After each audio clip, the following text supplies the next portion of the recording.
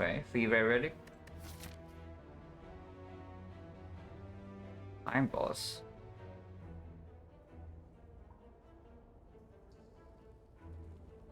If rare relic is a hit, we probably go here into 2 elite. I mean the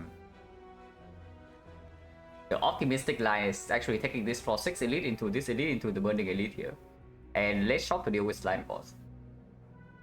If the relic bricks, we can avoid. So this fire right here, and then 2 super late elite.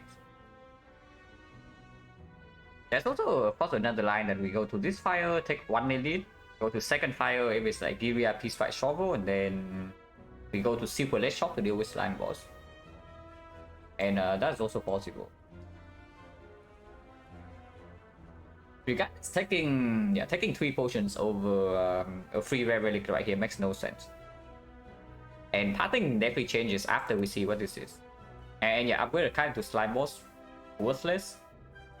3 potions is like okay. Because it can give us this for 6 elite into the left path. But the value is not even that much higher than the right path. Rail Wheel. Rail Wheel is a very strong relic to get on floor 0, yeah? But it doesn't tell me how strong I'm going to be by this point. It does mean I want to go to maybe slightly more hallway fights. With Rail Wheel, most definitely I can take this. After here. The slightly annoying part though is that like this node is the flexible node, yeah. Because from this node I can go to this fire into this elite, or from this node I just go here and then avoid the elite if the initial card rewards are not good enough. But the thing about going here is that if I also want to dodge the shot, and with floor 0 prayer wheel we are probably never buying cards here. So this shot is just for maybe a potion. It's probably not even a card remove. Then so if I want to avoid this shot and still go here, it means that I take 4 hallway fights, which is not that bad with the prayer wheel. But if I also have to dodge the elite, it means that I am not very strong. And then I take 6 hallway fights in a row. 7 actually. And 7 hallways in a row if I'm not really strong from the first few floors. It's going to cost a lot of HP, then suddenly this is dangerous. And yeah, we also still have to worry about slime boss, so losing a lot of HP, like not exactly super nice.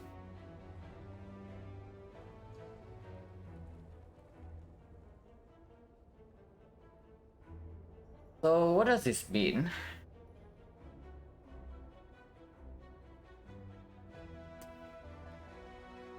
Maybe we start left either way.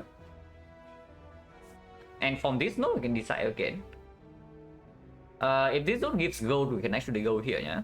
If it doesn't give gold, we can still go here and not take this elite. And then we take 1 elite, act 1 only, or the burning elite here. But it gets the late shot so we can deal with slime boss.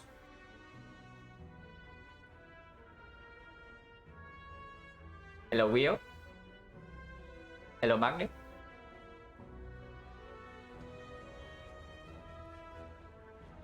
Yeah, probably starting left, right? Starting... Yeah, this node is actually just more flexible than this. Like, starting here, going into here.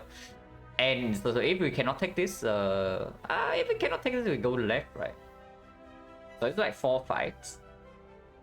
5 fights here, but then this is just strictly worse than this. Yeah, okay. Let's say we start here, yeah? Take 4 fights and go into this point. And the better option, if we cannot take this elite, is still going left from here. Then it makes absolutely no sense not to start here. Because this fight is like never happening. Like the 5 fights thing into a fire here, it's never happening. If it never happens, then we just start left. Yeah, so Relics is back. It's been back since I think like yesterday night time for me. Hello camera. Yeah, it makes absolutely no sense not to start left. And from this node, we know we also probably know where to go.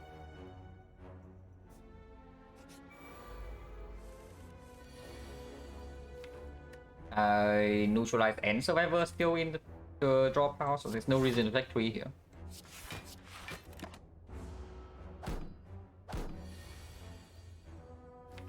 Is there always attack next turn? This guy never attacks.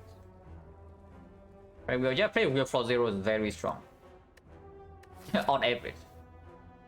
Of course, everything is like on average, because if the game wants to screw you over, it will screw you over. But on average, it's quite a strong start. So this guy is going to buff. This guy is only attacking for 7 next turn, which means that 1 defense is full block. So we still proc this guy.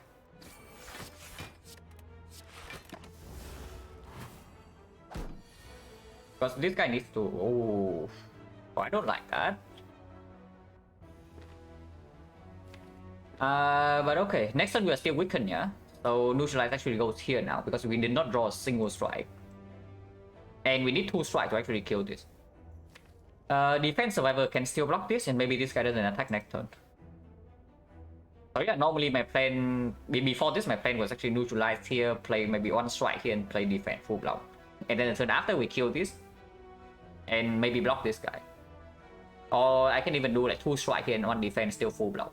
But if we draw like this, and neutralize has to go here.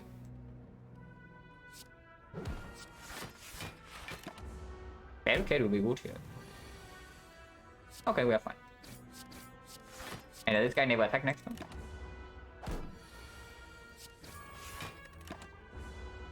He strikes kill, otherwise we full block. So 0 damage, which is great. 13 no gold, no potion. Agony skewer.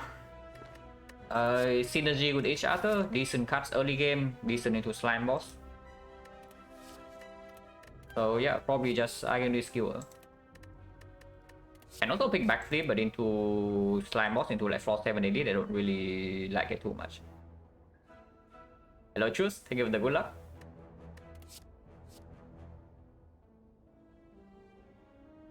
Yeah, it is Agony skewer. And from here we know a lot more, whether we should go here or whether we should like take this way. Okay, I guess we are not going to the shop. Do I want 20% to get the shop here? Or do I want advance away?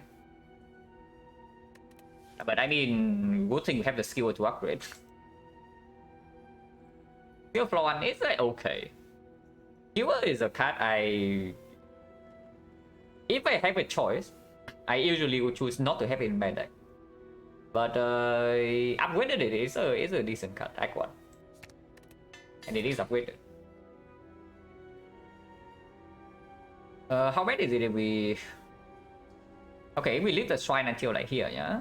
And it's not a shop, then it's just like 1, 2, 3, 4, 5 hallway fights in a row, and then 1 late question mark, which is fine. Like hallway fights with the prayer wheel is not even bad. I think the shop right here means that maybe if we get the shrine thing out of the way, then this is like an actual event. I don't even know whether one Act 1 events or not in the slime boss act, so any life loss gets worse, and then prayer wheel means that every single hallway fight gets better. Yeah, I probably just take all the fights, right? And without a potion drop first fight, then they probably also want to take 4 fights before the floor 780. And yeah, this is actually still doable, yeah. This is actually still very doable. And if we can do this successfully, it would be great. Into, yeah, 2 fires, into like Burning Elite and late shot. Makes a lot of bros would not, web suck not doing... Yeah, it's good in the knock fight. But that's also why I'm saying like upgraded is good. Unupgraded is barely better than strike output per energy, which is like, yeah, sure, you spend like 3 energy on attacks, but you deal 21 damage, so does not actually accomplish anything. It is the sad part. But upgraded is nice. And especially good if you have a duplication potion or energy potion. It is reasonable. But yeah, we probably take 4 fights here and then decide again whether we go here or here.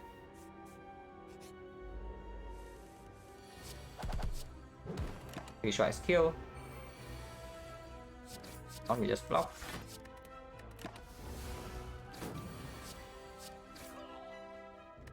No potion, so 60%. I mean, dash is nice, but yellow.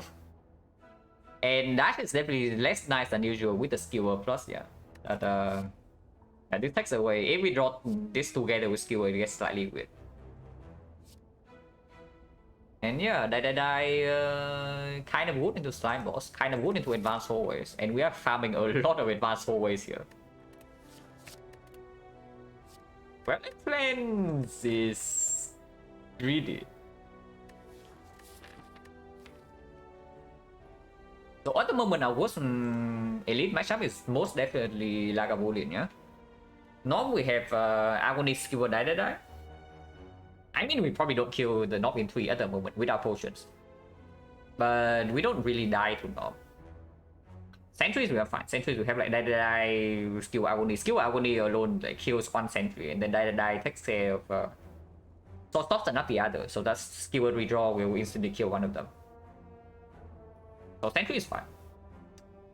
Not fine at the moment. Let's say Skewer is full energy drawn together with Die, yeah. So it's like the bad case. We have 1, 2, 3, 4, 5, 6, 9, but yeah, -1 here, so 8. It's 30, 50, 63, 71, 74.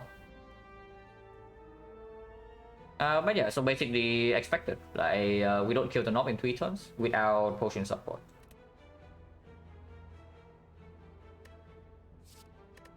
Sucker Punch is not good into slime boss though. So I don't even know like whether I want to pick it up or not. I probably don't. But Guardians does perform against Lagavulin. And Lagavulin right now is probably our worst elite fight. And in the hallway fights we already have Die and Agony and Skewer. So these guys are all fairly decent against advanced hallways, yeah. So we can maybe carry around a brick. Because it does help against Lagavulin, and it's good in this fight. It's actually good in this fight. So like, how bad is it?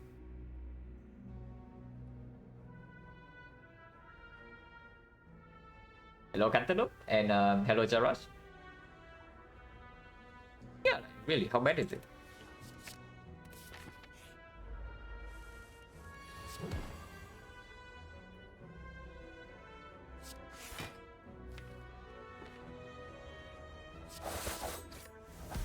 I don't really care about redrawing Die, because I do think that we might want to redraw into block like sometimes soon.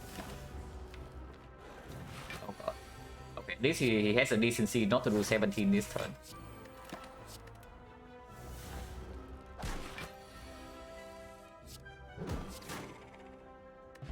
Okay, potion, so 50%.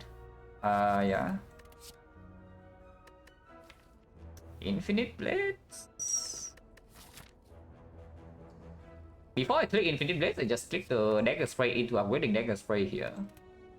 Which admittedly does not deal with Lagavulin. But Lagavulin we have like Violet Plans and we can open with a big skewer now. And we have 10 damage to reach. With 2 more card reverse to go. No, it's not bad. And we already know that currently we don't even do that well against Knob. And this card actually does not perform against a Knob, but this card upgraded with the explosive pod, we can kill the Knob in 3. So sentries we farm, yeah, with the Dagger Spray plus Die, explosive pod. The Knob we can kill in 3 with potion reach. So it's only about Lagavulin, and Lagavulin. Yes, we brute force the Lagavulin. And then there's still like more card rewards here. And yeah, Dagger Spray also very good against the advanced hallways that we're farming. Good against slime boss. So it's like fine. And we do have an upgrade to spare. At the moment at least. This guy I don't think I pick. Early acro, not really, especially with the skewer and the Violet Plans. Sticky Strike with no synergy, not exactly super interested. And yeah, Blur just a defense.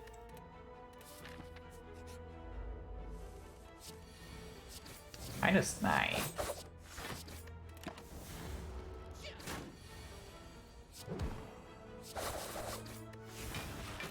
Go next turn. Potion chance 40.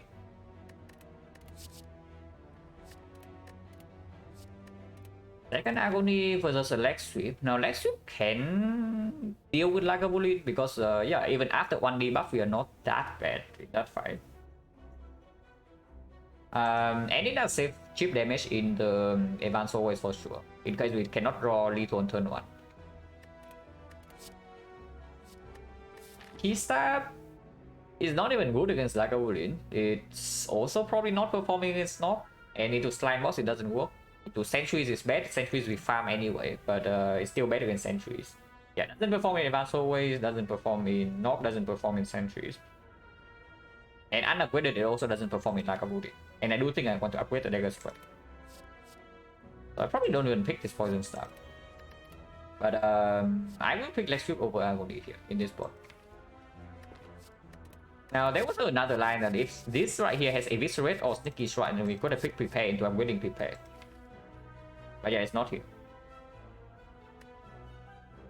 And yeah, with the Leg Sweep and the Wallet Plans, we can play the Lagavulin fight a little bit slower than usual. Just a little bit. Because after the second debuff, the fight is still very nasty. Is Leg Sweep ever bad? Yeah, it might be bad right now. It might be bad right now.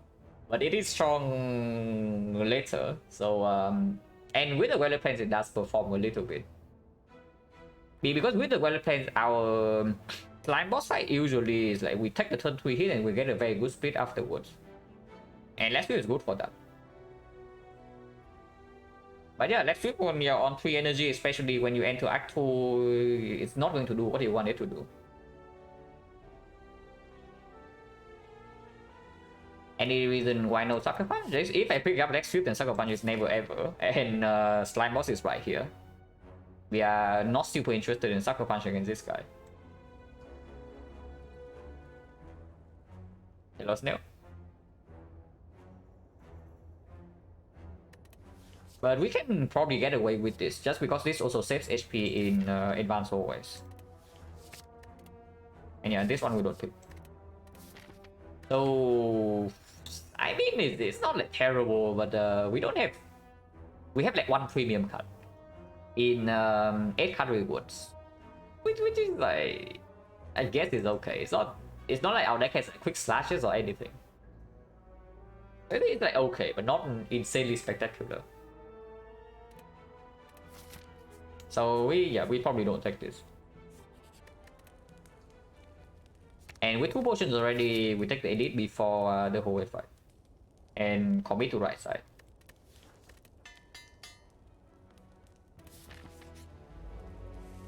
I wish we knock.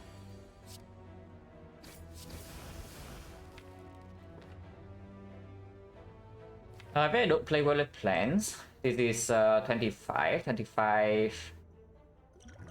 we go to 52, 52, 22, 22. So with 2 potions, we always kill in 3.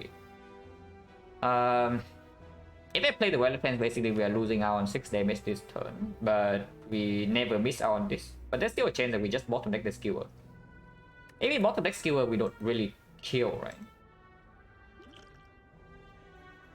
Do I always kill with Sweet Pot? Because if I always kill with Sweet Pot, I use a Sweet Pot.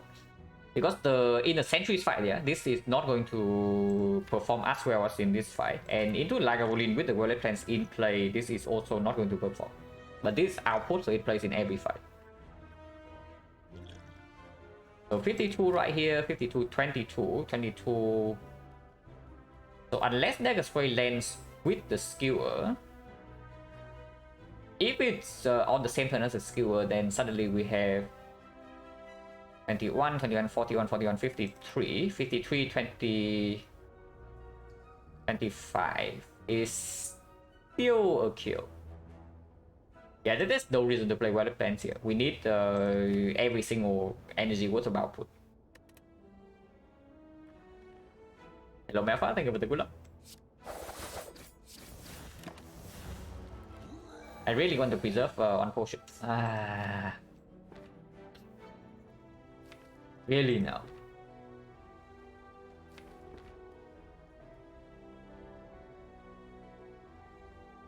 This is annoying because now because we also draw a strike together with these two, yeah. So now we are like 5 damage short next turn, even with this potion. So we need to draw an attack here.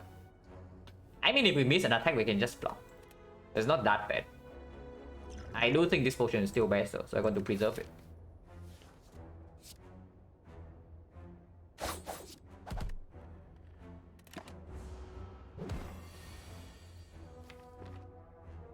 Redrawing neutralize doesn't really kill, but playing the strike right here increase the chance that we draw into lethal, yeah. But if I do not draw damage here, I just do leg sweep survivor. So I don't even want to commit energy on the strike. Let's draw first. Freaking well-laid plan. The freaking well-laid plans. Oh yeah, I guess we block then. Like 5.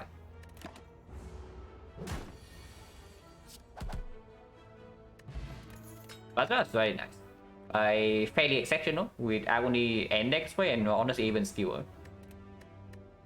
Auto potion chance 1, 2, 3, 4, 5, 3 potions, so 30. Garbage.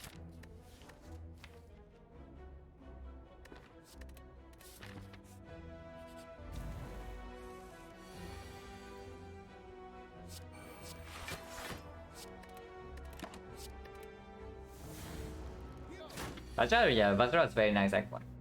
Also.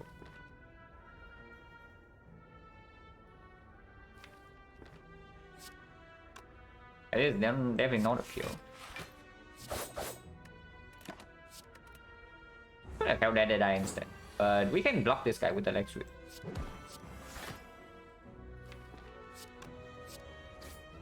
Going to be 8, so we have lethal next one.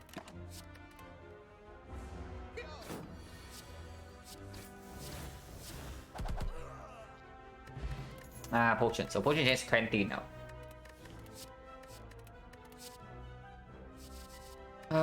Again, more garbage. This is not going to do that well against slime boss, unless we have 2 damage potions if we don't pick more cards. But none of these actually help. I mean, I can pick quick slash and upgrading quick slash here.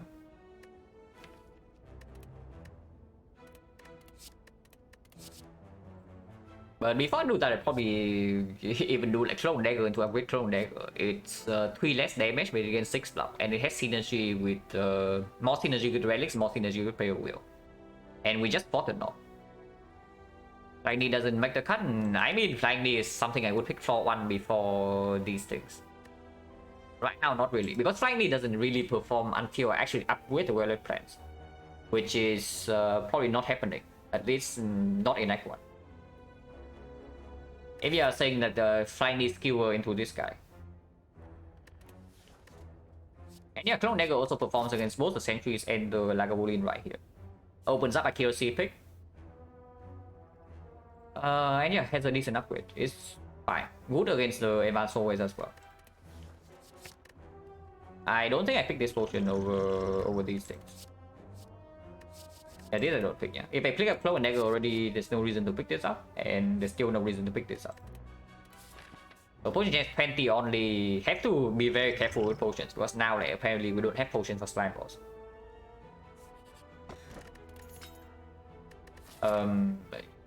Yeah. I mean, it doesn't really kill slime boss for us, but it's certainly good.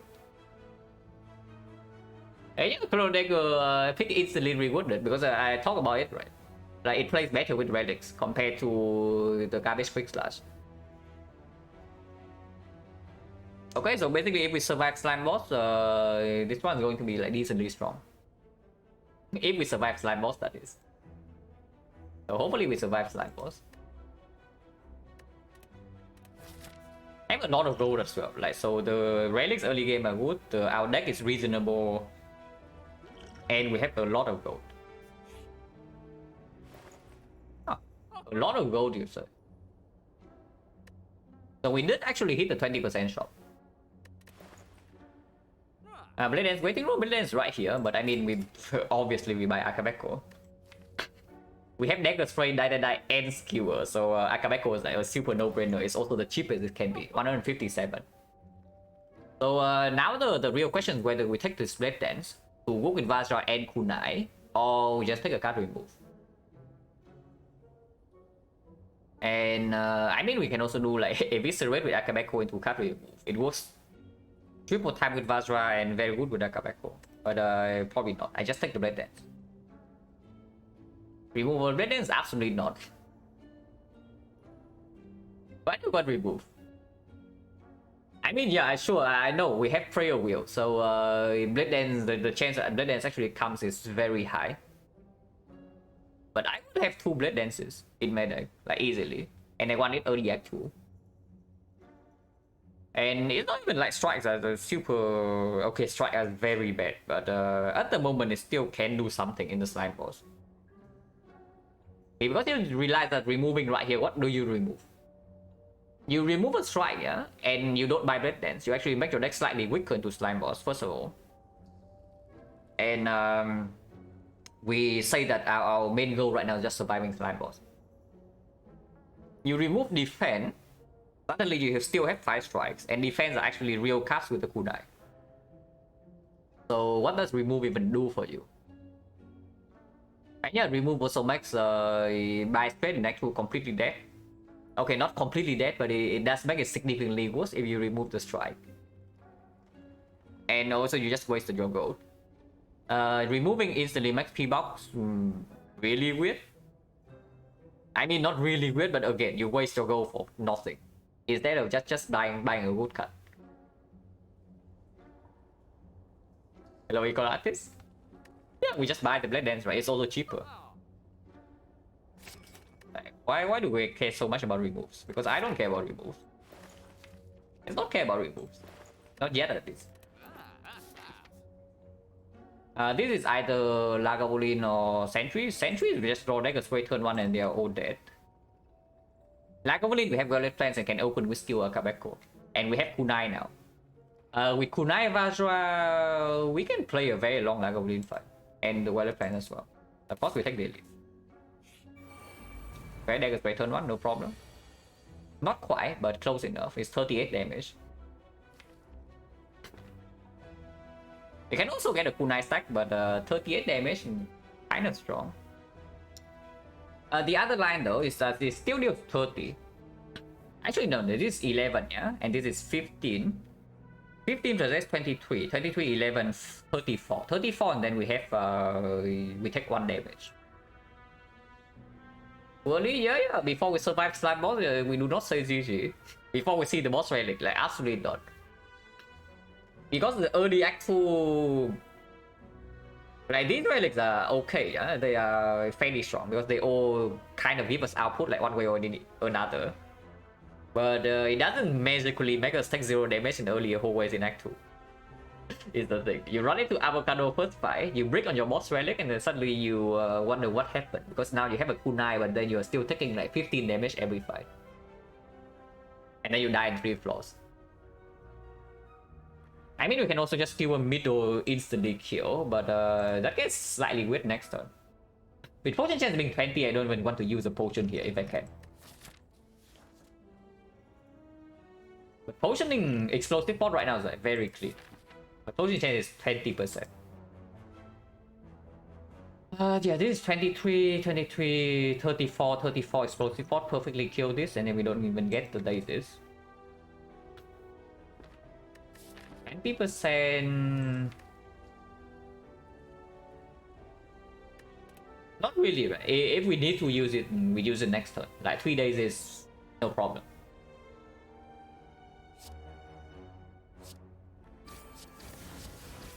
Yeah, good night. Take 1 HP.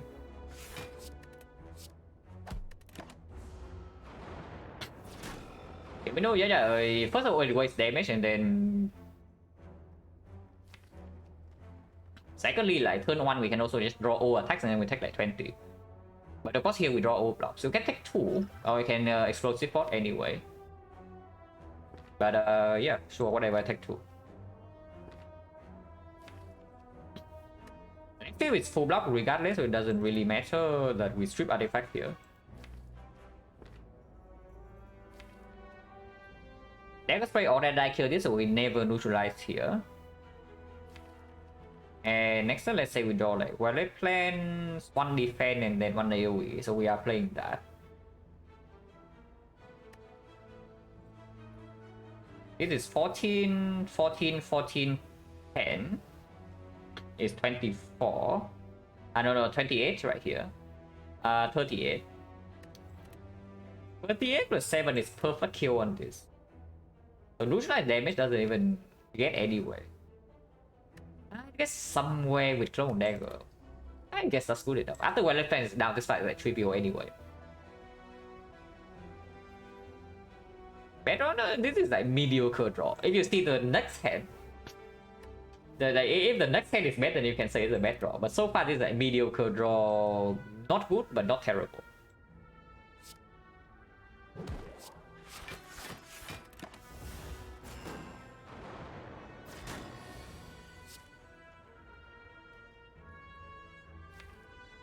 Well, we shuffle out the Dagger Spray Plus, so that is not very good, but we do have a Violet Flames.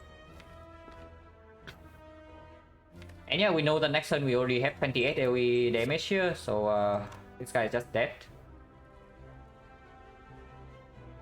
And Leg Sweep is definitely going on the middle if this guy is always dead next turn. Is he dead? He is super dead, right? It's 28 AoE.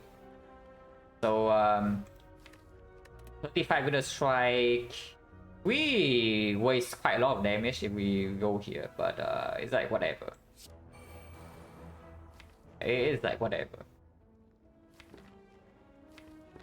Double check, yeah. 10 damage, 28 is 38. 38 plus, actually, yeah, 38 plus 7, we waste 4 damage here. But whatever, doesn't matter. As long as we play Agonies here. We still have to play second Agony, otherwise we are 1 off next turn. Okay, yeah, absolutely. I mean, we should like absolutely farm this fight. With our deck right now, with these Felix, like, the fact that we are farming this fight is no surprise.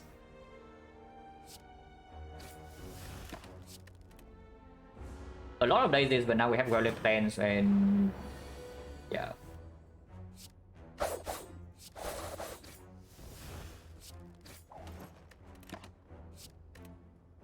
Yeah, at most we take another 2 here, and then the fight is over. Insha. At the moment, doesn't work with anything, but Cow Gamble instantly quite good. Huh. I mean, we already have a Violet Plans. For better or worse, we do have a Violet Plans in our deck. So, yeah, I mean, what do you want me to do? With our Violet Plans, yeah, then this card is not even that good into Slime Boss, but with a Violet Plans is a massive difference. Oh yeah, we picked it because we can upgrade right away. I mean, I know that I said that Clone Dagger is getting upgraded, but yeah, maybe the situation changes a little bit. Because this fight right here is also not all Lagavulin, so this card is like, absolutely performing. And yeah, we upgrade Red Form first. And we just see a duplication event right here. Like, come on, guys.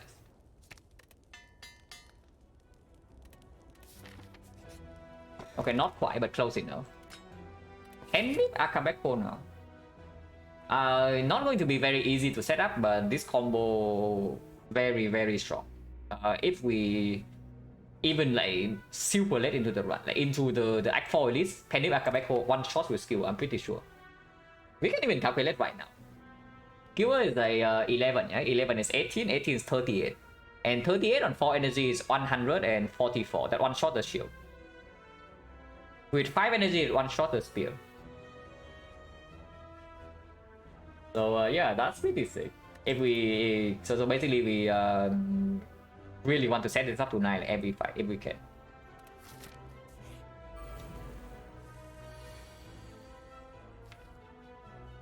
Here we definitely play the World Crimes.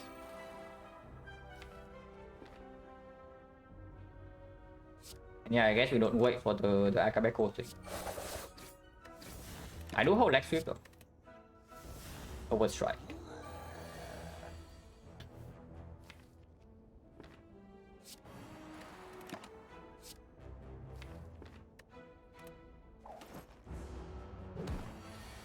Yeah, red form good, pretty good against this guy, I have to say.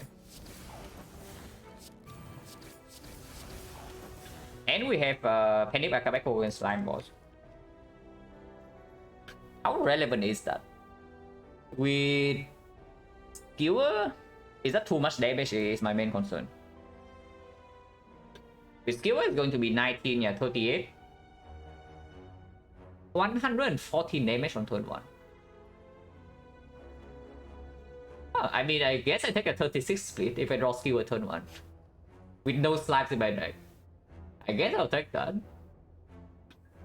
So yeah, it is quote unquote too much damage, but that's quite good. And yeah, we can do this because of the well plans.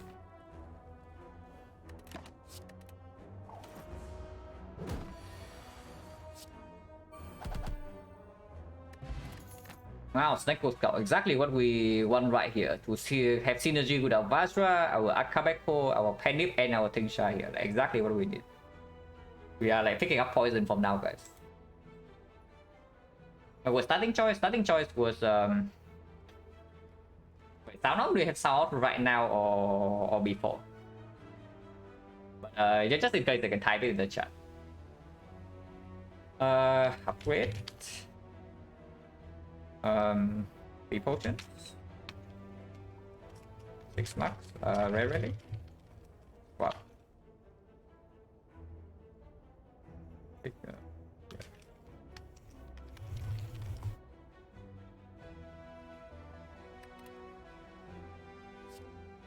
Ooh. I mean another skewer, basically just a meme. Like picking another skewer into upgrading skewer here, saying that yeah, I draw skewer turn 1 more often. Concentrate does deal some damage. 9 damage.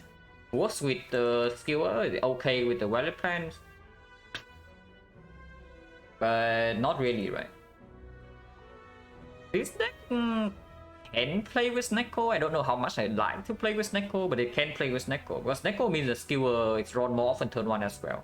And if the whole hand is bad, we can just do Akabeko skewer for 57 damage, and that's like completely fine. I don't think I want to pick up any of these though. If anything, is concentrate. Upgrade can go on Wild Defense, upgrade can go on Cloak Dagger. We are picking up Pyramid, so it does make the Wild Defense upgrade slightly worse. And with the Kunai, the Cloak Dagger upgrade does get slightly better with the Penip as well. Does that actually mean anything though? Because I have a feeling that I am still picking up the Wild Defense. Hello, anything next? Vajra and Kunai run to hard to lose. Vajra is like whatever. Vajra is strong early game. It's a nice way to have, but it doesn't have super impactful consequence in the overall run. And you cannot convert the early strat. Yeah, anything can happen. You can change the run from the auto win to lose in 1 floor. Like just the other day, we had a mega busted broken like Snecko run, and we took no damage the entire run, but we still was like almost dying in the champ fight because I was careless. So yeah, anything can happen. Just be careful. Even right now into slime boss, like most likely, yeah. Very, very, very likely we are super fine, but there are certain draw orders that can make the fight weird. I think I do want to upgrade Royal Plans over the clock here, or the blade dance. Yeah, none of these, yeah.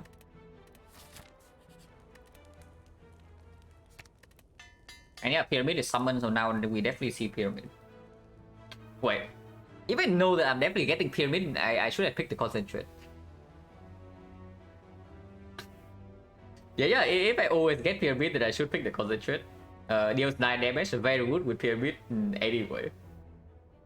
But it's fine, guys. It's fine. We see Pyramid and then we see Concentrate, and first card we go to Act 2. So we pick it in the good order instead of the bad order.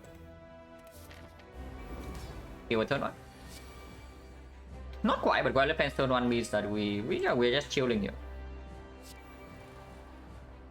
Unless you tell me that we want to... We cannot split better than 36, right? So I think I wait.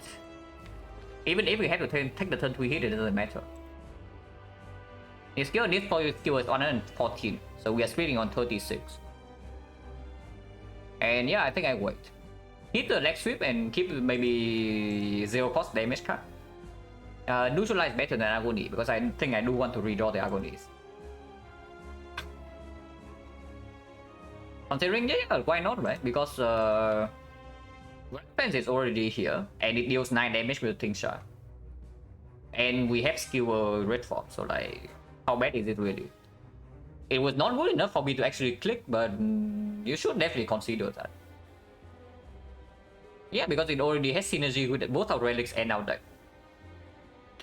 And it instantly opens up the chance to pick up draw in Act 2, even if we're stuck on 3 energy.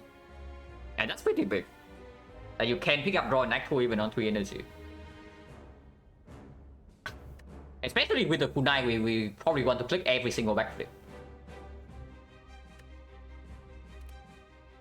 But yeah, I think I want to keep neutralize here with the left flip and do nothing.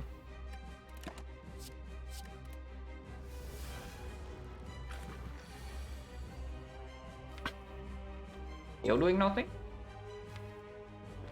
I guess so. And at most we take like 9 damage next turn. It's 28 and we block for 19. Yeah, so we take 9 damage and then fight is completely solved.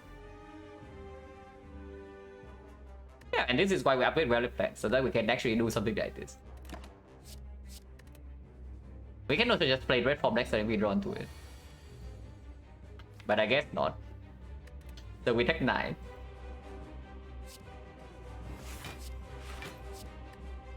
Actually, Thing Shot also deals 3 damage here, so that our split is 33 instead of 36.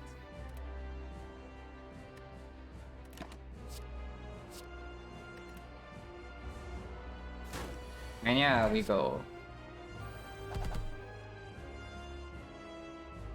And keep Negative Spray Blade Dancer and keep the red form just to be super ultra safe. This right here is 14, this right is 15, so we can always interrupt one of them. With the potion, there's actually no risk. And there's only 5 slimes in the deck. Keeping this set up the Penny better, and I think I do want to set up Penny in Act 2. Holding red form here, we never have to potion. There's no risk of death here, yeah? There's only risk to actually have to use a potion. And I think I take the Penny setup over that.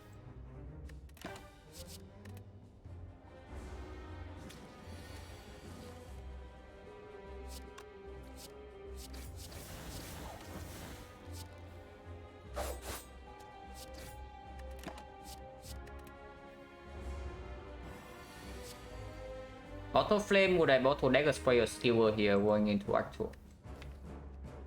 Hard to say, but probably Dagger Spray. If it's before the boss relic, after boss relic it changes.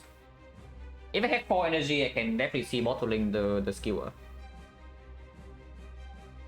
Because in that case, yeah, bottling Skewer, if I can set up Hand Dip, it kills both stopping instantly, first of all.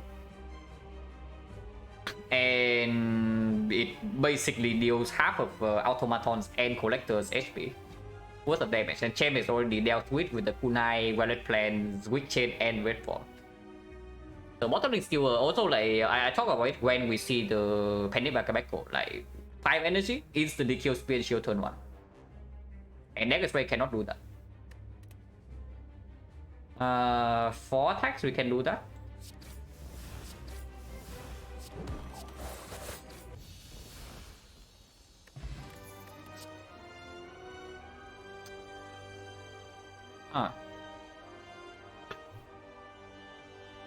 This catch is definitely not as easy as you might think. You see this catch and you probably go like, oh, Alchemize, and we click the Alchemize card. But yeah, this is certainly not easy. Because so yeah, the thing about bullet time is that it instantly makes playing on pyramid much better in early act 2. It makes us being able to pick up card on 3 energy. It instantly opens up Snecko Eye.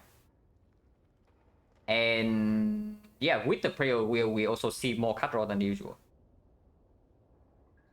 The Alchemize is Alchemize.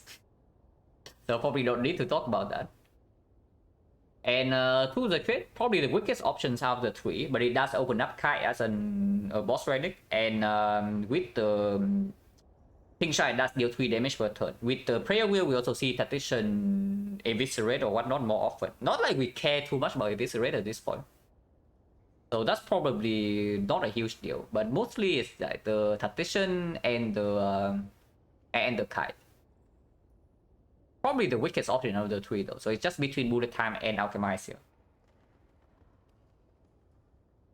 And yeah, Bullet Time, the slightly weird thing about Bullet Time is that it does make the skill Acapulco thing not a thing.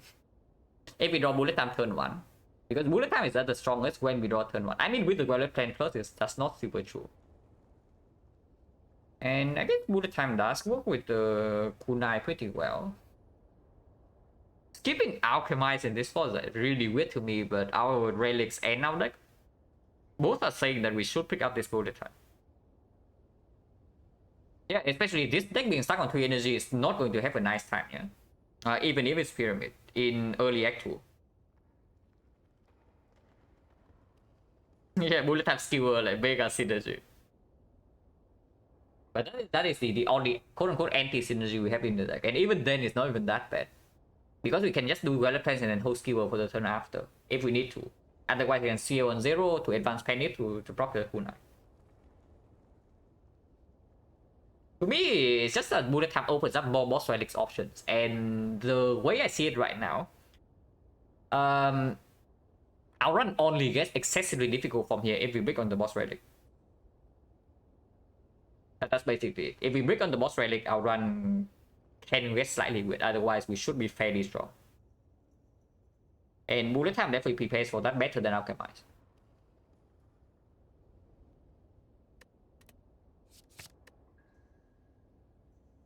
So yeah, Ancient Potion with Red Form is like okay, with Bullet Time bad, but against Chosen, these are still better.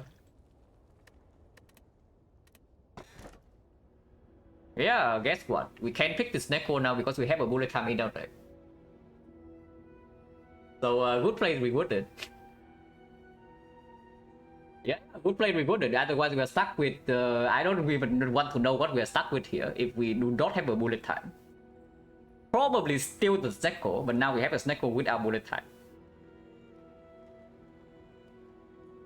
Which Dome, you pick Dome over Snecko here. Even without Bullet Time, you really pick Dome over Snecko here. Because Dome makes both this and this significantly worse, you know? Like the first red form, like second red form, then suddenly maybe the Dome has no downside. But first red form, the Dome is very bad. And yeah, it also makes the Violet Plans way worse. Yeah, like in this one we are Bullet Time, we are still picking Snecko.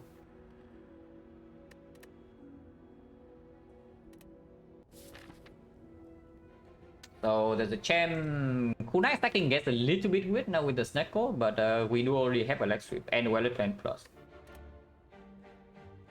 So I want to farm maximum elites. At least I think so. Early shot can be done.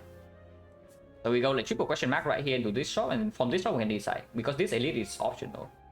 Shop is right here though. Yeah, this shop is right here. Actually, if we are strong enough, yeah, from this point. So after the question marks, I don't even know whether the question marks are good or not, because we do have Prayer Wheel, and with Snecko, maybe we want to see more cards. But Advanced Warfare still kind of suck. It is the bad thing, Advanced Warfare still kind of suck. But from here, yeah, let's say we are strong, If we feel strong on here, we can actually skip this chop and go to right side instead. And take this elite into late chop right here into like burning elite. Into super late elite, late question mark. If we can take this part, it's definitely the highest value. Like for sure. If we are weak by this point, like for example, we see Forgotten Altar or some like utter garbage. Bites very pickable. Bites Kuna is definitely a combo. Bites with Snake slightly weak when we do have bullet time. Apparition also gets a little bit weird. Yeah, Apparition's kind of weird.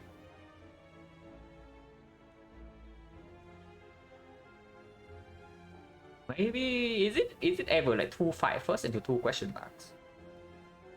If we don't even take Apparition, then how strong are events in early Act 2? It's still very strong as a main. It's an annoying thing. Like Apparitions are not Act 2 events are still like insane value. Yeah, early Ritual Dagger, the Red Mask, the Library, Transform 2, the Bites with 5 strikes, Necronomicon. Act 2 events are just super good, is the thing.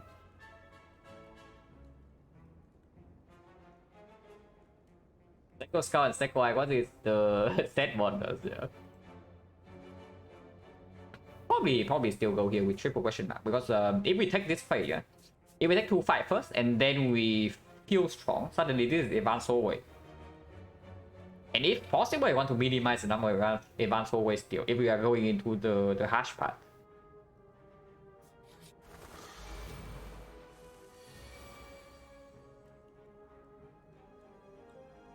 Well, we save potions for this. We did save potions for this, is that what I will say. Yeah, we did not draw Dagger Spray, did not draw Dagger Die. Dagger Die right here would actually... It would not kill, but it would get very close. It would kill with Explosive Plot.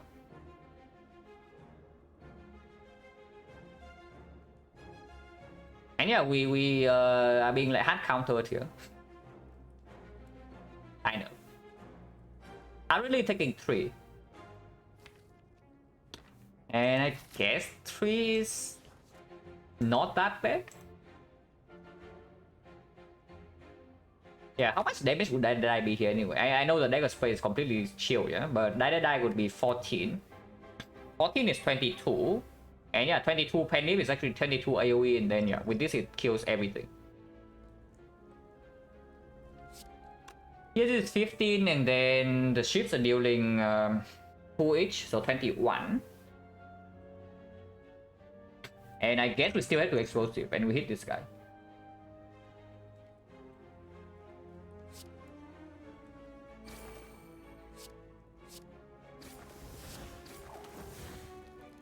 I mean, we can also just down him and not potion. That's probably better. Yeah, probably just down and not potion. Then, because we can still easily solve this fight, like depending on when we draw the bullet time from now.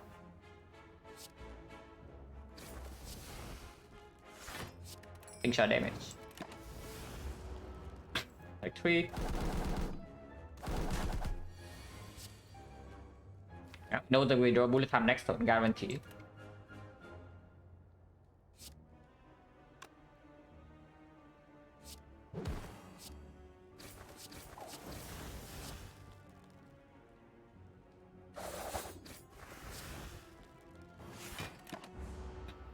Capital is not set up for the next fight though. I don't think I care too much. Maybe I should care. But we can set up here.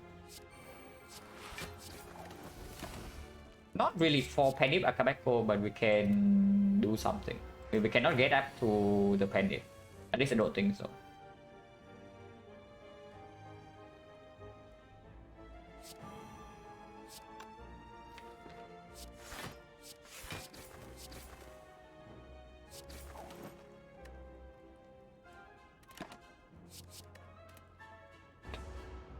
Maybe we can do it. Maybe. Actually, we can. Yeah, we can. Okay, now we're down and we kill one more attack and it goes up to 9. That's good. 5 points, so 30%. Nothing here. You will, if anything, but we are on still on 3 energy. And yeah, we do have bullet time anti-synergy. Sucker Punch Plus, it's green, but we already have the leg sweep and the neutralize.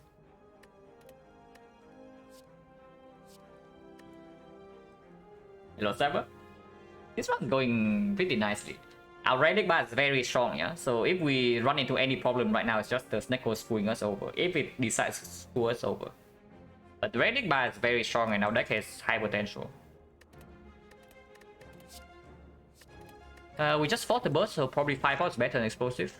And attack potion is still strong with Pen Nip, Kunai, and a bunch of shifts in the deck, so like finisher. Yeah, chop finisher, dash, all super good.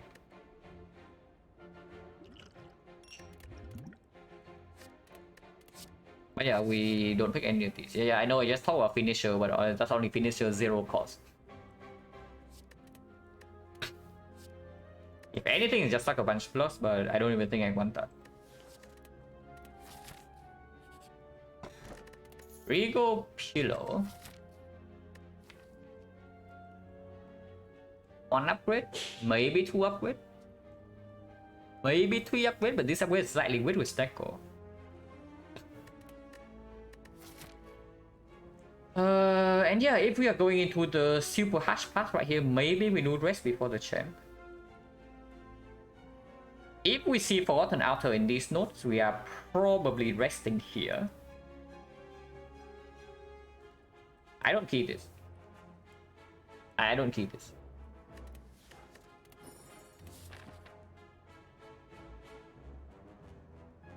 Hello, Jankov. I'm doing fine.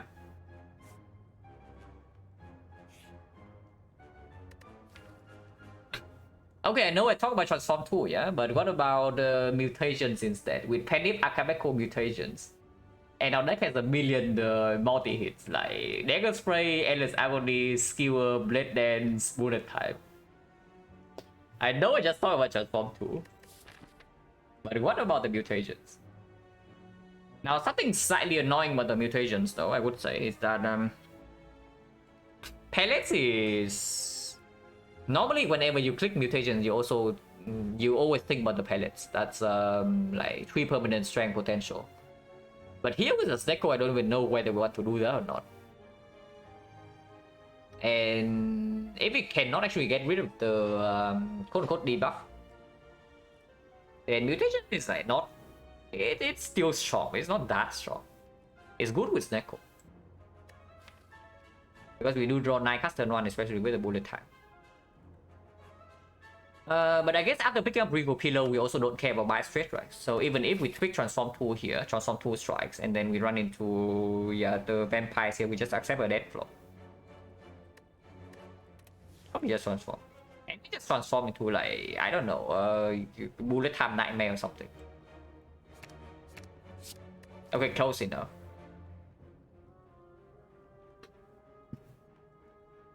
I guess this film is film plus, so I trust talk the Snecko Skull like a while ago, but it does play here. It gives this a free upgrade. Yeah, it's slightly better than strikes. Football is like okay. It's not insanely good, but it's okay. And yeah, with the kunai, if we don't find a way to multiply the red form, it's good. This is fine. I probably don't even care about it too much in whole wave fights, but it should do okay. Okay.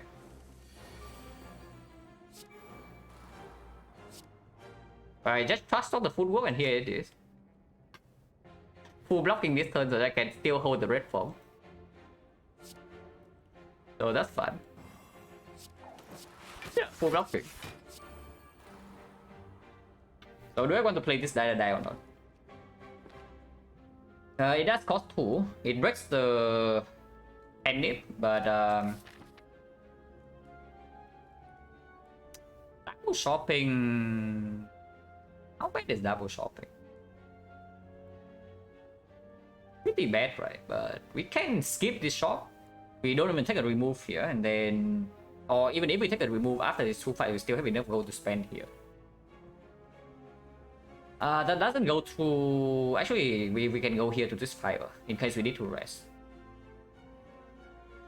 This is very juicy, yeah, but I guess we'll see after this fight because we have not gotten that much stronger in the first few floors. But if we directly go here, then I want to set up the pendant. We can never end turn this guy until he dies from the fumes. That's not going to happen with only 2 dexterity.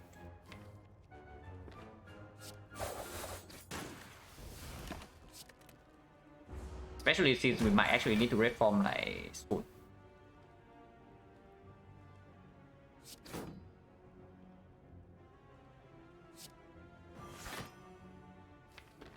Spoon is not now.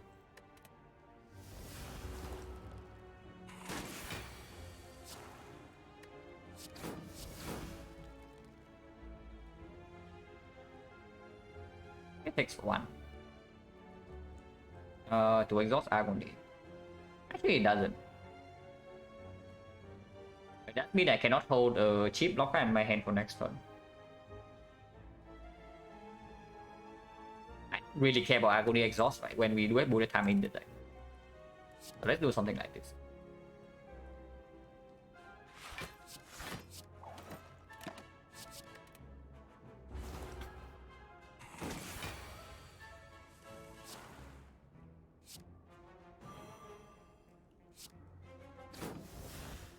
Yeah, we can definitely set up the thing to 9 again. The fight after this elite fight is another elite fight, so Pennyback Kabeko will blow this thing up instantly and we have to do this fight normally. But that should be fine, we do have 2 potions.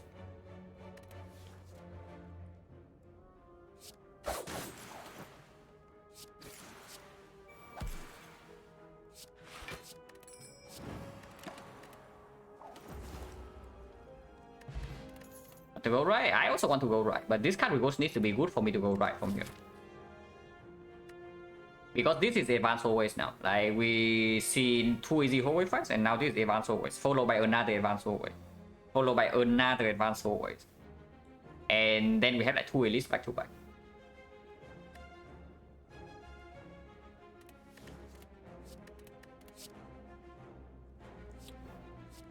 Ooh. Well, one of them is green, but the other one is better.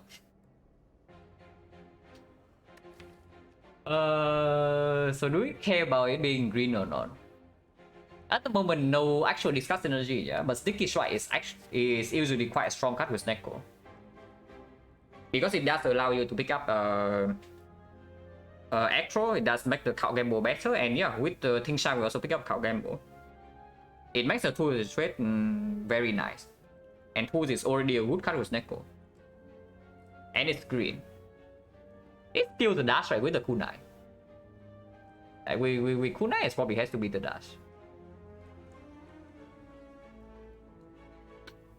Especially when with Neko we cannot always play all the defense in our hand. So we do want to have some kind of skill with dexterity that we can play. And yeah, dash is just good for that. Yeah, but with 2 potions, potion chance right now is like 40. We blow this thing up instantly, yeah? Yeah, that's fine, that's fine. I go left. Seeing more shops also increase the chance that we just see a mirror. And mirror right now is a major out.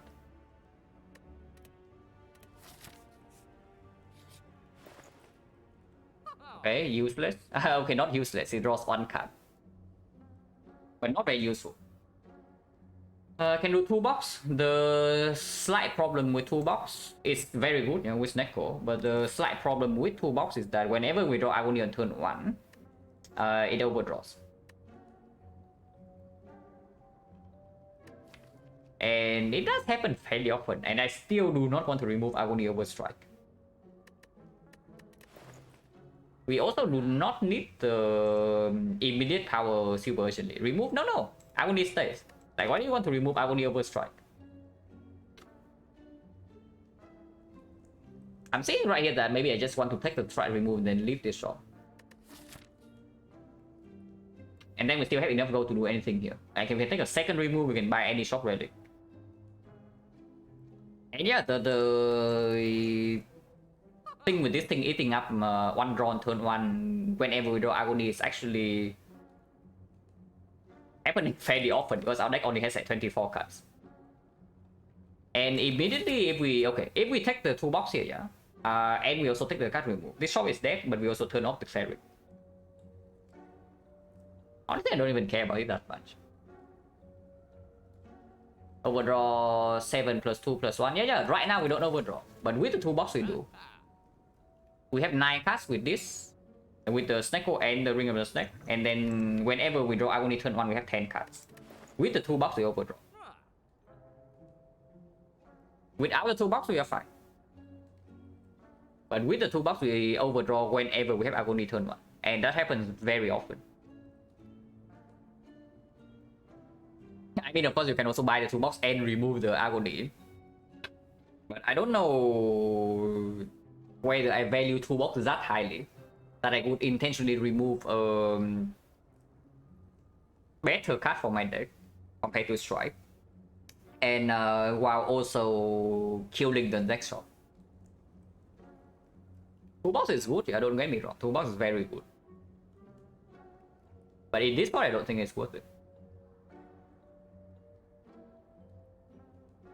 But I do take a card remove though. I do think I want to remove Strike. Remove gets stronger with Snecko as well because you redraw into the bullet time faster.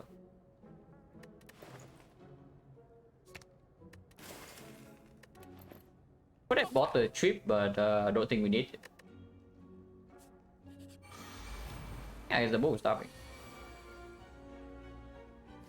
Okay, not the Slavers, yeah. Slavers dies instantly on turn 1.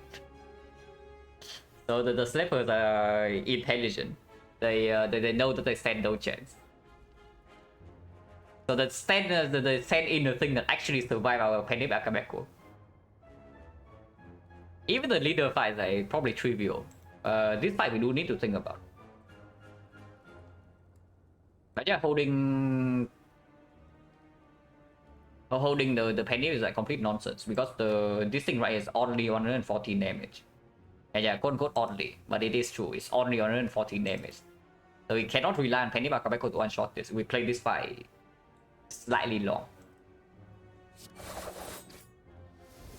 Slightly.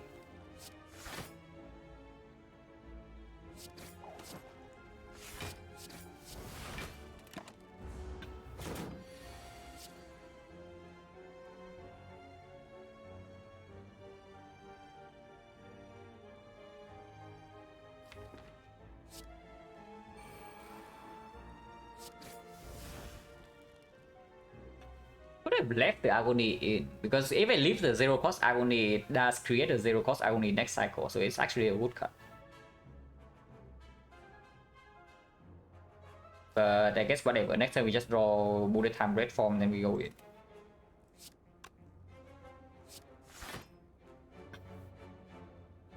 And I think I'm holding Blade Dance Agony.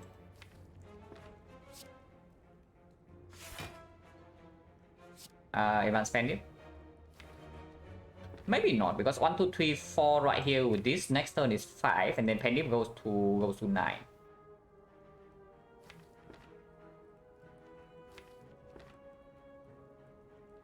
Oh yeah. I don't think I want to waste the Pendip on like one of these cards.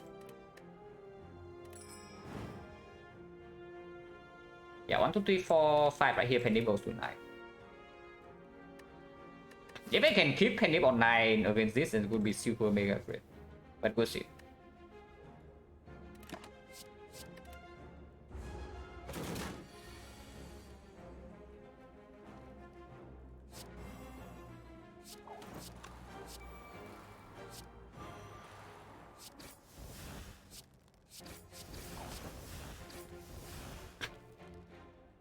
Maybe we can do it with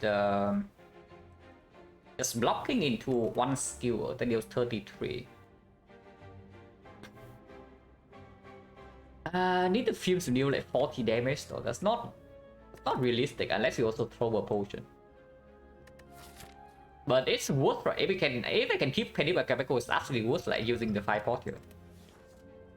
So this is going to be 33. 33, 53. 53, I need 22. 22 poison is 3, 5, 7. 3, 5, 7, 15 only, and I need to block one real turn. With one dexterity only, but bullet time potential. Maybe it's possible, I can try.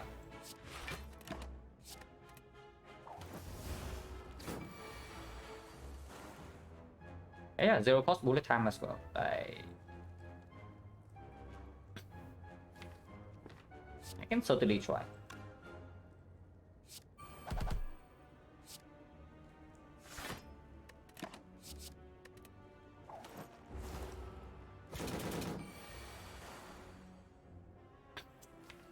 He's doing the annoying pattern. Oh, I think Shao also deals 3 damage. But he is doing the annoying pattern. Like, normally this turn he multi-hits, and then the next turn we are no longer intangible, but he's doing the single hit only, and that is easily blockable. Can still try. What turn is this? This is like turn 3, 4, 5, so next turn is turn 6. So 7 times 4, 7 times 5, 7 times 6 is 30 damage. 30 is blockable. 30 is blockable. We need to draw 2 or 3 more block cards.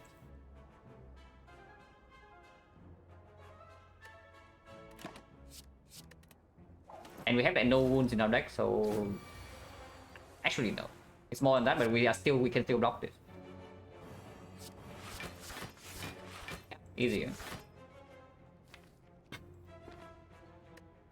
And next turn we can just 5 pot if you are to death.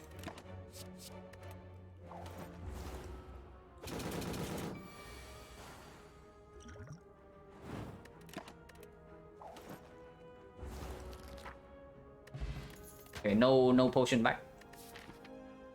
So 1, 2, 3, 50%. I know that I trust talk the Snecko Skull. I know that I trust talk the Snecko Skull for like the entire Act 1 after we got it, but I mean, maybe. Is this going to be like Fuse plus? At the moment, I guess one upgrade right here, one upgrade right here, one upgrade right here. We do have upgrades to back, so this is not even that strong. It's only strong after we see Burst or Nightmare, but Nightmare already wins the run, so it's only Burst. Not really, right? Maybe I pick up a Bouncing Plus and then I can pick up Catalyst later on, but right now Catalyst is definitely not strong. If it's Catalyst Plus, then it's a different story, yeah? Because Catalyst Plus, you can make the pivot right now. But it's not. Let's skip. I guess Penny but comeback was for these guys. By the way, we have not drawn Dagger Spray turn on a single time. Don't know whether that's actually relevant or not, but it's a thing.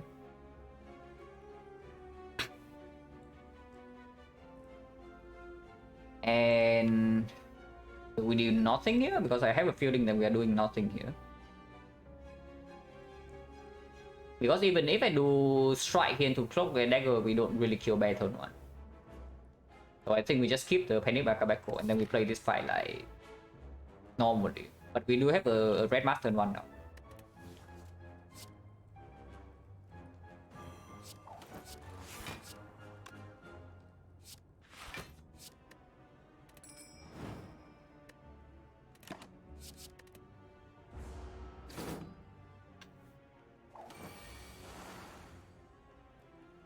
I want to kills instantly. It messes up the thing, but it does end the fight right now. Plus we can also just do red form double defense. But one red form is not enough for Stone Calendar to actually kill, yeah, and the fumes doesn't kill either. If we want to set up the Penny Bargain, I think trying to set up Penny Bargain is just better here. Like playing red form and then killing them one by one.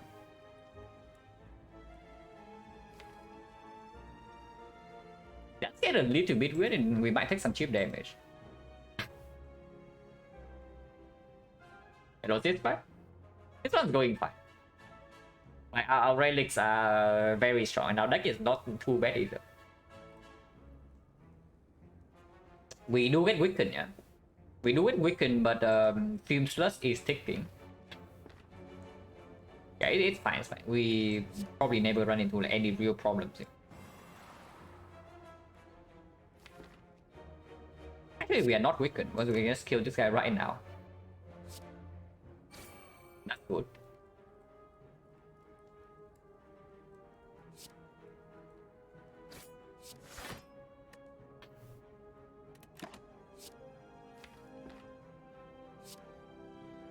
This is going to block for 2, but 2 is enough.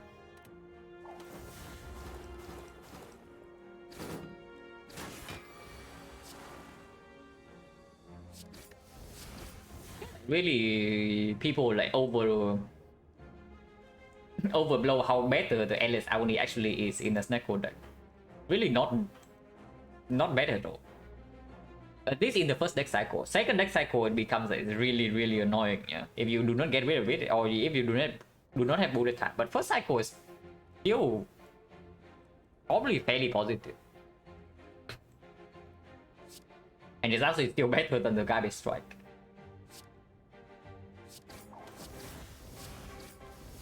Skewer always like one shot here.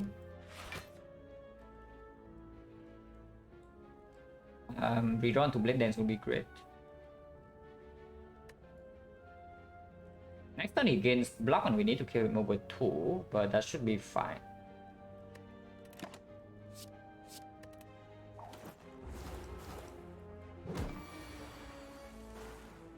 Yeah, that's fine.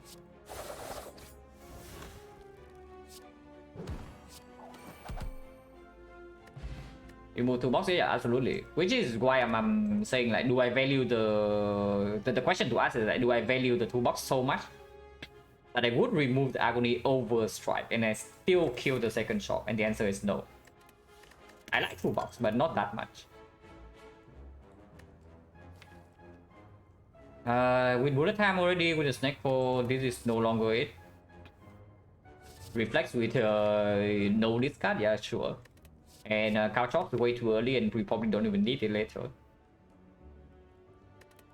Or skip.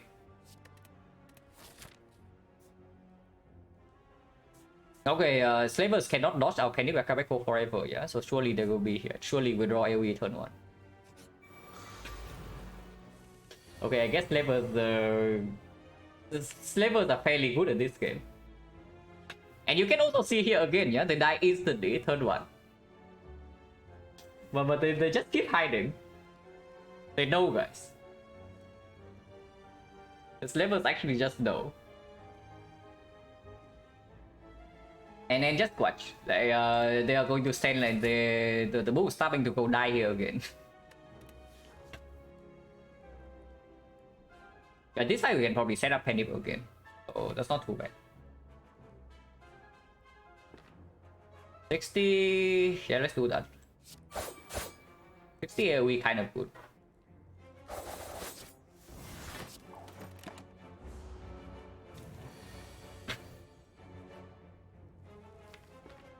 Wallet Fan's not drawn yet.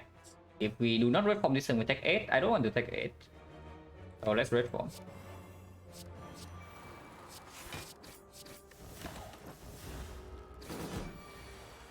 And yeah, there's like no problem here whatsoever.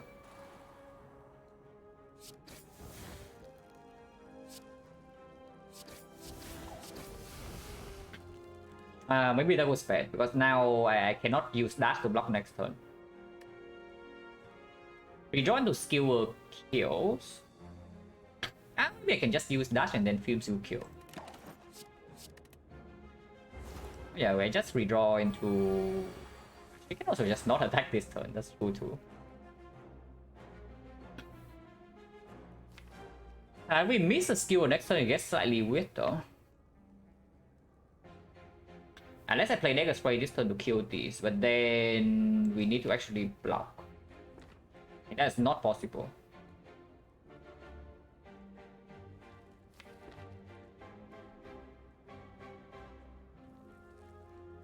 Does it take a poison to kill? It's like 5, 7, 9, yeah? So 12, 21. 21, 20, it doesn't work if I play Dagger Spray right now. So I guess I just block this and I hope that 7 out of 9 we draw the skewer next turn. If not, I can only hold 2 cards though. So if I miss the skewer but hit the Blade Dance, it's still 25 damage. Actually, it's more than that because I do have the dash. Okay, I cannot miss all 3 attacks here, so I always have to have the Panic Dash if I really need it. That's 22, 22, 34. This is better. Yeah, keeping Dagger Spray is strictly better than keeping the dash. Because this is going to be 28. 28 is 40 plus poison and plus 1 attack. It kills no matter what it is. So the Lions do this and they hold the Bullet Time Dagger Spray.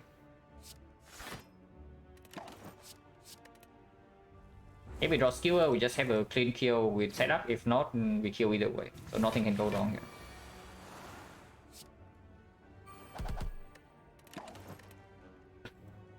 Setup, yeah, absolutely. We just have Penny come back for 9 like every single fight. And that's pretty thick. Happy Fire was super good. Sneaky is back, not upgraded this time. We still have no Discuss Synergy though. And plus, I never think with the Vajra 11, the Penny is 22. 22 is 44 damage, which is okay. Because it's true, our damage against the champ is not going to be super good, yeah, at least at this moment. But the main also is not really what we want. We just want to draw 2 blocks. Because with the kunai, we can also just block the champ through the execute. That's no problem.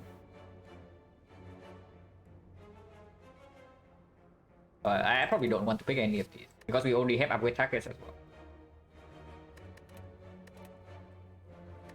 Hello, Falcon. Hey, Mango's nice. I been technically with the fairy, so we good job doing the Regal Pillow, yeah, because we have 47 that we never rest here. But I guess if you can have Penip Akabeko in every single fight, then Elites in Act 2 is pretty easy. And yeah, thank you very much for the Prime Sub and the 4 months. Let's go, Falcon. I say upgrade fields, block, have Penip Akabeko. Yeah, we can do that. We can. Actually, no, we cannot.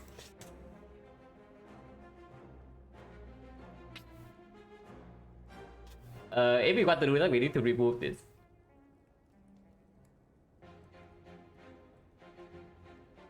And I don't even think we need to do that, so yeah, let's not. Let's just remove a strike and play the fight normally.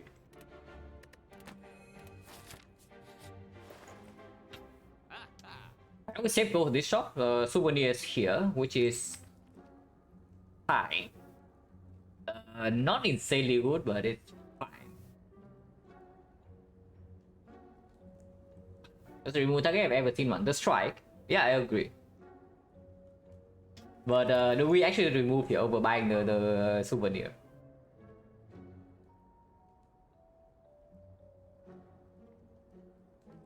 Because we can just do piercing wheel souvenir as well, and wheel is good.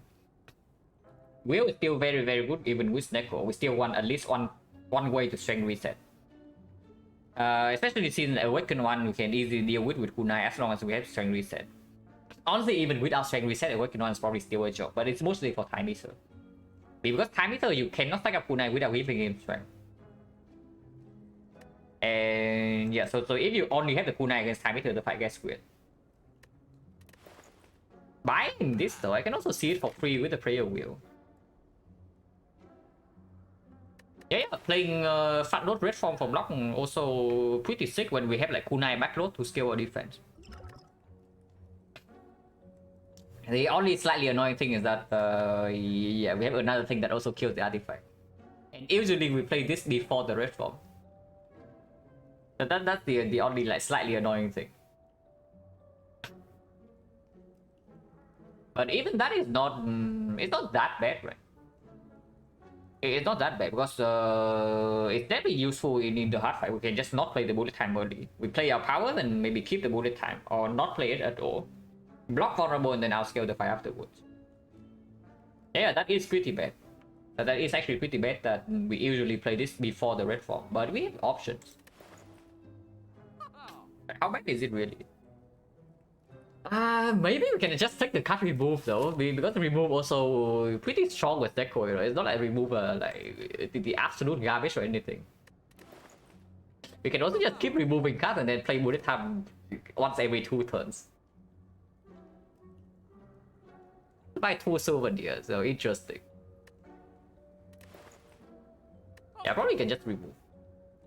And yeah, remove goes on strike. We have plenty of upgrade targets, like this upgrade, and then the ships upgrade, the electric upgrade is also fine. Maybe electric upgrade is not very useful anymore now that we have red mask fat note quick already. And we have enough removes that we can just cycle back into this like before weakness runs out. Especially with the bullet time. But yeah, of course we remove straight over only. This exhaust and the first created copy is always costing 0. Even if it somehow is stuck in our deck, like bullet time can just exhaust it. Of course we still remove straight over the agony. I'm really wondering about this whale though. Like, in theory we should see a whale with a prayer wheel, but I don't know. In practice, is that actually true? Copy, yeah, the first copy is always 0. So basically how Agony works with Snecko is that the cost of the created copy is always the same as the original, and then it gets rerolled when it gets redrawn. So the very first copy in the first deck cycle is always costing 0. And let's say the original costs 3, but you don't play it, and then you redraw it, and then the second created copy will cost 3. And that's when it becomes like really bad.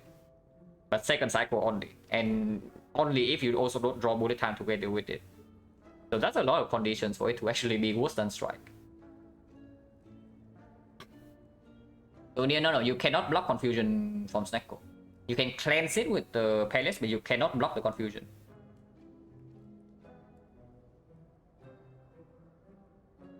Which is kind of weird because because if you can cancel it with palace, it means that this is actually a debuff, yeah. The confusion. But maybe it's because it's applied before the fight actually initiates. So it takes effect like over every relic. That's probably what's happening with this deck. How would I feel if I have a second wheel? Because if I buy this wheel right here, the only concern I have is that maybe I see a free wheel. It's not even that bad, right? Because in the hard fight, we do not see a way to multiply red form with maybe 2 wheels still, or even 3. Oh no, it doesn't. Souvenir cannot block confusion no matter what.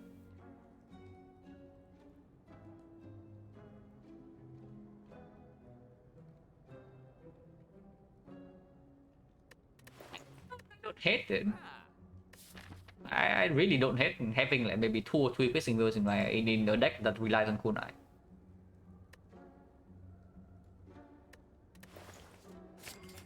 Yeah, how bad is it? First upgrade is probably... Is there a footworks into films or the other way around? What would change though? Maybe if I see a catalyst here, yeah? And a decent poison card? Then suddenly I want the films upgraded over the thing. And films upgraded is also stronger in the champ fight. Fairly marginal either way, but I guess films first is very slightly better. Because we also have the fairy, so footwork plays better in the advanced way, yeah. But even if we lose a little bit more HP than expected, we still have this, and we still have the...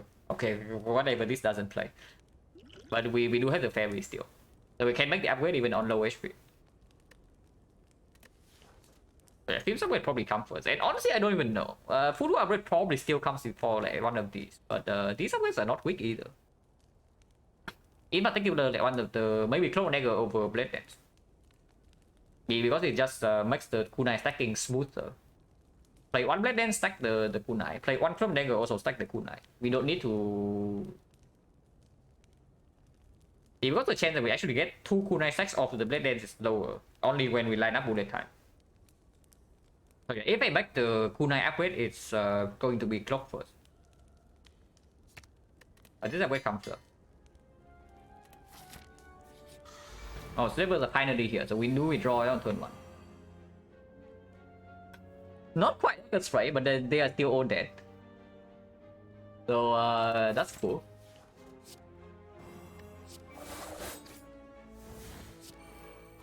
Yeah, who's level side? Cannot set this up again, no, but I mean, whatever, right? like who cares? We have one advanced ways to maybe set it up, and it's not even important in the jam fight anyway. Because we are not doing AFK poison into penny back coating.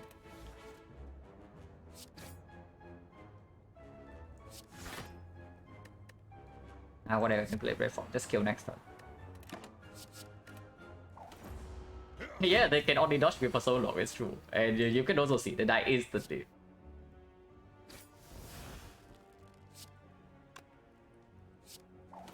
I think that will need to be more though.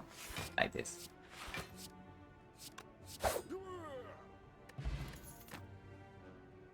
Ooh. A little bit late, yeah, but it's still very welcome. Yeah, a little bit late, but very, very welcome. Yeah, we also had a ship. Arena, Colosseum right here, we are good at the game. Very good still, right? Stack or not, we still have the thing shot. That's a lot of damage. Can be upgraded. And we just see Colosseum into like tough bandages right here, and then we upgrade the cow gamble instead of the footwork. I can only see the playing line, guys. Okay, not quite, but we take this.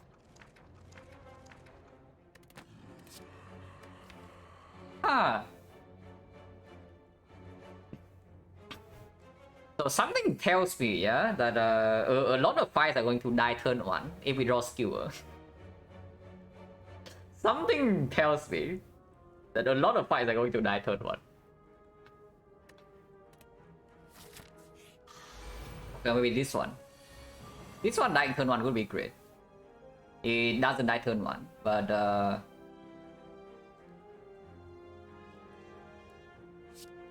it's fine.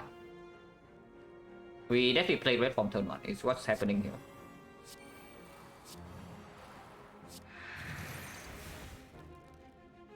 Keeping Akabeko is probably good because these damage are not super good anyway. I mean, it's better than usual with the bag of marbles.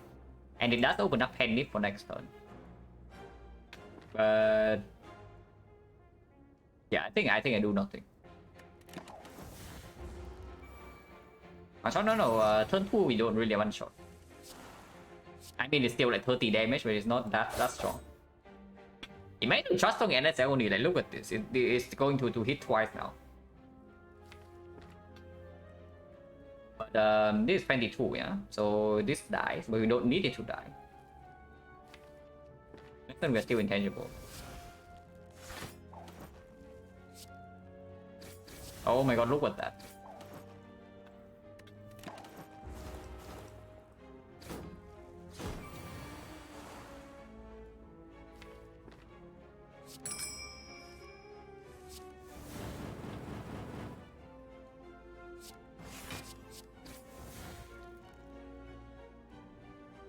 There's no way I can do it with 2 attacks, and the first attack doesn't kill. And I do think 1 flower, so I don't care too much about Pandip in any way.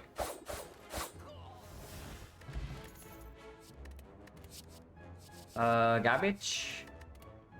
And garbage. Does the upgrade go on the cow gamble now? Is my next question. With the Relic Time Plus, it does, right? Like we just play bullet time, and then the next hand we play the cow gamble and we redraw to bullet time. Even if we cannot play bullet time because of the cost is high, we can just hold it. And yeah, Kagemo upgrade very strong with the tincture. And we don't really need this upgrade at the moment. Not yet at least. None of these are good. I mean, I can pick a second clone dagger unupgraded even with the kunai is not good enough. Especially now that we any attack the cost 2 also is like kind of clone dagger because it does play twice.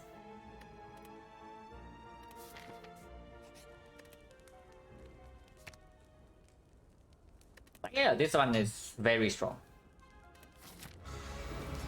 Technically, it can still die here, but probably not have. Oh my god. This is kind of a lot of damage.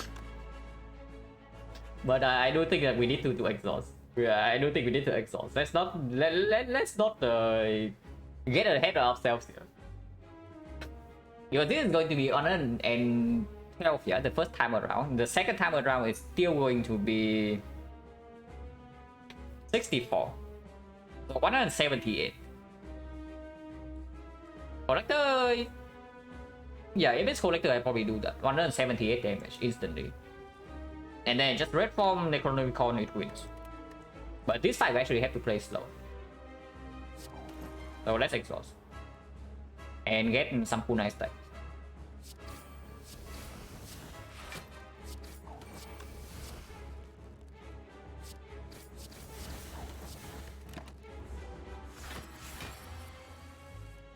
And no, I don't even know whether we want to play this fight like super fast or not.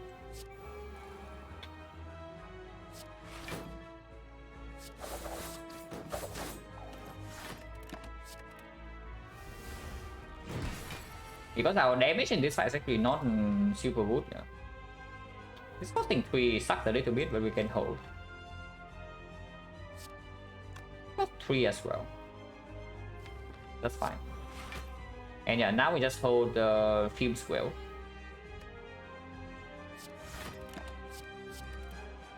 Next turn he debuffs. Well, yeah, exactly. Like our damage and our burst damage is not that high. We can set up the Penip though. Like maybe get one kunai stack, set up the Penip, and then do the open on the turn with Happy Flower and the Skewer. But before then, we just wait. And maybe I guess we don't even need to bullet time because there are no cheap block cards in here. Just do this. And then hold this. I want to exhaust the well. And yeah, Stone Calendar actually slightly negative here. Because it does make the time we have to stack up our kunai like a little bit shorter and the poison. And let's tell me we want to go in 2 turns. Which can happen because we do it's going too much HP for that. Like, going in 2 turns probably not happening.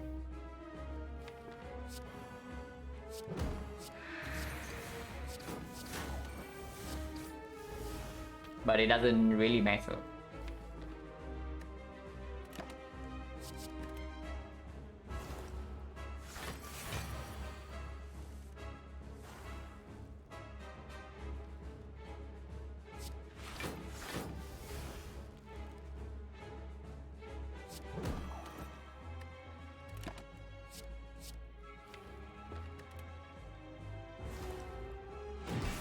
Why do you take this fight slow? Because we don't have very high burst damage in 1 turn.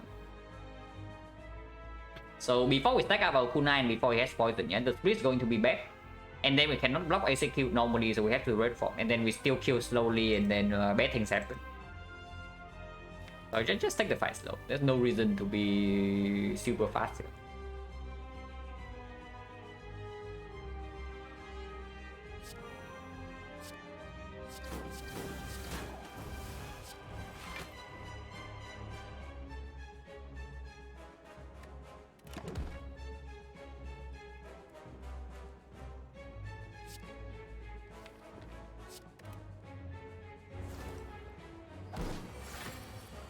I was damage check out calendar. Yeah, calendar just dealt like 52 damage in 1 turn, so that's pretty good.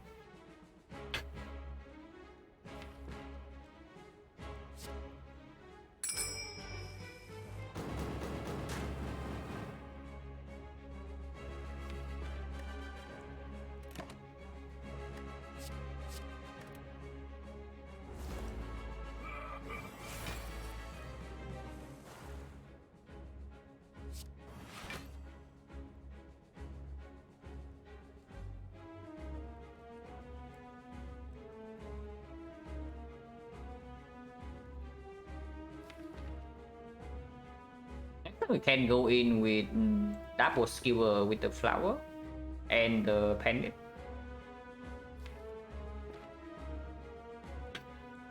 And take like maybe one hit.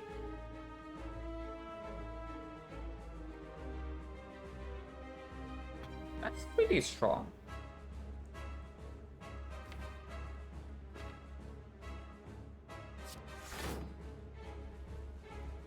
It does leave one shift in the draw pile. We're going to set it up though. And we don't drop at all next turn, but it's quite strong.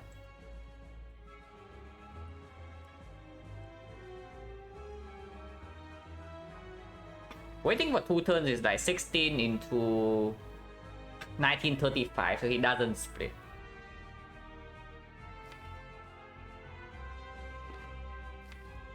We have no flower energy, but we are not weakened. Maybe that's fine too. Probably fine too.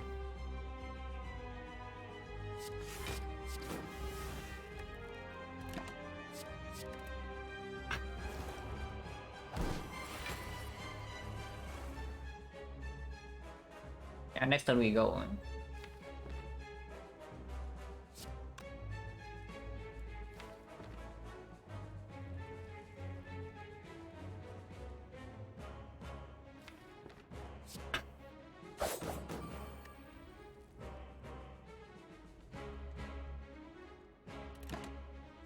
Actually, we want to block. We cannot fail to redraw red form in time. So we don't actually need to hold it here.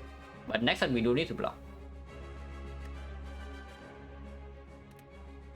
But he's not going to be weakened and he's going to hit quite hard. But that's fine.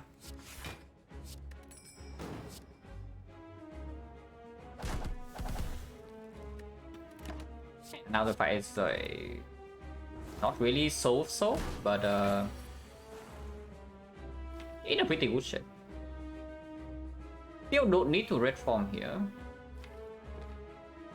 but we can just do it.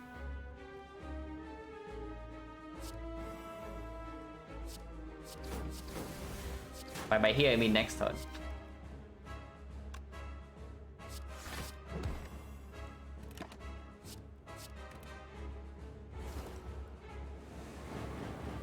Yeah, now we're fine.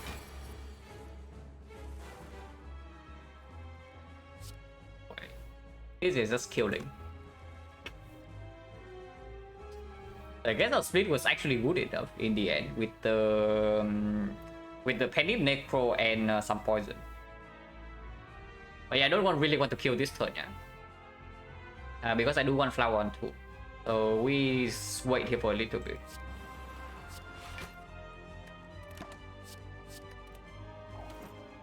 And also I want the Penny to be on 9. One dash right here, next time we loop steal kill.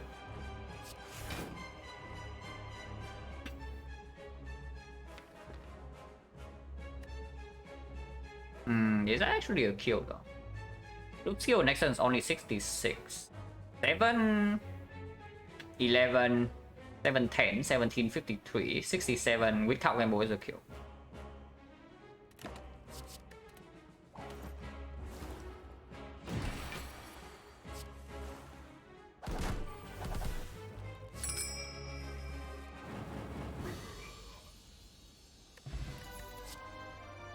Alchemize back. There's also a C. C is slightly stronger with Snecko Skull, but we also don't need the yeah, Storm of Steel Gamble could die as well, yeah.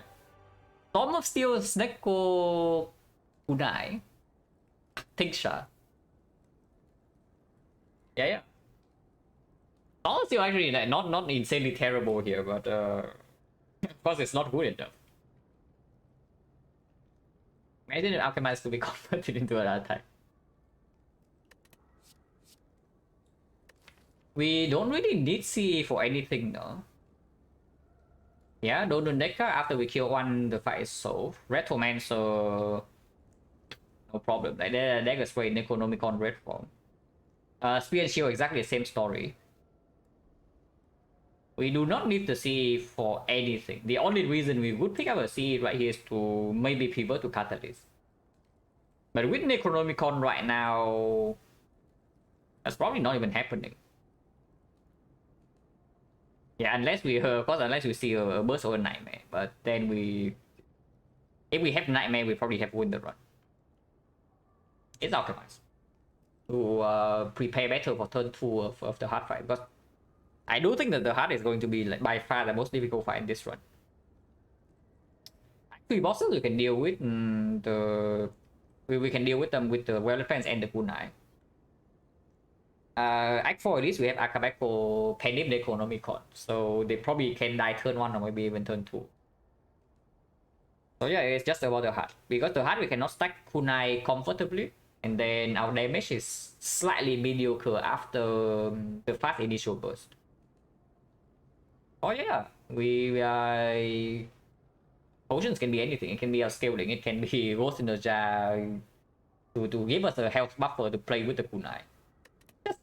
It's just freaking alchemized. Yeah, Act 1 we only turned down the alchemized to open up boss relic, and that definitely worked out. But now we don't need CE for anything. Essence of Steel, I mean we are going to toss away the fairy, yeah? So if we are using a potion in the whole fight, then of course this is better. We are never keeping this fairy.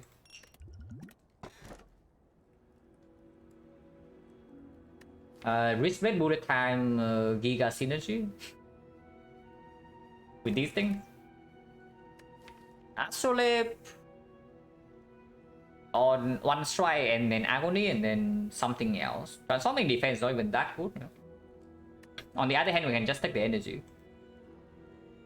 Force Curse is slightly scary, but we do have a cow gamble.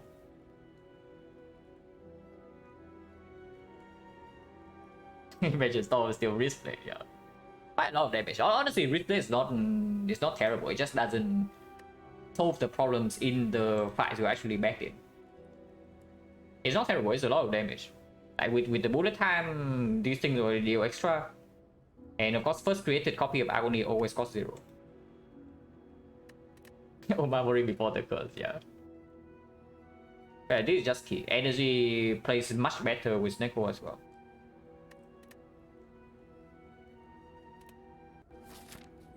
Time Eater? Probably the most annoying fight out of the 3. Hopefully not a huge problem, but it's definitely the most annoying. And we cannot remove the... Actually, we can. We can remove the curse if we go to this shot. And I guess we do that. Upgrades? This upgrade is okay. This upgrade is okay. This upgrade is okay. Not super urgent. And with Prayer Wheel, the fights also get better. So I'm seeing something like probably just go maximum elite. Even if question marks are slightly better than usual with the red mask, it's not so good that I give up on elite and... Oh, fights are not even bad with Prayer Wheel. So starting here, yeah? Like 4 fights into an elite into question mark right here. If we are, for whatever reason, dying by this point, then we go to the fire instead and then remove the curse after the chest. If needed, if it's clumsy, we don't even remove. If it's like, if we have no voodoo, then this is something like an injury, we also don't need to remove. And then yeah, just take Burning Elite, go to fire, question mark, fight, decide afterwards. That seems pretty smooth. Oma Necro Curse, it does. If you get Omamori before the curse, it prevents every curse, right? Yeah, it prevents every curse. And yeah, we definitely do not want this shot because we are going to this shot to remove the curse. And the moment we start here, we are forced into this shot. But that's not even a bad thing.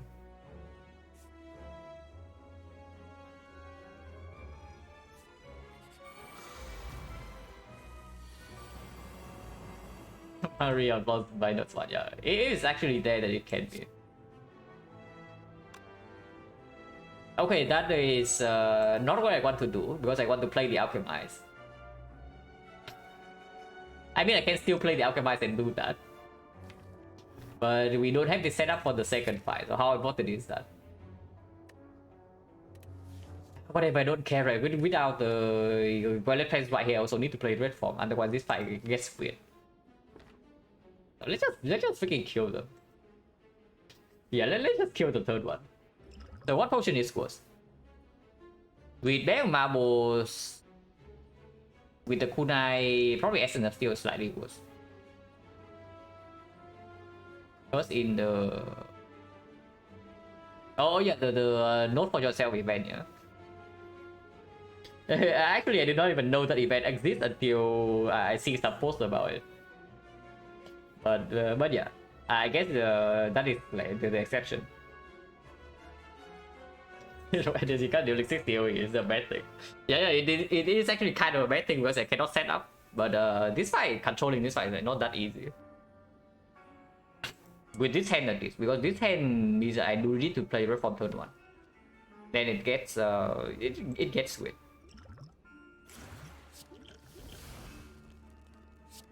Okay, whatever, you know. Eviscerate? Don't need this. Eviscerate is still good. With the Akabeko, with the Vajra, it costs 3. And we do have Cow Gamble, so we get to see the Bucky interaction over and over and over again. Second Violet Plan is probably not good enough. We only have a Violet Plan Plus in a relatively small deck. Maybe I want one later on. Maybe I do want it later on, but right now we still have a lot of ways to make it unnecessary. And we don't have really any incentive to pick this up right now, like the fish or whatever. Like maybe Eternal Feather, maybe Mummified Hand, maybe Bird Face Earth. But this is fine. Armor is quite good as well, yeah. But with the Cursed Energy already probably less effective because I also want to upgrade Armor before it actually performs. And the upgrade right now can definitely go on Leg Sweep first. Go on Footwork first and then goes on Leg Sweep. It's fine. Skill Point probably slightly better than this because it can always be Nightmare.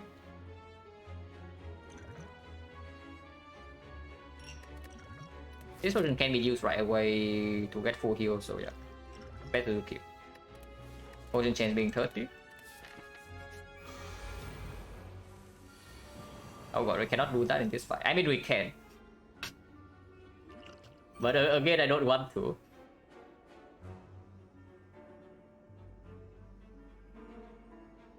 Because again, yeah, it also means that I need to raid from third one.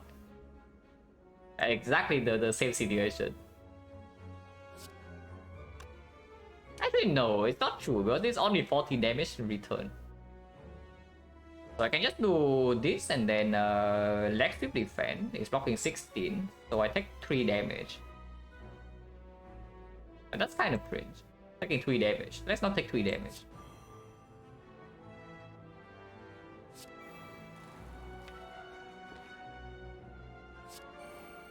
And this way sets up better anyway.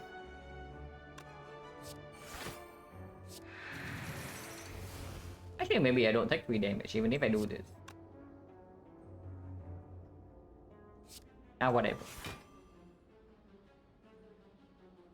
Yeah, I actually don't take damage. Okay, fine.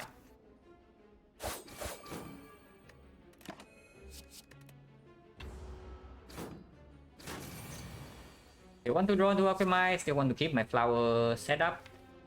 Push Penny up if possible. Not too important because these are not the elite yet.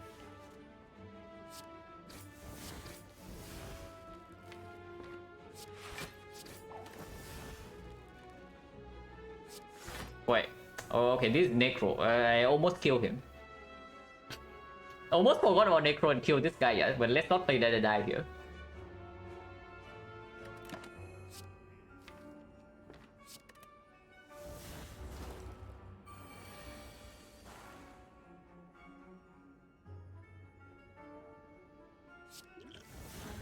Still, it's like whatever. Killing 2 turns will be good. I can play this.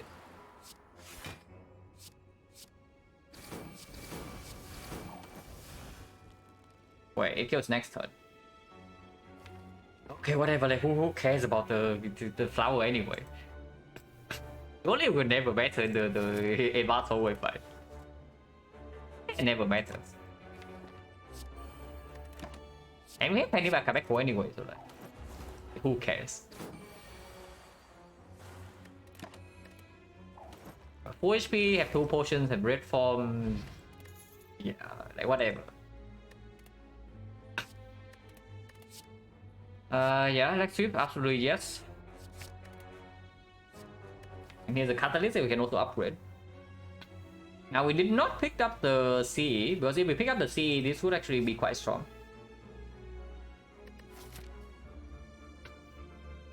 We have exactly 1 upgrade. We can have 2 if we avoid an elite, which I don't think I want to do. But it's mostly an Act 4 upgrade. It's only for the hard fight, so like we... And yeah, with the second next sweep, the first next sweep upgrade no longer necessary, so it's only the footwork. It's like only the footwork, and then we can upgrade the catalyst. It's not bad. It's a significant amount of damage in the hard fight, even if we don't have any other poison card. With just the films alone, it's like 1 card deal maybe 50 to 20 poison after upgraded, and that's quite a lot of damage. It's kind of like a Caltrops. That is more annoying to play, I have to say, because the artifact strip and whatnot. But it's kind of like a Caltrops at worst. Like, how bad is that? It's good enough. Yeah, it's good enough. And we never go here. Dawning. Right, this shop is good now.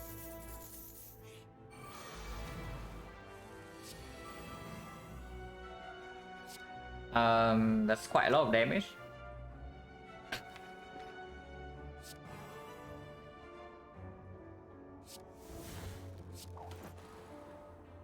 I guess we do that.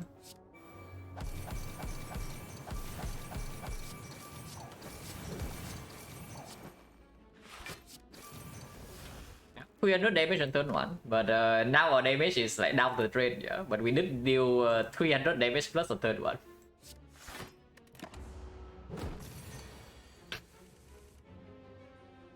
Zero damage on turn 2. Wait, can we even block this? I mean we can with the cow gamble.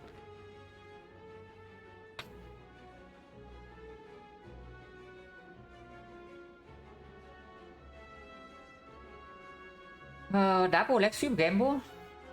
Or what? Maybe just block 4 times, yeah? It's 48. Actually, wait, we have full block here. Like, what am I talking about? I'm thinking it's like 57 for whatever reason, but it's 37. So I don't even know what I'm talking about, but we don't need to actually attack.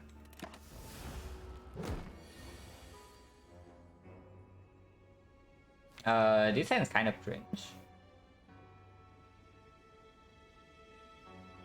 To get redeem AMA. So how much cooler would the effect be if Chaos was in starter deck instead of Zap? Yeah, cooler and stronger as well. Like Chaos is much better than Zap.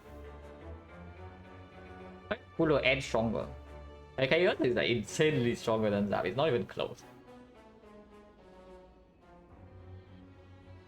Because yeah, you can list like every single scenario and it's just better than at worst is the lightning off. Lightning off is the worst out of the 4 and Chaos has a better upgrade.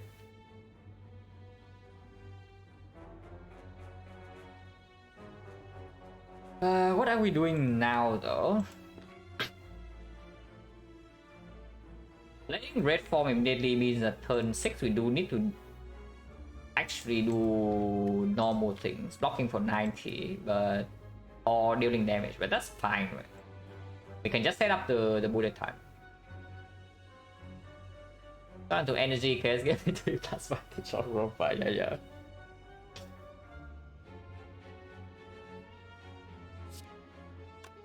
I don't want this to be in my draw top. I mean, playing Dash here is basically full block, yeah, but next turn is potentially weird. Actually, actually 2 turns from now is weird. No, it's not next turn. Because Valley Plan is also not in play.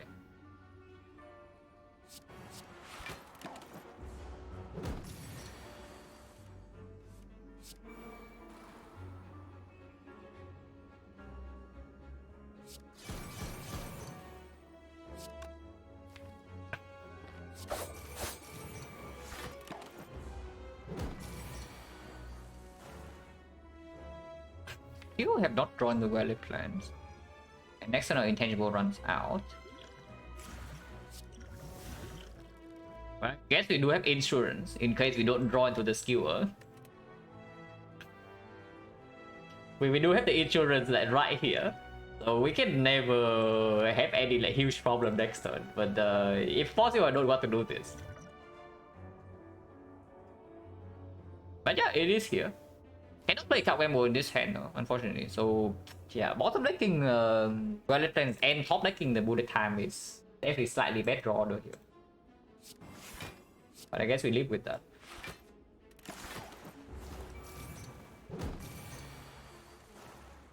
No problem.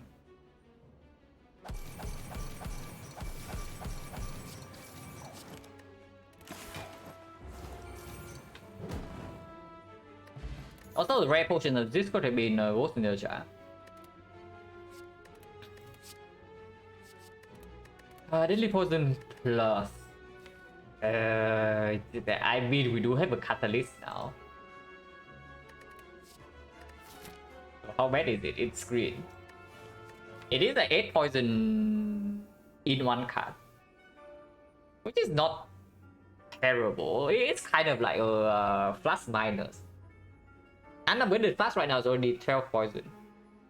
So it's like one step below that. But it's still not terrible. It's not that bad. And now that I pick this, I'm going to see like the bouncing plus in the next floor, and then I wonder why this is in my deck. But it's pickable. Footwork here, if I pick the second footwork, I also don't need to upgrade the first one. Which means that one upgrade in Act 3 can be the Catalyst, which is quite good, I guess. The Awakened one we don't care about. Fine.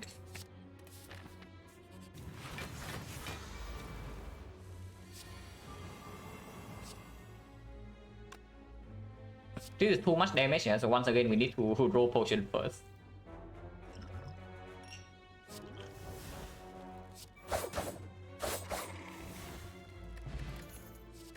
Okay, good fight. Backflip is fine. Backflip is fine, yeah. With kunai, double footwork, bullet time. Even with Neko is still perfectly acceptable. This one I don't take. Kunai, no, I don't want a second. Yeah, I don't want unupgraded blade dance at least. Like no, actually no accuracy. It's bad in the fight that we are the worst in, which is the hard fight. And we have an Necronomicon, so like the kunai stacking power of the blade dance is not even as strong as usual. It's good with Pendant. And that's basically it. Elite over fire, yeah.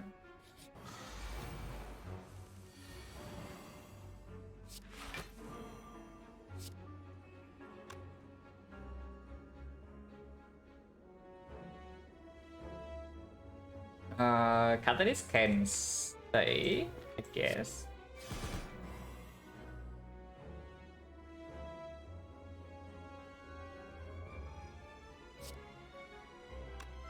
Maybe I want to, yeah, maybe I want weakness down more. But with double leg sweep, probably not.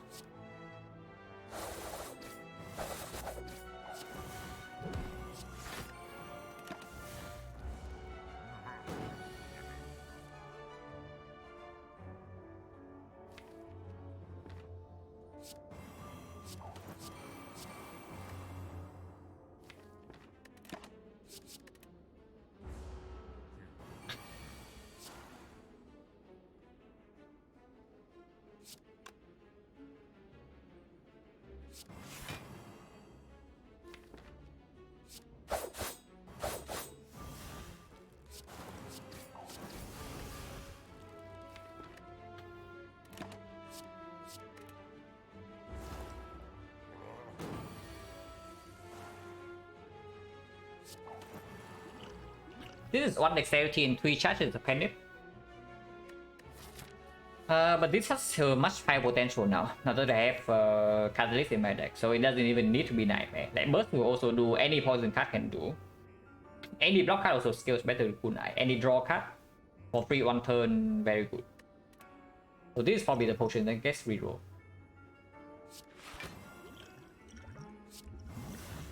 Output can be kept. Output is actually very nice, because if I see the after image in the hard fight, then Kunai stacking becomes a lot smoother. So with the Tower Pot, if this fight doesn't drop Potion Belt, then maybe it's time for the Skill Pot to go.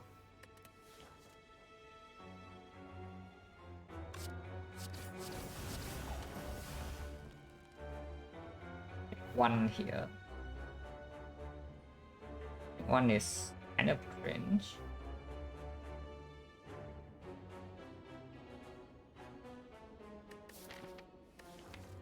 I don't actually have sustain, right? So this -1 is actually -1. On this dot, yeah. One can be done.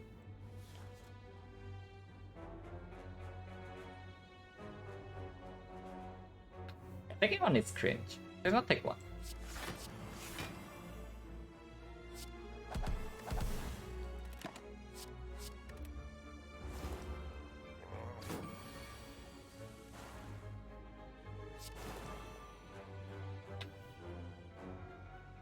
We forced to take one here or what?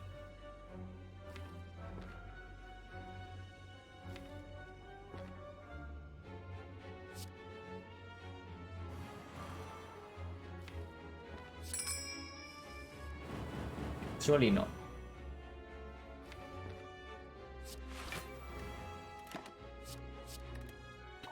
One calendar coming in hot.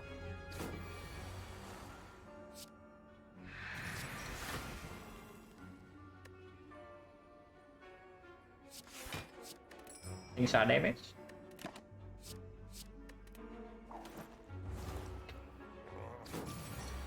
Calendar kill next turn, which is fine. Flower on 1 not terrible. We can cut this and kill right now, but flower on 1 is better.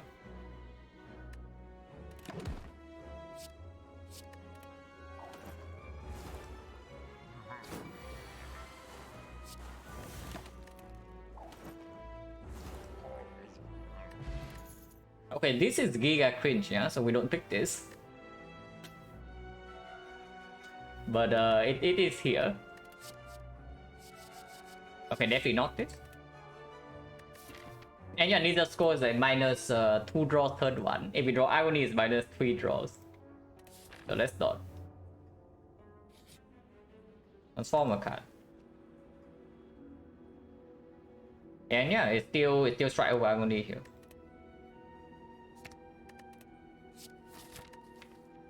Okay, I guess we have a Nightmare in our deck now.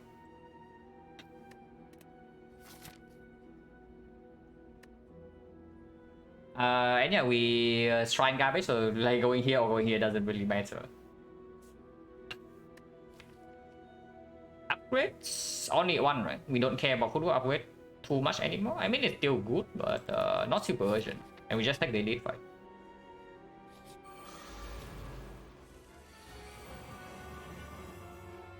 Yeah, we can trade 3 cards for on dexterity, that's true.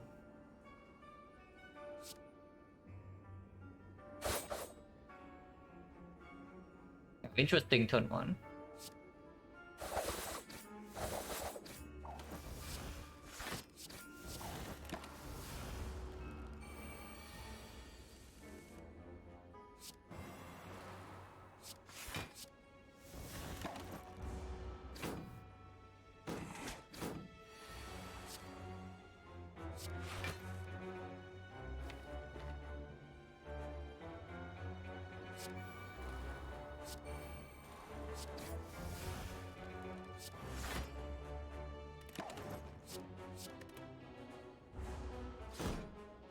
Was that Rutan? Pretty decent. Okay, Nightmare every single time. Yeah. This is always Nightmare. If this is not Nightmare, then this is Nightmare. Okay, not quite. Okay, close enough.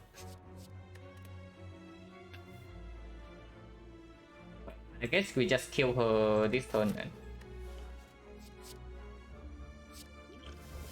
What is that? Whatever.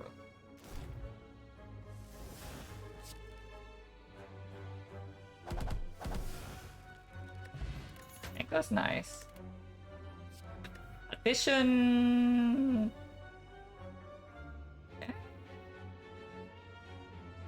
We have exactly one card game but nothing else. And upgrade targets already has the catalyst. We don't even need energy that much. With not enough control. Yeah, no. Unupgraded is definitely not good enough. Upgraded maybe is okay. Because we still have time to see Akron and some other stuff.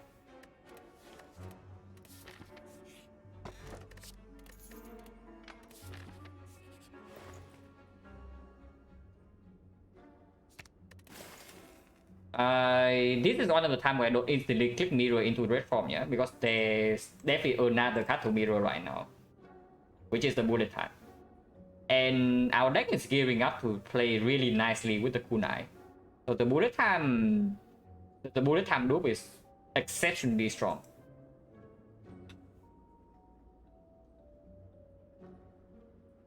Survivor is like, it's whatever. I see Terror, which is still very, very good. We have Handnip, we have Necronomicon. Preserve Insect at this moment, I mean, we only buy Preserve Insect if we want to one-shot Aqua Elites. Even to the form, is that really stronger though? It probably still is. It probably still is. Because the nightmare scenario in Act 4 is that we top deck the red form without the... We top deck red form without the Violet Plants, and then first cycle we die instantly because we do not have a Malaise. That can definitely happen. And that would be bad. With the second red form, we are not super forced to play the first red form when we draw into it, even if it's on turn 1. And then even if we are forced to slam red form early, we can still win afterward. Because yeah, Kunai Necronomicon can maybe keep us afloat for like maybe second cycle, and then third cycle we red form again. And we kill in 9 turns. Yeah, mirror red form is probably still better than bullet time.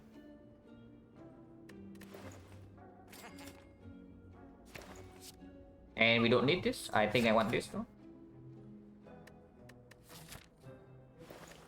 Yeah, saving go for Act 4 is completely fine.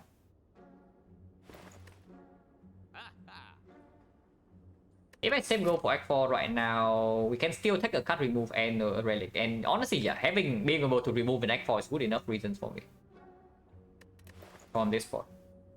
Do not buy the insect. And yeah, there's nothing else here, yeah. Maybe Enlightenment, but too expensive. Maybe I pick this for free, but not for gold. Any potion? This is like almost okay, but not really.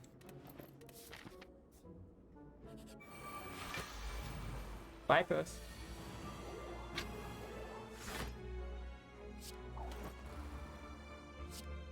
This is taking 28 damage back to ourselves. It kills the enemies, but we also take 28 damage.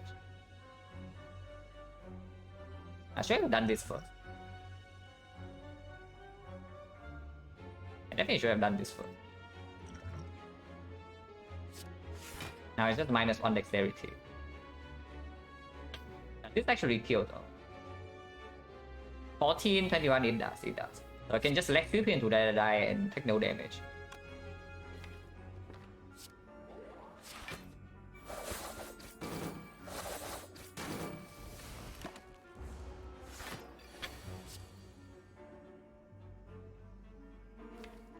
Alchemize is the important thing.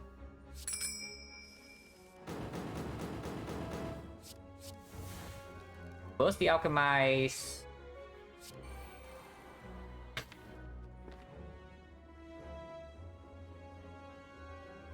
But I don't know, I think Power Potion is quite good into Act 4. And right now we're just rolling potions for Act 4. Yeah, I don't mind keeping the Power Potion.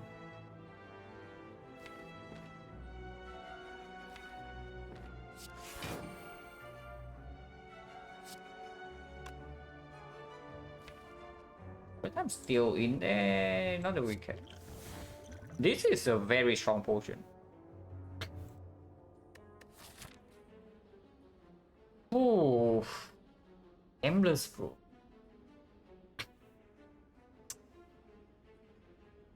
These are not Ghost in the Jar, these are not Liquid Memories, but freaking Gameless Brew. Gameless Brew is so insanely strong with Deco. Power Potion is basically they are like even poison things though. The Envenom also super strong with Catalyst Plus.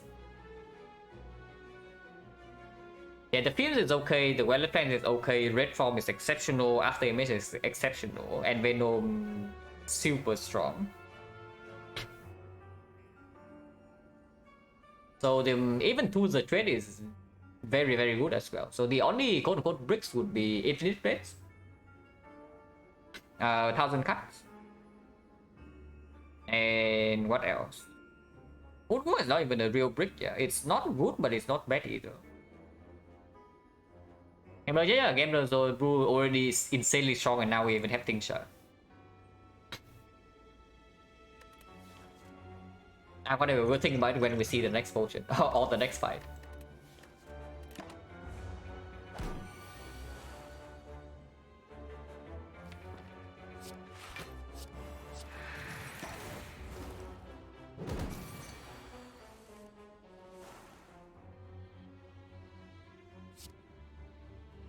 Dice next turn and throw on 1.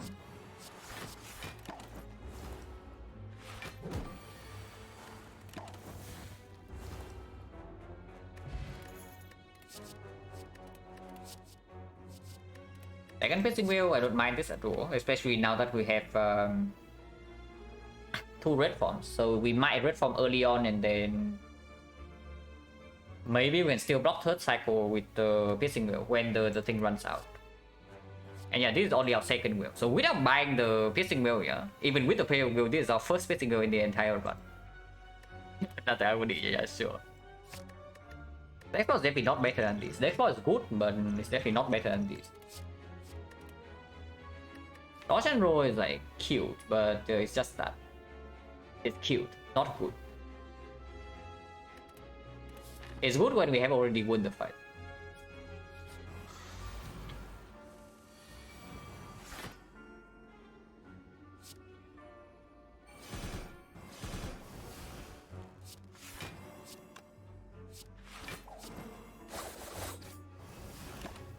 This is a damage turn 1.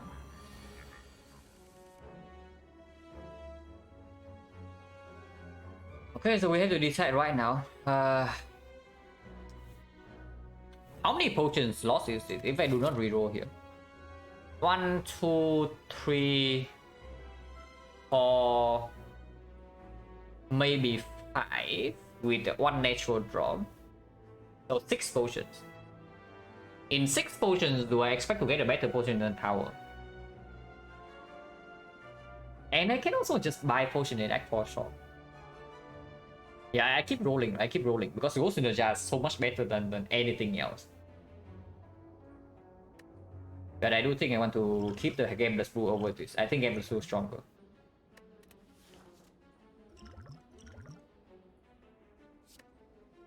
Yeah, if I see this screen in the hard fight and I open Power Potion turn 1, then it's just a third red form method, which is perfectly fine. Here is Infinite Blades.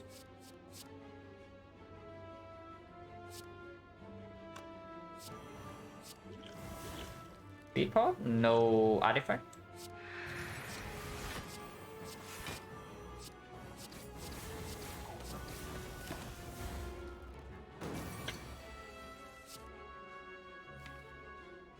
Ooh, this draw the maybe not the best. Maybe not terrible either. I cannot play Terror here though, because I do think I want to play Hume's Deadly Poison. Yeah, with double football in here, not a lot of block cast, no Violet Plans, and no bullet time. I do think I pop red form right now.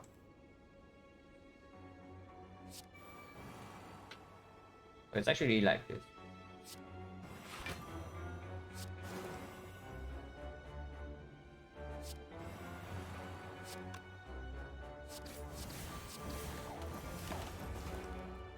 We can counteract the dexterity loss for a little bit. So that's fine.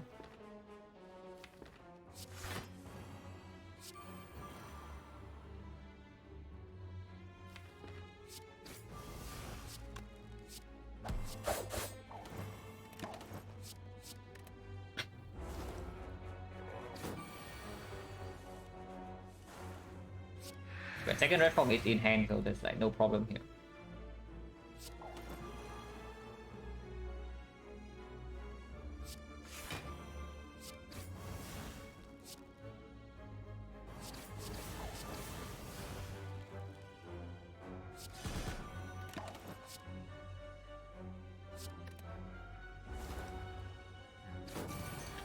Deflection? No, it was a transform.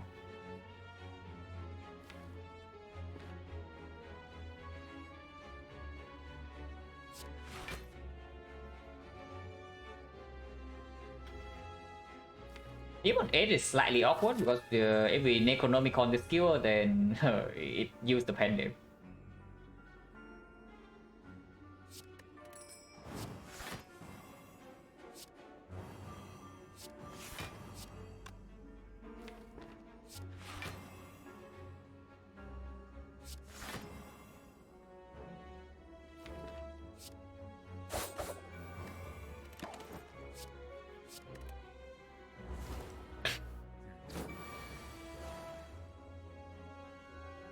Hello, the run. Getting fine. And the run is going quite well.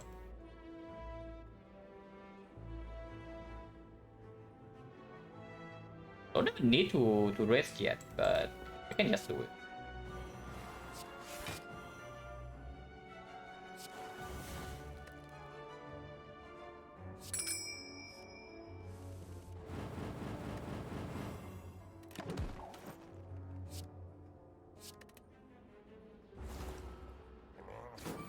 That's next turn.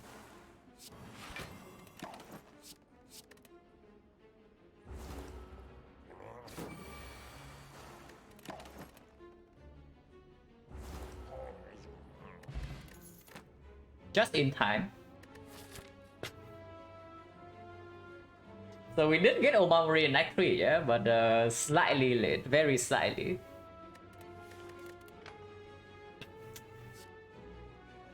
I just bought this in the shop, man. Okay, maybe Dodge and Roll Plus is more pickable. I say the Dodge and Roll Minus, no, because it only gets good when we have won the fight. But Dodge and Roll Plus is slightly different. That's also another back tip. But this one's green, this one's not. How bad can green cards be anyway? Especially when we have Kunai and double footwork. We go first in case we see anything, but let's say upgrade and let's see. Nothing can be here. We just got shrine, so this is just either a shop or a fight. So and we only have the mirror, so like duplication event, not really a thing. Is there anything that would upgrade over the catalyst before the act bosses? Not even red form. Even if I see red form, I still upgrade catalyst first. So catalyst upgrade probably just happened. Yeah, it just happened. Maybe peace time, but even then no, because I still upgrade this before act 4.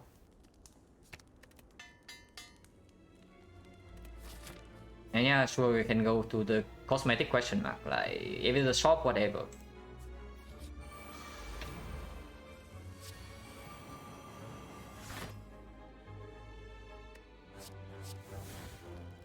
Reflect. I do want to reroll potions, I don't want to kill them instantly. I can. But let's not.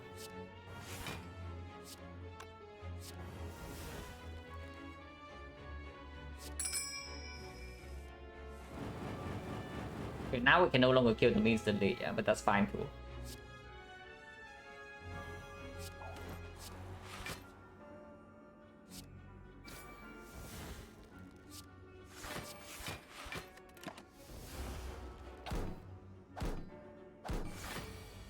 After Act 1, pick back over Ghost Garbage, and first Alchemize was the only thing on your 2 Act 2. Second Alchemize to be reasonable from boss.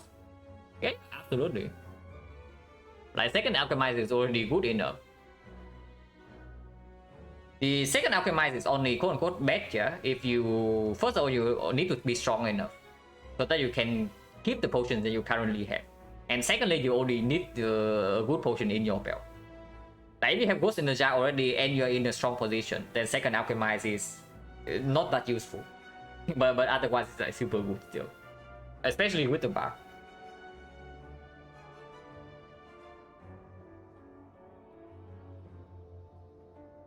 So it's very, very good. Do I raid here? I can.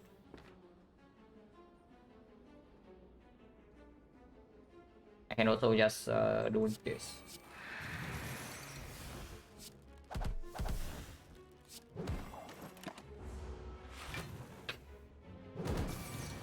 Next and not Ghost, yeah, then you actually take the second Alchemize.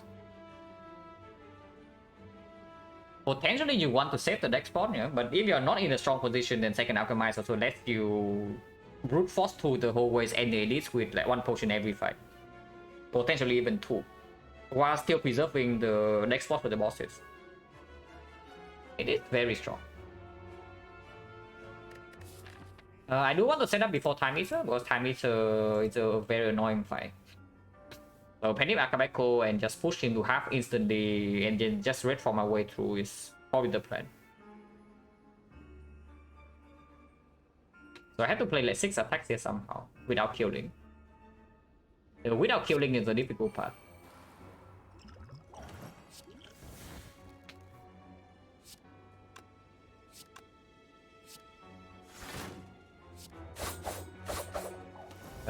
Would be able to do it? 3 more attacks.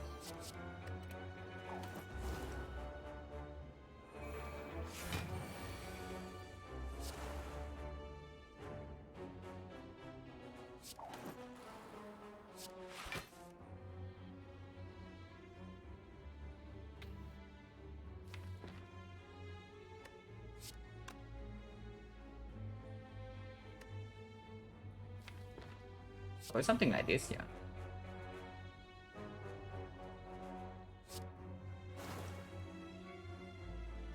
And next time we just do Eviscerate, kill this, into die, kill both of these. Mess up the flower, but we can also just wait for the calendar instead, and then flowers on 2. Like we set it to 9, just block the next few turns.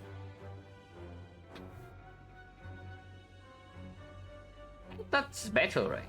Like on 5 is on 0, and yeah, on 7 is on 2 again.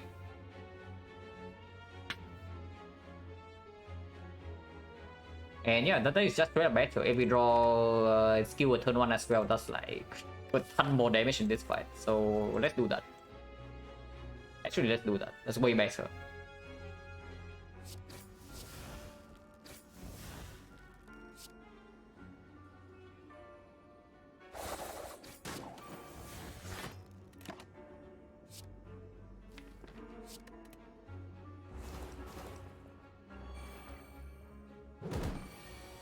Kill this turn. Could it? Maybe it could. But this is still at 12, so this to discard 4. Whatever, it's like... It's whatever. This works, so we just do that. Don't need to think too hard.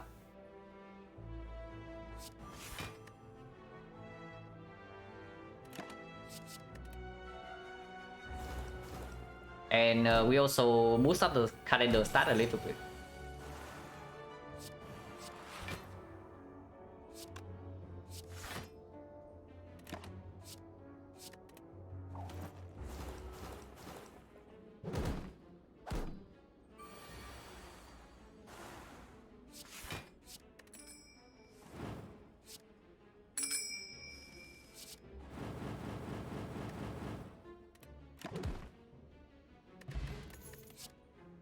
Prepare plus is kill.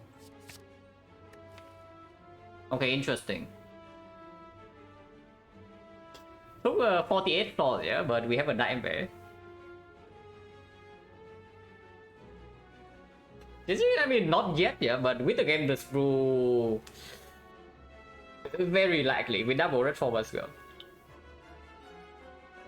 I think we can nightmare red form, we can nightmare catalyst, we get nightmare bullet time. So is nightmare the best card we can see in the card review screen? It probably is, right? It's better than red form, it's better than bullet time. It's definitely better than second catalyst. So probably nightmare is the absolute best card we can see. And we see it, so that's good. Prepare plus is, yeah, again it's cute, but it's not good. We don't have top benches, like Tingsha only, no hovering kite, no tactician, it doesn't do anything. Liquid Bronze, Block Pawn. Block Pawn is probably slightly better in this fight because we might use it. Yeah, we don't need more damage basically. But whenever we play the Alchemist, we might be open for an attack. And maybe we skill a turn 1 and we use Block Porte instead. And also work. Okay, not quite.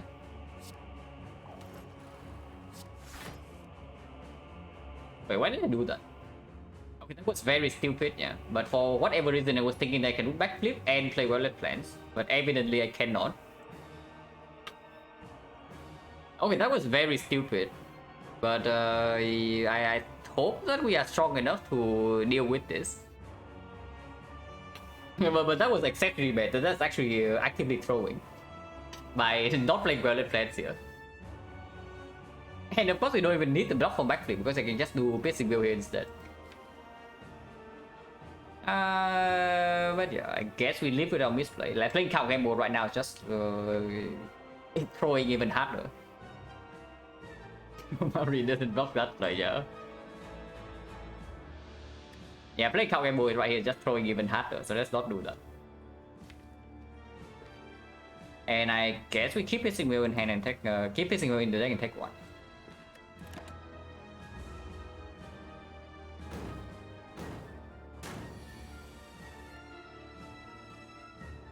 Well, it would be nice if we have a Violet Plants right now. So now we cannot even guarantee Nightmare red form, and Catalyst is gone already, yeah? So if we play this red form, it gets super weird. Let's not. I cannot even play the Deadly Poison here unless I do Block Potion. Deadly Poison is not super necessary though. After Films is down, if we get Nightmare Catalyst or Nightmare Red Form in play, it's unnecessary. Damage we are going to take a lot of damage here because I did not play Violet Plants turn 1. If I play Violet Plants turn 1, I play Red Form right now, the fight is over instantly. But I didn't. So now I wouldn't say we struggle, but we do have to face like some annoying garbage.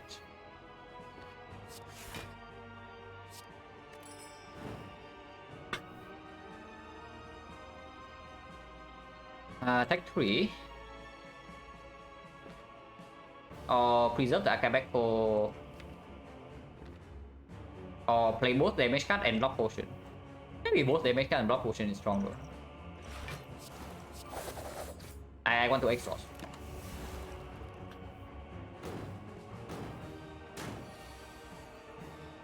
Yeah, now Nightmare does line up. We would have Nightmare red form 0 cost. So getting punished like pretty hard here, yeah. And now the fight sucks. Now the fight actually sucks.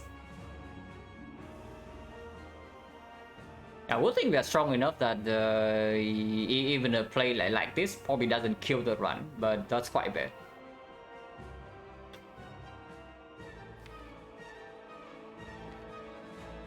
Yeah, like not playing Violet Plants is even worse than not drawing into Violet Plants, because we top like Violet Plants, so the earliest we can redraw to it is like one shuffle. It takes so freaking long. So do we adapt instead and play Nightmare Bullet Time? Because that's definitely a play that can happen. And yeah, I guess we adapt instead. That's Nightmare Bullet Time.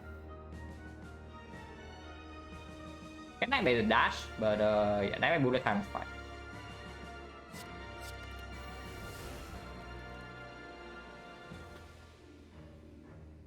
It'll be just 4. Yeah, I'm kind of in like how do I say this? It's kind of like withdraw or something, you know. Like I cannot actually stay away from doing serious runs like for too long.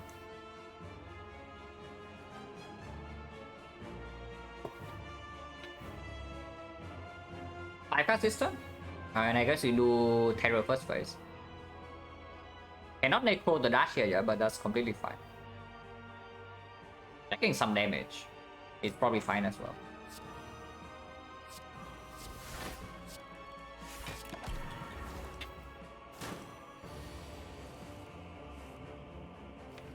But this turn is fairly nasty, because next time we draw 6 only.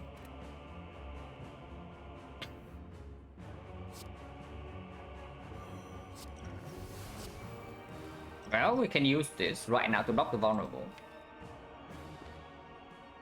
The other line is just Ancient Potion into red form next turn, and we spend on red form, but we block for 3 turns, and we can redraw into the Violet Plants. And that's just better, right? We get the red form out of the deck, and basically fully block next turn no matter what the cost would be. Because even if we block vulnerable, we're still crip. Getting punished is so freaking hard here for one play. But that's how it should be, right?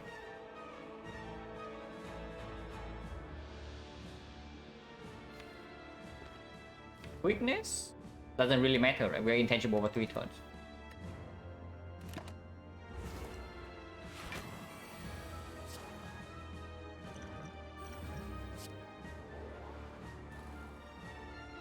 And I do want to exhaust this garbage.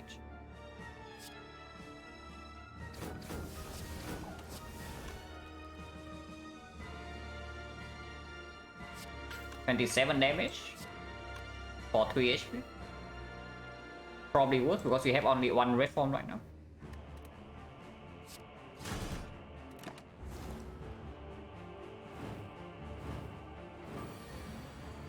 Debuff again. Okay, at least we top deck the Violet Plants. So not being punished like super hard. Still intangible next turn, yeah, and then we can strength reset.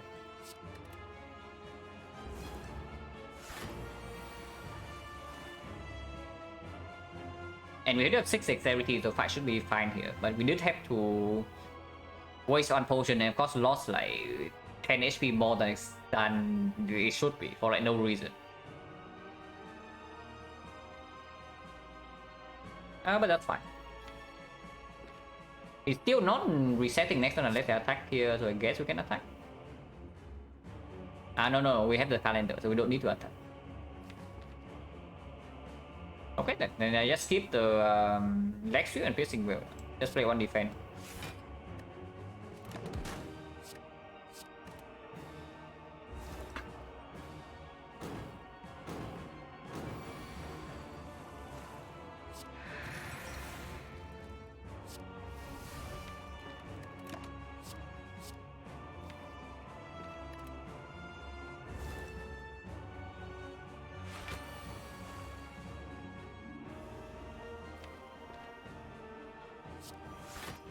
Take 1 more to deal a lot of damage. Let's take 1 more.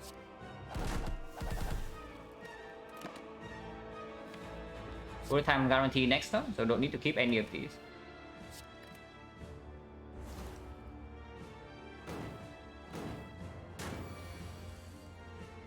Relic setup is fairly relevant for the next fight.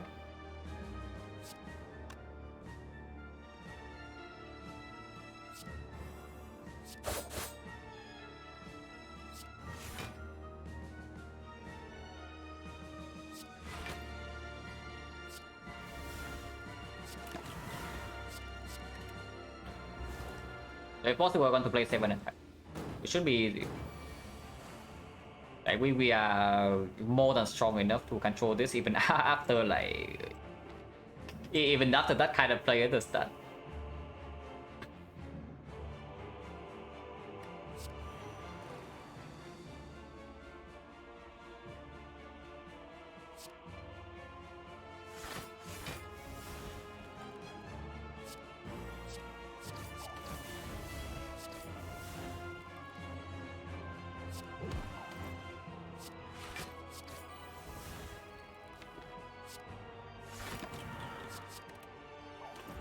And I kill next turn, and then 9-2, everything perfect.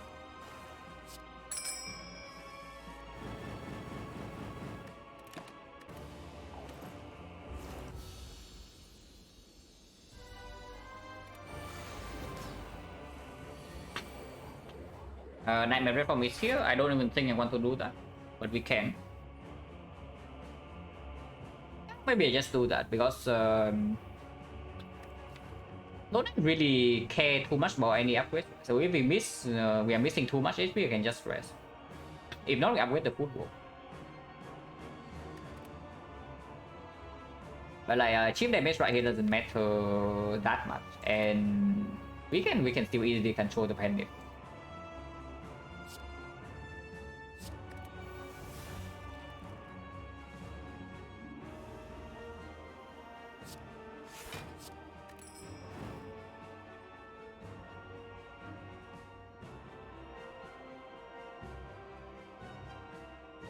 Okay, that was wrong. Definitely should play the red form right here because now I want to like get single terror. But yeah, whatever, right? Who cares? And just redraw terror and terror this guy instead.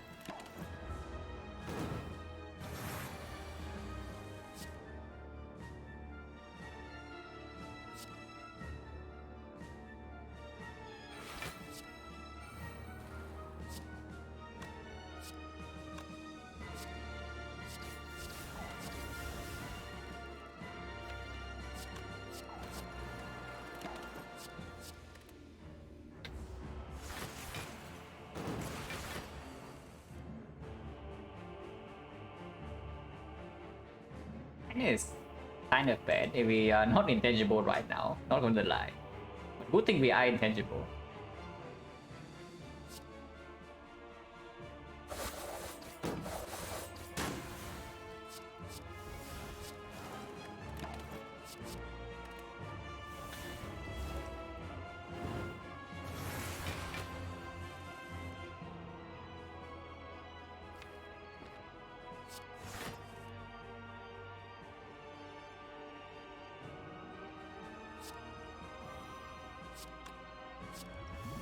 Robot. Probably should target this guy at some point, but whatever. Not thinking like super hard for this fight like for now.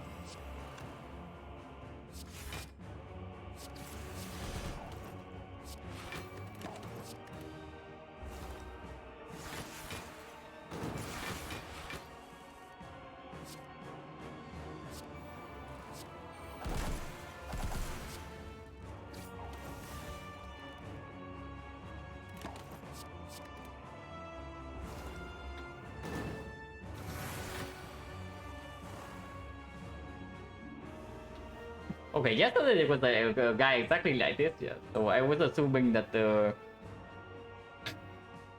guy had like a cat on the keyboard or something. But this is getting a little bit weird.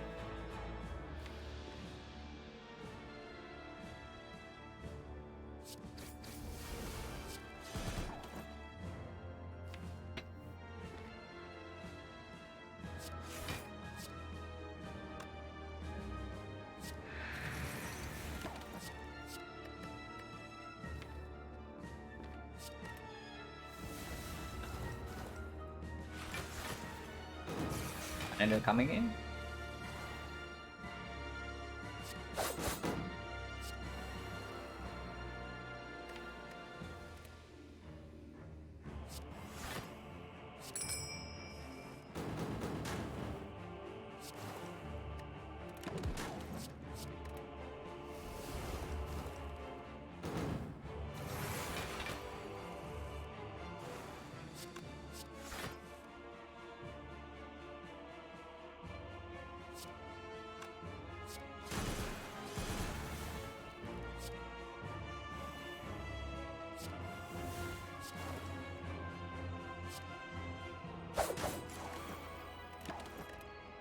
Oh yeah, 9-2.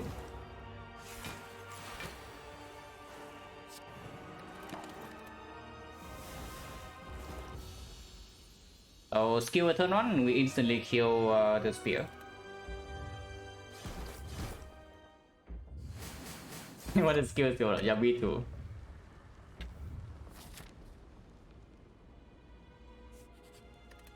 So 4 HP we definitely never rest. Nên yeah, upgrade. Last time upgrade maybe makes a little bit of sense over the footwork, but not really. With double red form with these potions, we probably just go. What is the upgrade though? If it's not the footwork and not the elective, is it ever like eviscerate? That's +6.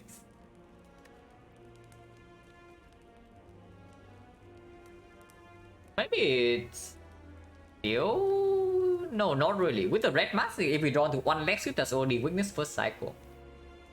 And I have a feeling the second cycle we already stopped carrying. Lesbian shield takes like... We take way too much damage in Lesbian shield. Second cycle we should stop carrying. So Lesbian upgrade never ever makes sense. It's probably footwork upgrade still. Red? No, before red before I just upgrade footwork because we can just delay red form, you know, sometimes. We don't need to play red form the moment we see it. It's probably fine to just upgrade the footwork here.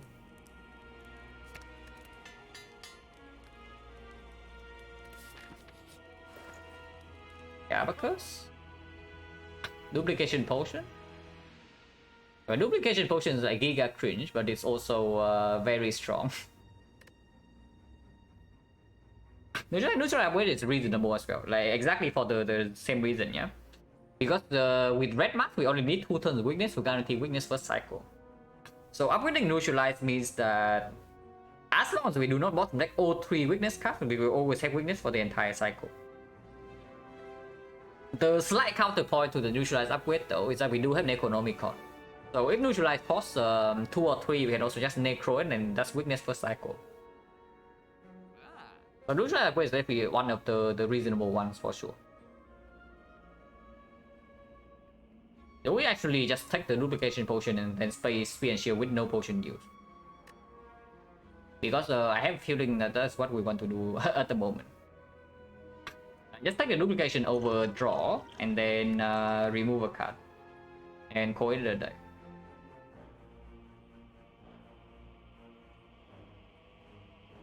Now I can see unless I want to remove at this point. Because second deck cycle probably doesn't matter anymore. And if that is so, then the card that is bad in the first cycle, which is endless only, is yeah, it's just the one that goes.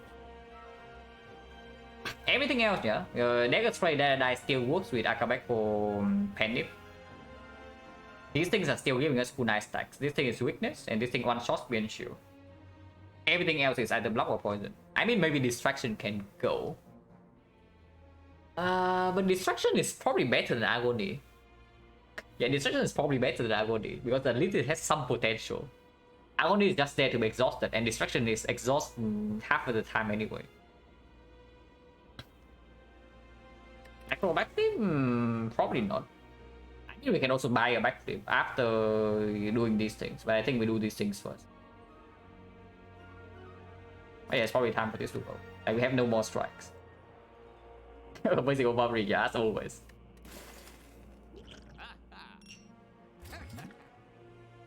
So is aggro better or is the backflip better? It's just backflip, right? With double footwork with the kunai. I mean, both like we're just doing Nightmare Red form. So the only question, yeah, because I think the only thing that matters right now is that we do spear and shield with no potion use. So the question right now is whether aggro or backflip is positive for that. If it's not, then we just ignore. So is it better for that? And backflip is definitely better than aggro, yeah, there's no question. In this pod. Is backflip positive or is it negative? It's not good enough, right? With the Gambler's Rule, I don't even want to commit energy on the backflip. because it can miss the red form, it can miss the bullet time, it can miss the skill or whatever. How come? No. Omari is one of those relics that I think it doesn't appear after floor 48. Like a lot of other things. The Morbang cannot appear. Omari cannot appear. Wing Boost cannot appear after floor 40. It can appear until floor 48, but from floor 48 onward, like a lot of things get crossed out. Interest me in Shadow versus Fire? Yeah, probably not. I mean, I play a lot of side games products for like several years, but Slay the Spire mod that is not even early yet, like it's not even coming from side games themselves, they're probably not. Yeah, reading stream. The card text is also like way too long.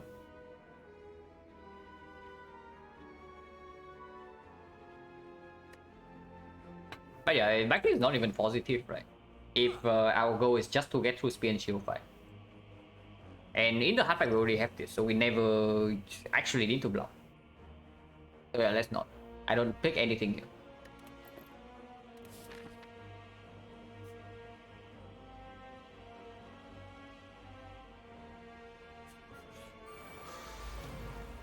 Skewer? Oh, never skewer. I mean, we can Gameless Blue right now to Alchemize, but Gameless Blue is very, very, very strong.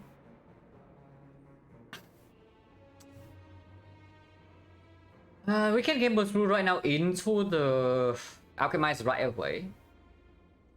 And in the hard fight, I guess looping red form alone is sufficient.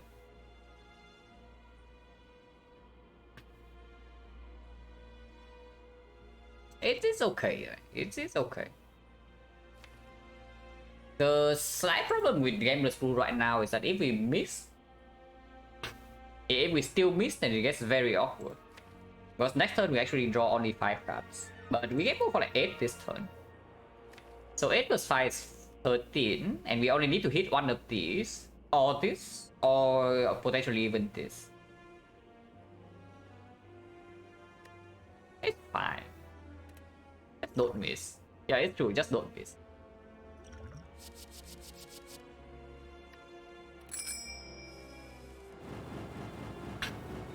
Okay, kind of missing, but also kind of not. This is the not doing anything, yeah.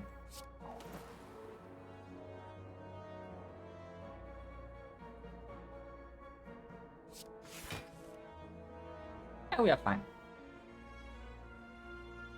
But do I still want to wait with the Akabeko, or do I want to go in right now?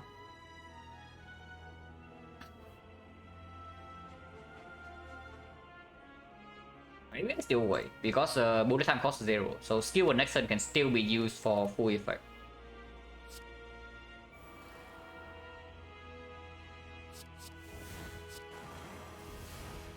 And that works too. I don't think I wait with this. And if we skewer, we are killing this guy, so Catalyst goes here.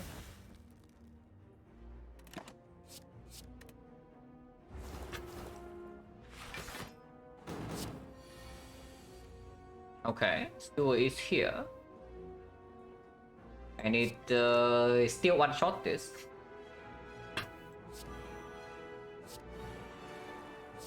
We do that. It's not even good here, but I want to do it anyway.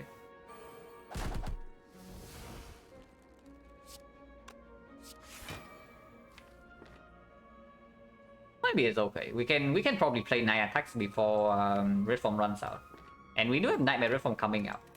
If that's even a problem. Yeah, they don't even need Necro. Like, Terror alone was enough. So technically could have Terror here and then Necro here to kill. And then we also get one Kunai stack. But whatever, I just want to instant kill.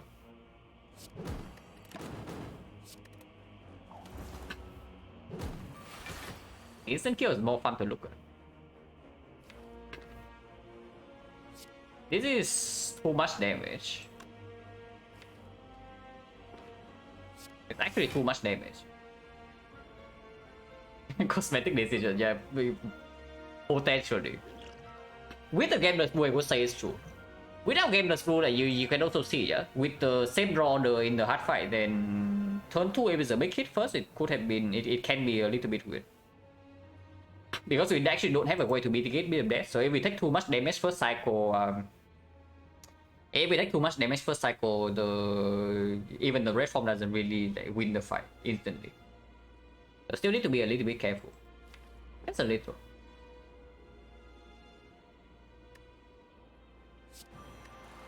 Probably play it right here because I want to hold something else.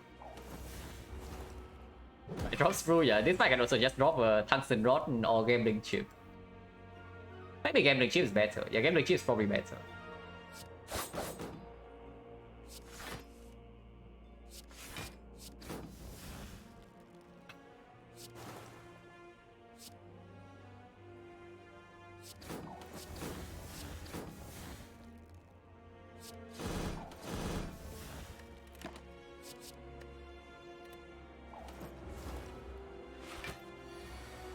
Guys, next turn to poison. Actually, he does because Fumes is not down. But we can kill with one attack. Yeah, we can also just kill with one attack.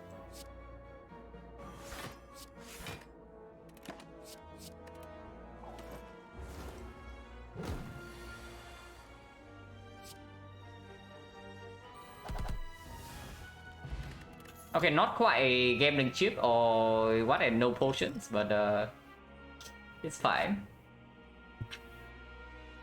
Well, none of these, right? If our deck actually plays multiple cycles, then this can be something, but none of these.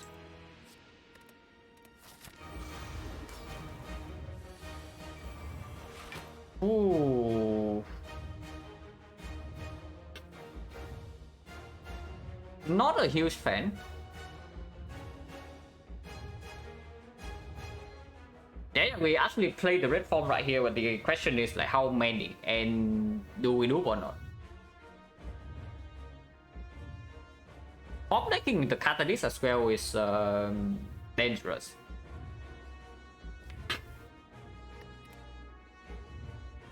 Oh, this is actually a very dangerous draw, yeah? So let's not mess this up.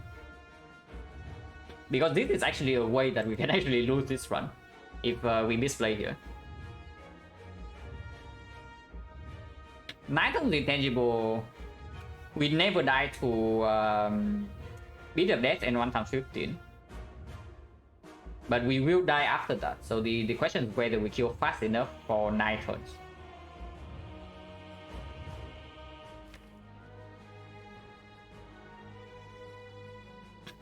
Missing the catalyst, but we can maybe do Nightmare Fumes. We can Nightmare the Eviscerate. We can Nightmare even Deadly Poison. We are fast enough. Yeah, there's no way we are not fast enough here. I do think I hold the Penny Akabeko though.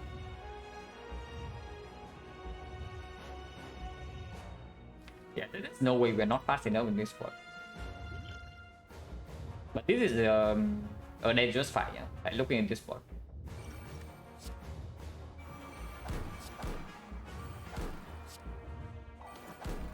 So exhaust is very important, but this is still not a terrible card in our deck. And yeah, I do think I want to keep the Penny Bakabako for a better attack now that the fight is a damage race.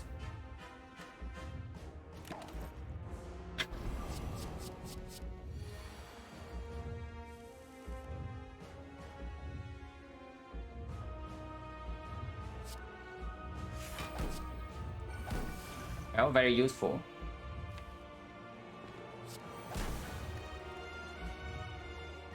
Do I exhaust this or do I keep it? One is enough, right? I do not need two because Violet Cleanse eventually comes. So we have done no damage in 2 turns, yeah. Which is a very scary spot to be in, but now we get to go in.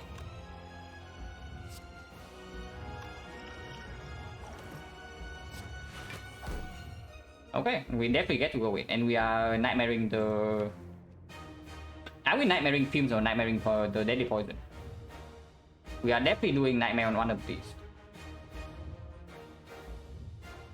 Of course, that means that the skill damage is like basically nothing, but this is going to be way more damage than just doing like 200 this turn.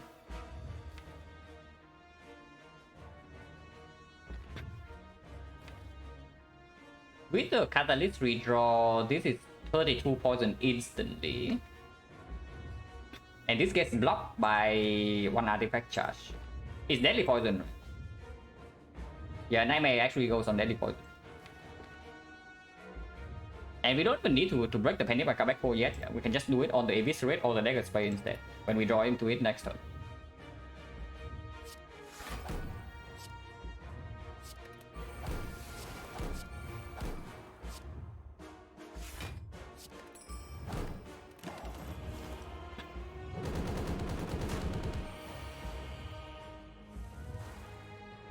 When we draw into it next turn.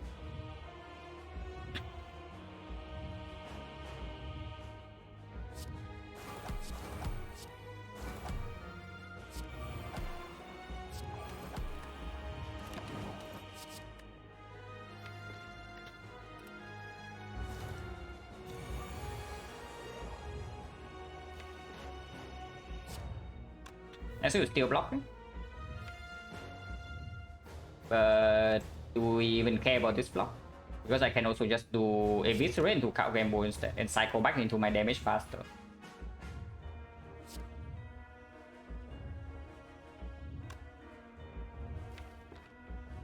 Maybe this is fine.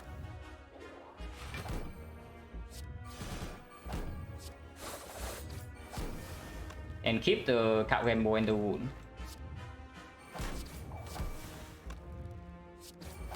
Yeah, whatever. I don't want to redraw ships.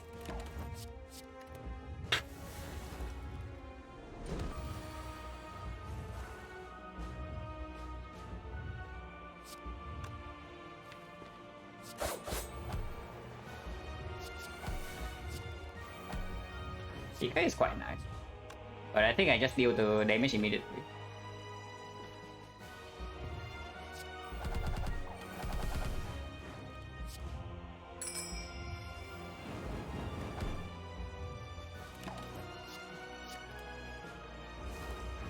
Turn should be fine. Yeah, we are fine.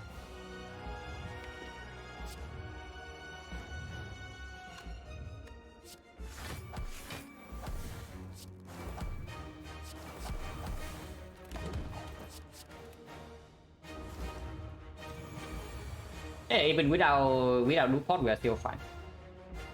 But pretty dicey. But yeah, even without the loot pot, we are still super winning.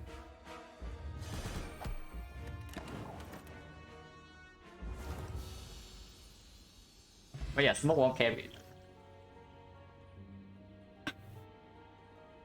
So still surprisingly, I wouldn't say scary, but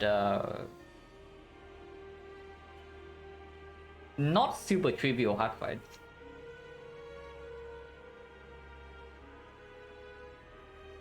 $57. Trick is 5.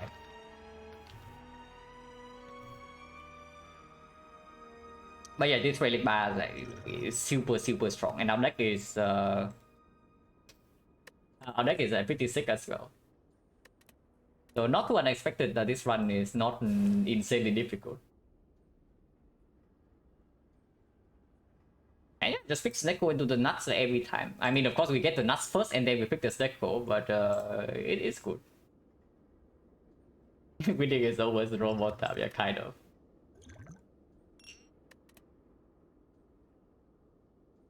I don't know, because whenever I play... Robot is just weird. I just have a feeling that I don't really learn a lot when I actually play Robot off stream. Because my runs... Maybe I should just spend like more time in my runs, because the runs also... my runs off stream on Robot always feels like just get ridiculously broken very fast. Or I kind of like die instantly. So probably should actually take more time for that.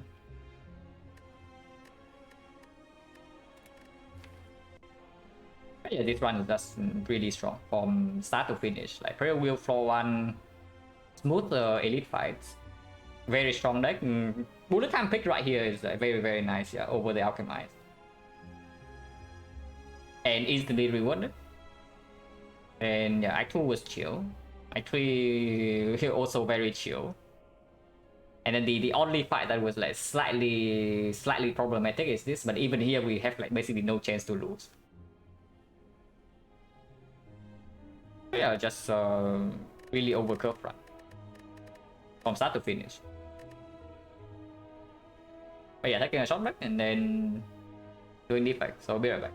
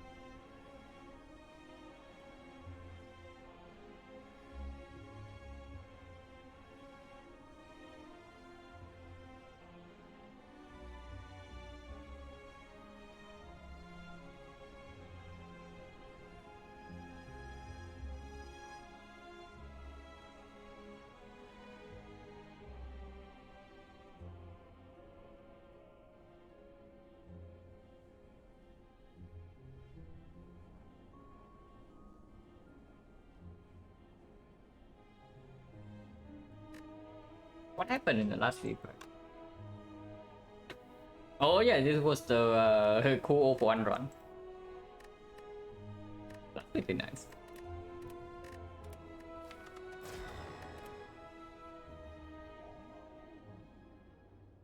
Well, I see 2 free transforms, so we are probably just clicking that. Garbage, mediocre. Right, sure, but not over real options, and yeah, real option. So we just transform 2. What are we transforming into today? What would actually be the best on floor 0? Because I don't even know. Yeah, what would be the best on floor 0? For Silent, I know that it's like alchemized for something, but for defect, I'm not sure. But yeah, we click transform first and then we evaluate the pathing because like it completely changes. And yeah, transform 2 strike. Yeah. Okay, or monkey, I guess.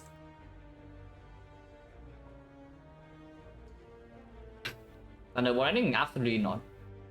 Thunder maybe, but if you have thunder already, I do not even want the ball lightning in my deck. Like ball lightning is definitely not the best card to see on floor 1 when it becomes a complete trash in act 2. Do not overrate ball lightning. Ball lightning is a very good act 1 card, and that is all it is. It's an act 1 card. But yeah, I guess no matter what we decide to do, we are all monkey now. Do not reject the transform. But with Frost already and with the Dark, like Defract is pickable. And Defract being pickable early is quite decent. If we are strong enough, we can take 4 elites. If not, we probably go here 3 fights by potions and then 4 fight here. Early shop defect is not that good though if we cannot afford the shop ready. Going left 5. Upgrade, upgrade, upgrade. Upgrade again. And then elite 5. But these upgrades are not super strong. That rainbow upgrade is strong later, but not now. Chill upgrade is not really interested. At least I don't want to make the menu upgrade. And yeah, and then we are left with like Zap dual cast, or we need to see good cast to upgrade. So that's not even like super strong. And of course that's -1 elite, yeah. But it does mean that we don't have the burning elite here. The other options, of course, is going here and then go here instead. 1 more fight and then 1 less fire, but we have more fights to see cast to upgrade. Depending on the potion situation, we can do that. But I guess that, okay. What this actually means is that we probably always start here. And from here, we can maybe decide, okay, whether we went left or right. If I always pickable degen, you are definitely a degenerate. If you pick defect floor 1 over real card, then that is probably just strictly a bad play. But it does work out like fairly often. I don't really like early deflecting before I get Frost. If I have a Frost, and I have a free upgrade, then sure, deflect is good. Because the Frost it opens up like late game potential. But the hardest point in the run for defect usually is the first point is the early act 2, and defect actually doesn't perform there. With Frost or without Frost. Like if you have a strong Frost card and not the Cold Snap who had it, then defect can perform. Like for example with Chill, with Glacier, then defect can perform. Early act 2 as front roadblock. But otherwise you take like way too much chip along the way. Self repair can also do it. But defect to me, if you pick defect early game, is a card that you support because it is potentially strong later, but not always.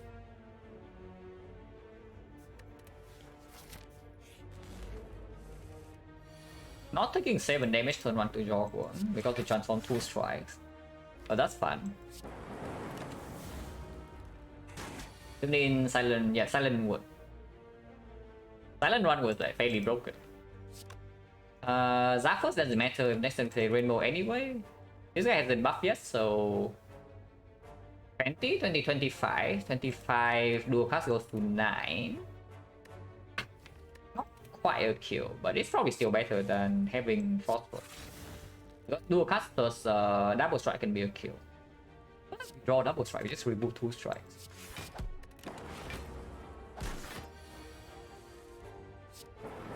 Yeah, something like this also is like way better.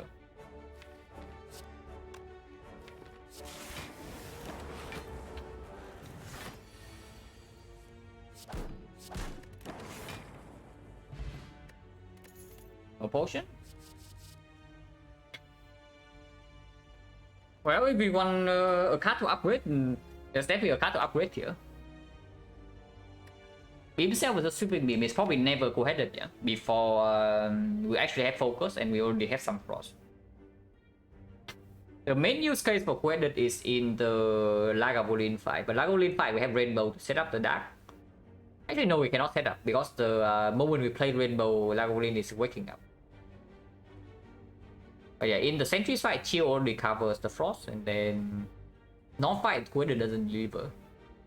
It's definitely one of the attacks here. The only question is which one. With 2 strike remove, Beam Cell definitely gets a little bit weaker than usual. And Sweeping Beam gets stronger into the advanced forward right here. If we go left. With no potion? Unless this is go, this shop is not even good. And if we don't go to this shop and we go right side, there's only 2 fights before the first edit. We are probably going left.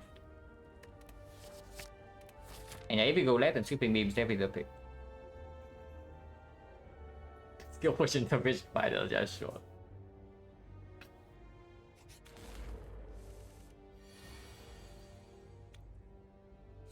Just hit this twice. Like, easy every time. What did I say, guys? Easy every time.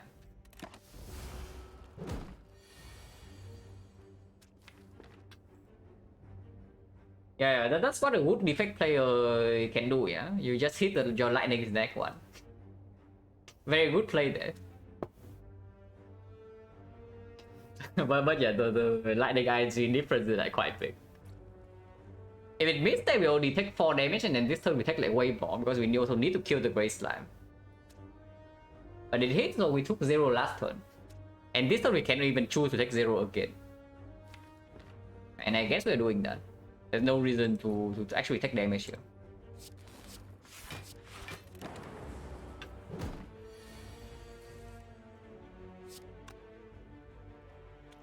This is blocking for 12, so it's full block.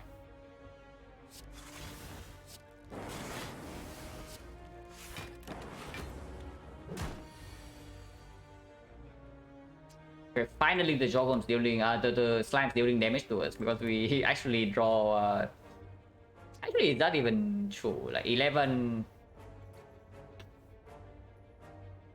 Yeah, 2 off, right? So we do take 5.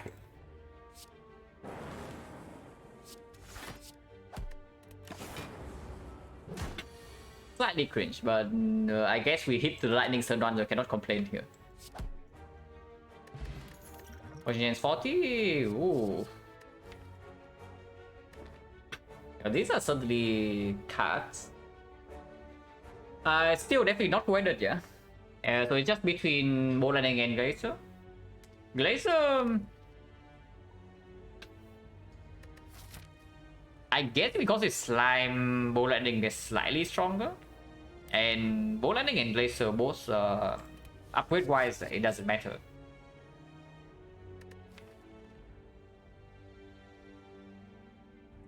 And yeah, Glacier also slightly weird with the Sweeping Beam, slightly weird with Rainbow. Only slightly. Bow Lightning to rotate Dark Orb in front faster and it outperforms against the Knob. Against Sentry we already have Chill, against Lagavulin we have Dark Orb, so it's only about the Knob. And this is definitely better in the Knob, right?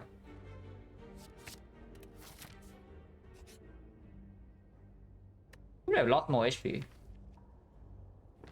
But with only 7 missing, then we just take the max HP.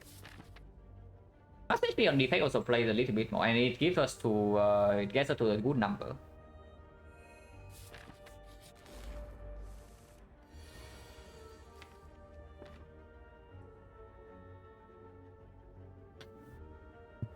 Toss in front into Dark is probably good enough.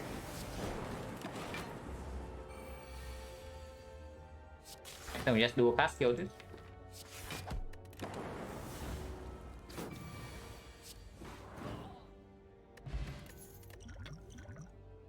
Okay, this potion probably deals with O3 edits.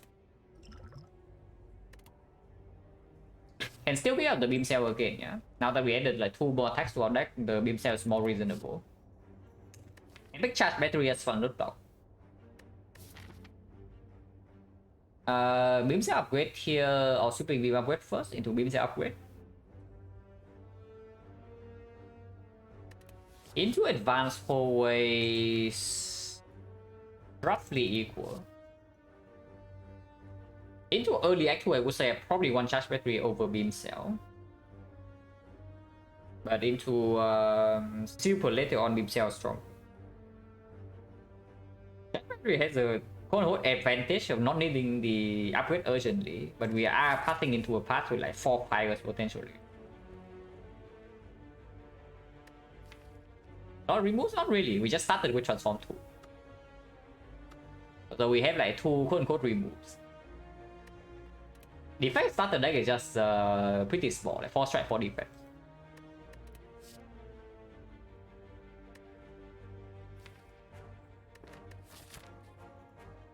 Beam cell upgrade goes first because the knob is still the most annoying firework. Probably is, and beam cell also works better with the sweep potion.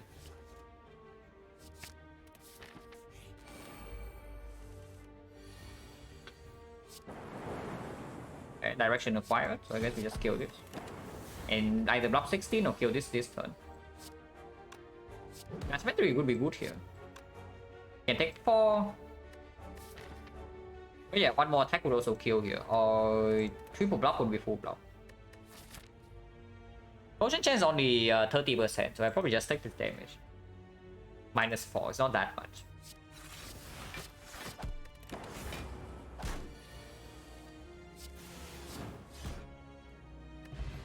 No potions, so 40. Second ball lightning, not interested at all. Aggregate with the deck with no draw, slightly small. I mean, okay. With sweeping beam, slightly okay. And into slime moss, it does get better than usual, but still not good enough. Even if we get a free upgrade right here, it doesn't perform into any edit.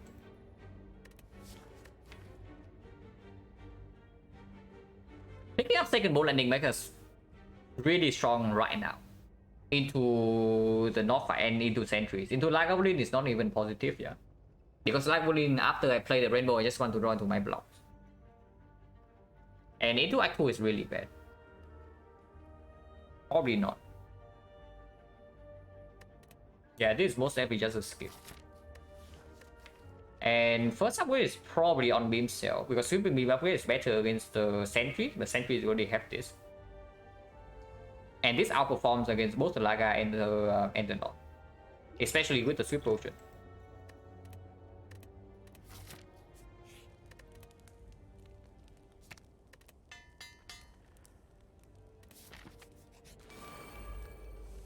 Sentry.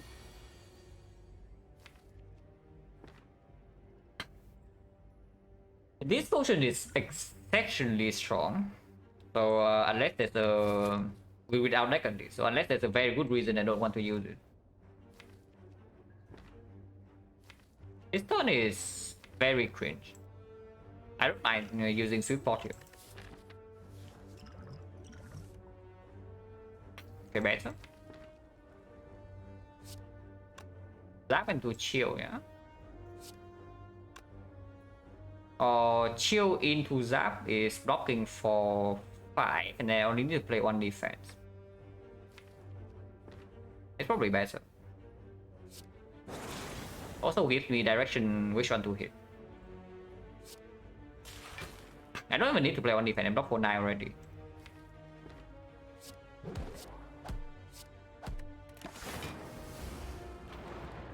Now Rainbow is basically full block. I guess I can also just not draw to Rainbow. Oh, I leave like Rainbow second cycle, that's fine too.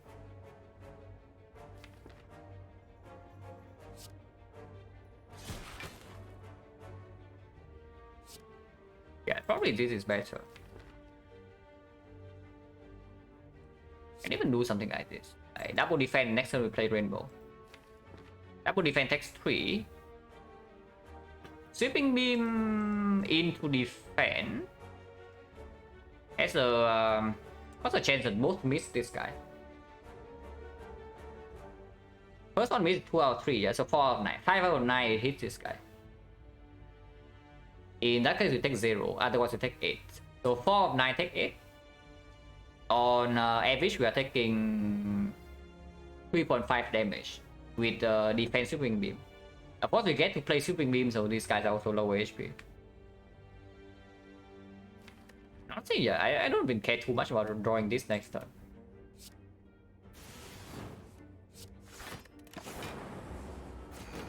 And also, if you're a good defect player, your lightning always hits. So no point thinking about that.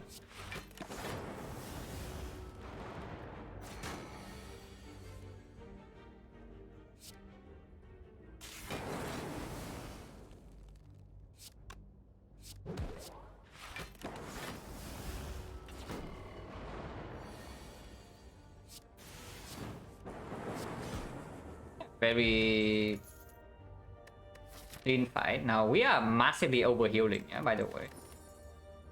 But upgrade target is good. Yeah, Dooming Loom, we can upgrade Sweeping Beam, we can upgrade Dooming Loom, and we can even upgrade Dual Cast afterwards. It's not Zap, but it can be Dual Cast. We can pick up this Darkness as well and upgrade it immediately, but Dooming Loom probably outperforms.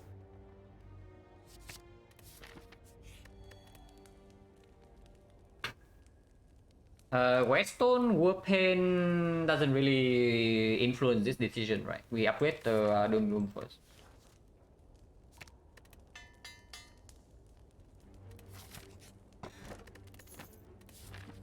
Okay, I guess we farm Elite in Act 2. And any life loss I here can take, yeah. And we already saw the healing event. Beam first. In case we see that adventurer into a cut, that's good upgrading here. Or Living World Transform. Then I do not really care about these upgrades. And this is life loss, but in a different sense. So probably we don't take this. Yeah, this is definitely life loss, but not the life loss that we heal back right away. And removes are more valuable the more you have here. So with 2 strikes gone already, I don't really want to curse.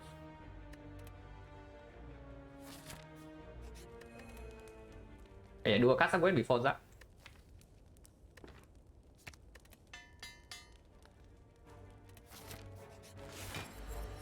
More like a bullet. Can never preserve the potion.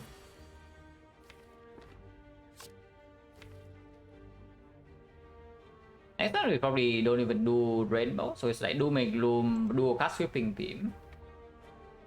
Cannot play the beam cell though. Was it actually bad to play the lightning off here? Probably not, right?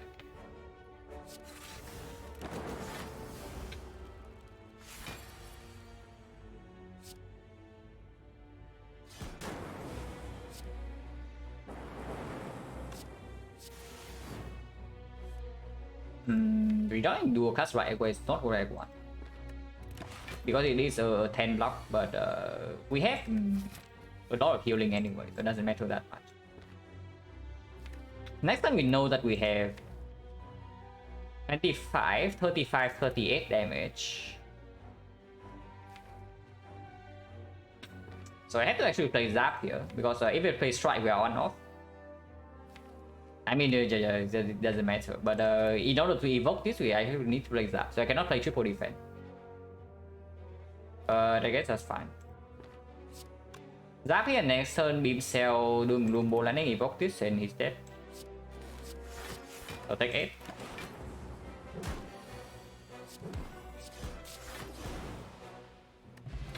The fish. Well, we can upgrade it right here. There's also a compound driver, yeah, but algorithm that we can pick up and upgrade right away is probably very good. Yeah, it's probably very, very good.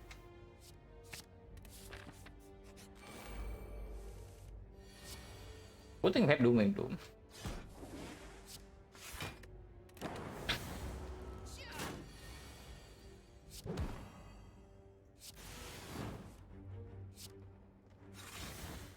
One block. But we just kill this turn, and there's nothing else to set up.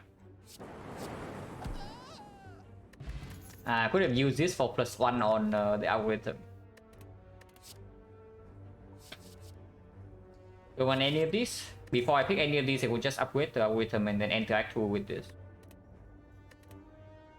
Essence of Steel... Upgrade is probably slightly stronger still in the slime boss fight, for example. Early Act 2... It doesn't outperform Essence Steel that much. But we played 1 defense and that's already +3. And 1 energy on this can be something sometimes. This probably is still better. And if we actually need a potion in slime boss, then the potion that bails us out more often is definitely this one over this one. I want to preserve this potion. So I'm gonna skip.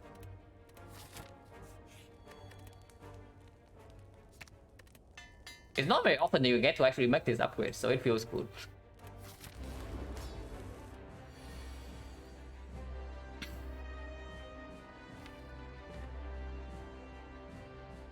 Upgrade potion here doesn't do anything, yeah.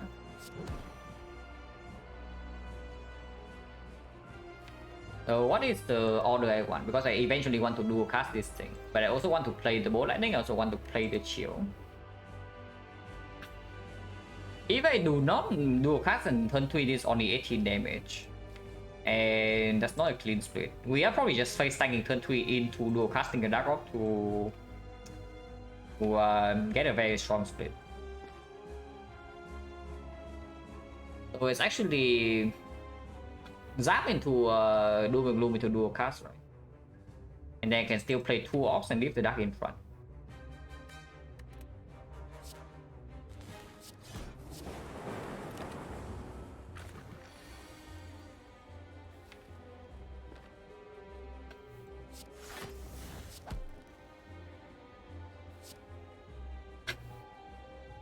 '97 goes to 86, 86, 83. 83 means I cannot actually play these things.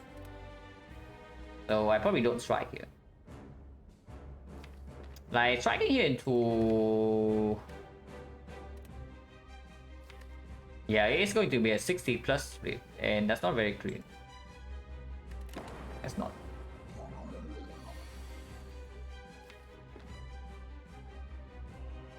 This is 18, so it goes to 76 exactly, right? Yeah, 1876, and this is in front.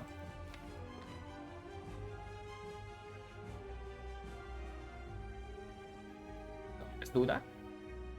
Can upgrade this hand for +6. Otherwise, we take 28. Actually, no. Upgrade this hand. I have to play Ball Lightning first and then upgrade. Otherwise, it splits instantly. And that's probably not very nice. It still splits instantly next turn, but we do draw like 4 cards. Splitting this turn is stupid, right? Splitting this turn is stupid. Because even if we get something like a 65 split, yeah, but we preserve this Dark Orb like during 30, and then redrawing to dual cast still kills one of these instantly, and then we only have to fight 1 advance away on 30 plus HP, and that's like super fine.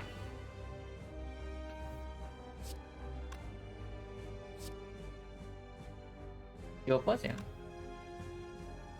After evoking this, the next evoke I think would I would like it to be the Frost. 76, and now we can upgrade for +6. If we are scared that we can die here. Otherwise, we take 26 and go to 35. It's not even the super strong potion. Let's use it.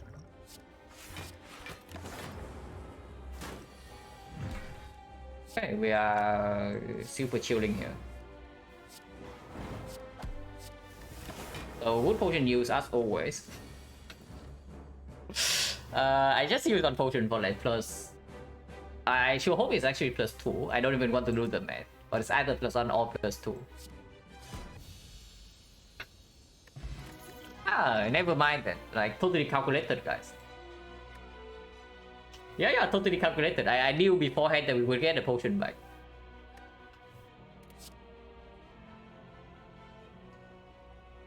So this bias core very strong. This vision also quite decent.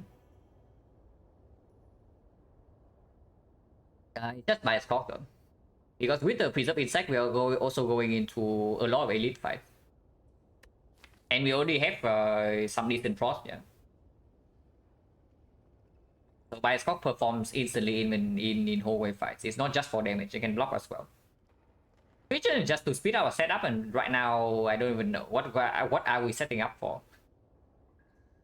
And yeah, with the higher rate chance with preserve insects farming elites, we can also see the core search more often.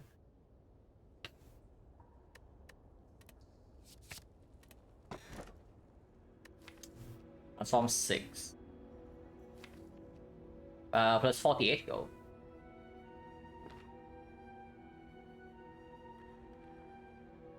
Or we can take the bell, also plus 9 gold. It's probably never ectoplasm with eternal feather and preserve insect. Okay, and the fish. All three relics actually speak against the ecto. So is bell better or is the box better? Now we are fairly deep into of monkey nonsense, yeah. So strikes and defense are very bad. Acto itself, yeah, it's true. It's actually true. Acto itself also speaks against Acto. Strikes and defense are very bad.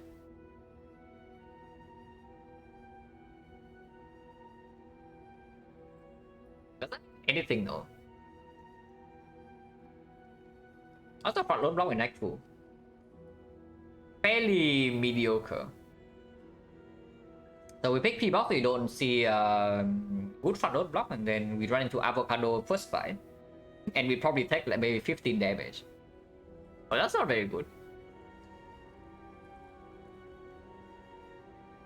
I consider Acto change dynamic. If you die without the energy, you pick Acto. But that's the spot you pick it. Am I defect player? I play both defect and silent. I mean, I play all characters, but for min-maxing purposes, for now, it's defect and silent.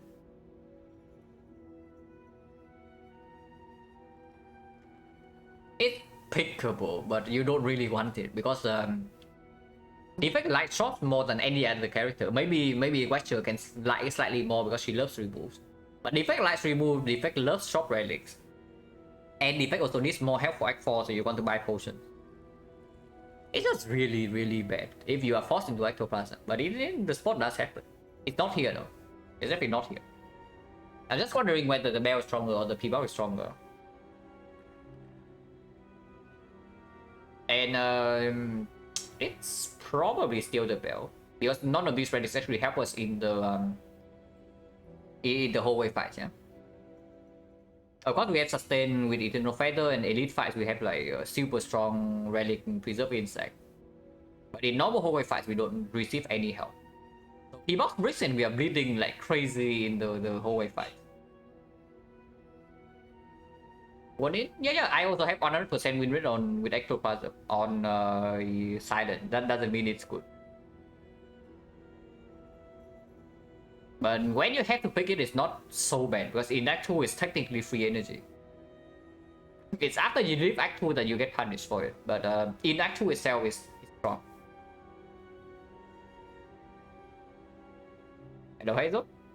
Silent was a win, yeah. Amalgo lose overrun. Yeah, but that's never the problem. You pick this thing when you die without the energy. So the value that this thing hurts you in the future does not matter at all. Of course, okay. If you are talking about like why it's actually overall a very bad relic, then it's true. Like it's losing you like way too much though, and it shuts down the shop notes, and yeah, it just gives you less option to actually come back if you do not get ahead.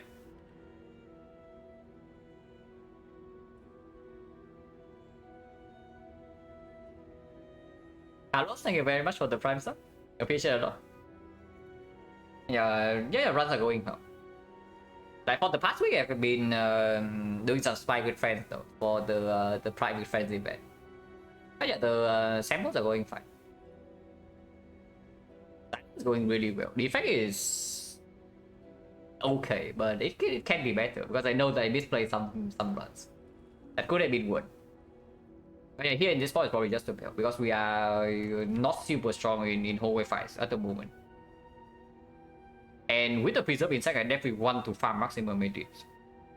So we need to get into the position that we can even run into the elite without risking too much.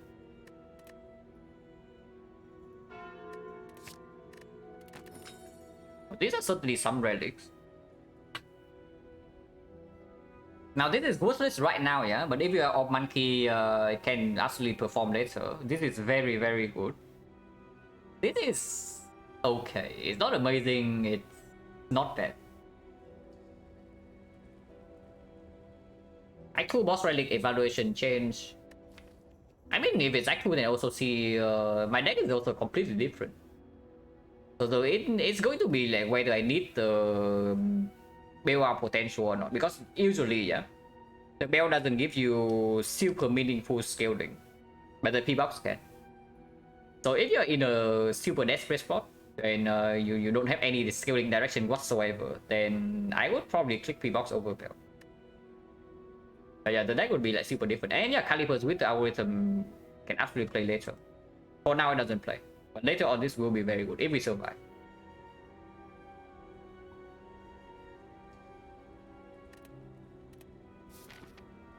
Protector, okay, fairly nasty fight, yeah, so let's not die there. It's a shame because champ we already beat. If this is a champ, like the fight is already over. We don't even need to care about this fight. But it's not the champ. But yeah, I probably say this every single time we enter Act 2. Is that, yeah, if we see champ, Act boss is so. But it's not champ. So I see 4 elites, including Burning Elite at the end of this act, and we can go avoid all the hallway fights. Which is cool. I guess we do that. Burning Elite is not really optional. But we can pivot out by the second edit. I want to take it. Wonder how Champ still has the job. Against defect, he doesn't really do anything, but against other characters he can be nasty. On Silent in particular, like if you are playing what kind of what load damage deck that storms the entire act 2 and then suddenly you enter the champ fight and you have no answer. That does happen like more often than you think. If you do not like always look at the champ and then think that you are dying to him at the moment, it's really easy to get carried away. But yeah, early on then we farm all the elites.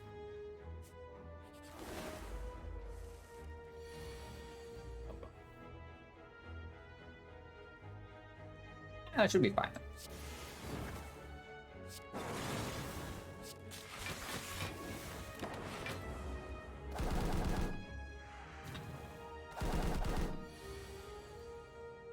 Would be fine? Question mark? Not that fine, but not too bad either. But the birds are smart. And this time we break a little bit on our thing. How many fires do we have anyway? 1, 2. Only 2 for the Eternal Fader, so not that much healing, yeah. But it's acceptable.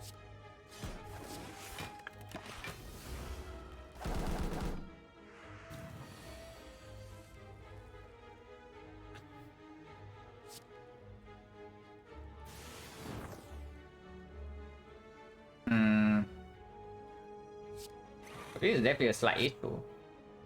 If I don't want to potion, that is. But we missed the things to evoke this Dark Orb. I'm taking like quite a lot of damage here. Minus 12. Yeah, the birds are like really going in. Which is why I'm also saying that if we brick on the P box and we don't get the actual block, then early hallway fights can be like super weird. This is definitely not a super good fight for us. Because our AoE cards do not really deal with this thing. That is fine. I guess taking 12 and preserve the potion.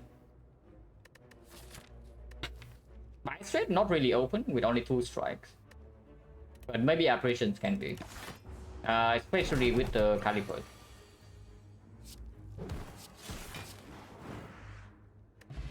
A potion 50. Go with the ice on 3 energy with the nunchuck. There's also a ball lightning plus, but this is better. 3 energy nunchaku calipers, it performs. Okay, transform 2, 18 gold, and strikes out my deck. Seems a pretty good deal. And also take the mutations because of the AoE cards. But yeah, just transform 2.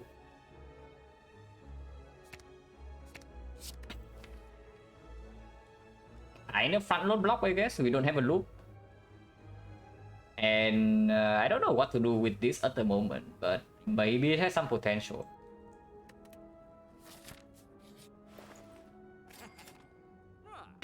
That's good. I don't even know what's in the rest of this shop, yeah, but that was good. Honestly is probably the buy. The Horncleat, however, I would say it's probably yeah, actually trying it's true. Miss out like 27 gold here already, which is actually 54.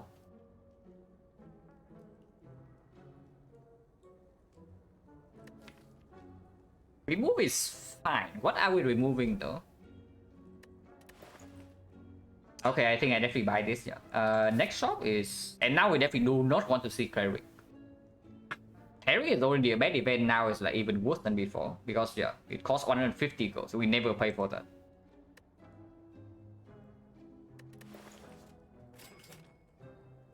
So I want to shut down the Cleric immediately. I can do Master Strategy that shuts down the Cleric. Master Strategy is like 98 gold. So I do not have enough to buy Barrier and Master Strategy. Okay, that was bad order then. Oh, buying Horncleat first actually can cost me here because maybe I want both of these cards if I do not take the remove.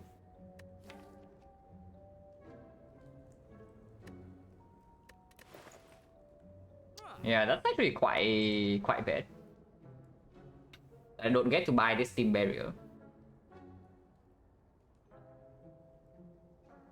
I mean, I can also just take remove plus the Steam Barrier, for example. Or remove plus the Deep Breath. But remove is strong. And Barrier is strong. Master Strategy is very good, but at the moment on 3 energy it doesn't play as much as it can. And it is still very expensive. Yeah, Barrier remove is already enough to... maybe now I can take a cool-headed? I don't buy it though.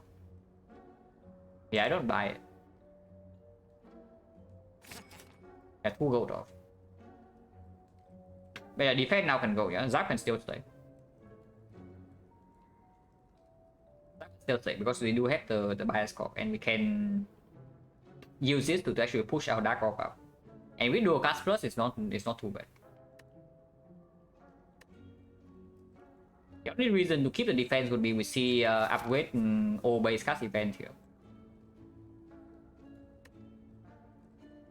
Remember fish?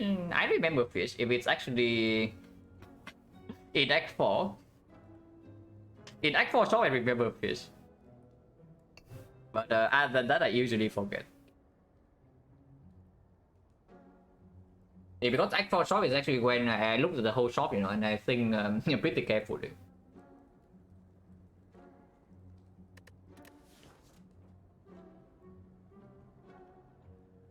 Oh yeah, defense goes, right?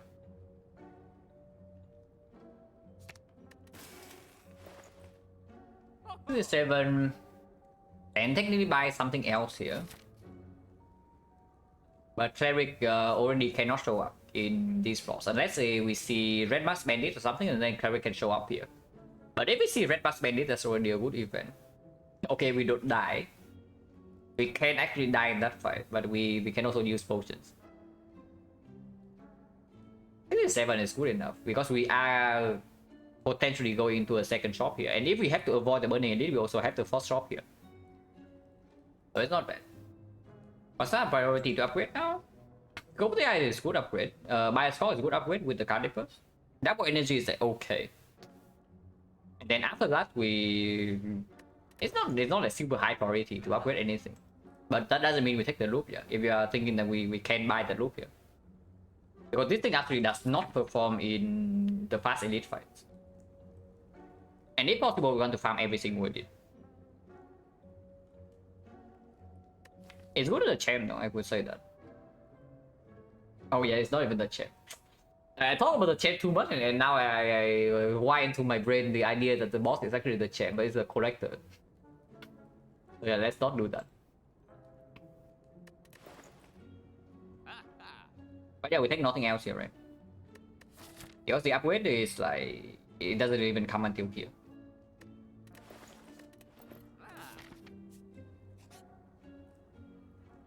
Yeah, absolute garbage.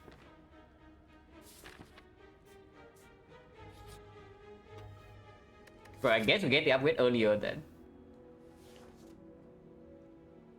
So we get the upgrade right before the elite fight here, which is great. What is the most annoying elite for us? Either we have 2 AoE cuts, but killing the second wave can be slightly weird here. First wave, no problem. Levels potentially the same. But turn 2 we don't need to block in basically any fight. Both stabbing we have Dark and Preserve Insect. And Bias Cock front load block as well. Both should be fine. It's between Slavers and Leader. And Slaver is probably the more annoying one on turn 1. So go for the Ice Upgrade doesn't really play that much, yeah. Because if we draw turn 1 it doesn't matter, if we draw turn 2 it's already past turn 1, and turn 2 we have complete anyway.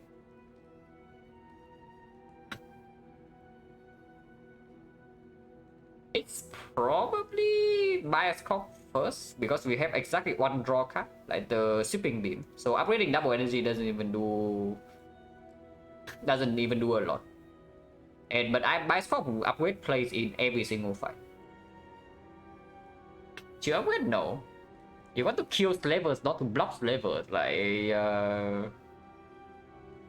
if you want to outblock slavers, something has gone pretty wrong. At least on turn 1, especially with the Preserve Insect. But yeah, this upgrade plays in every single fight, so it's probably this.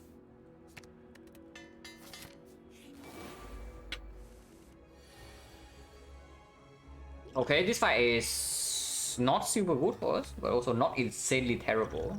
Potion chance is at the moment 50% now.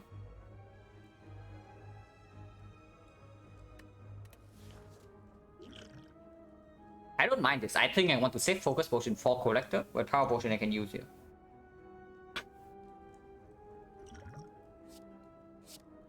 Oh, that's cool.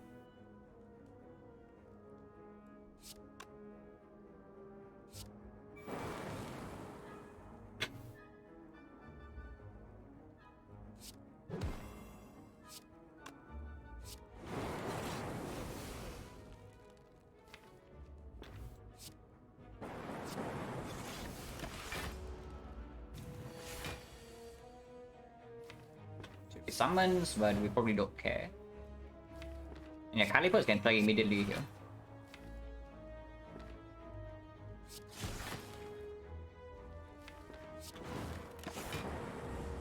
I mean, it doesn't really play because she's dead, and I guess it does play. If we don't have a kill this turn, it does play. Ooh, it's green. I dealt too much damage, and then now I actually take damage if I want to stack this algorithm plus.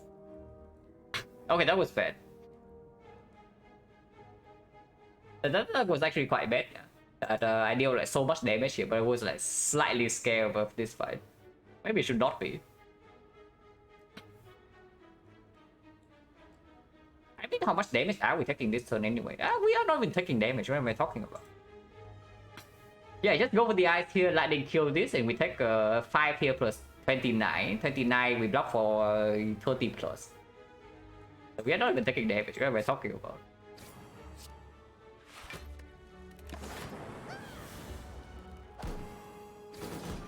Okay, our return plus is here. No potion, 60%. FTL with Penip and Nunchaku is very good.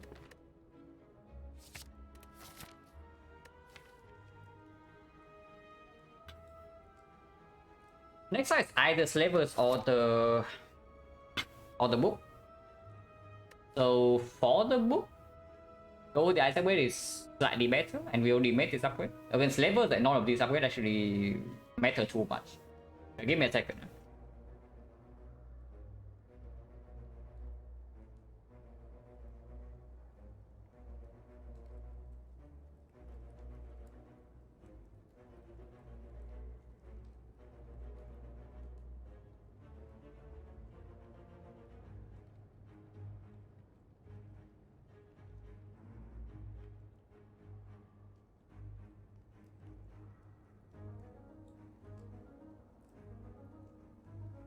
But yeah, go for the ice upgrade and probably slightly better just for the book.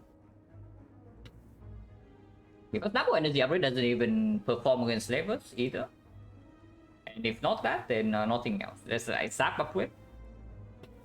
But Zap without Electro also doesn't perform against slavers. Okay, just go for the ice. Unless you tell me we go here, but no way, right? With Eternal Feather.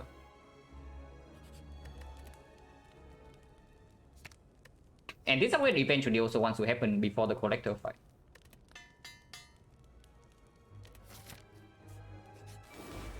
Yeah, the book. So go the ice perform.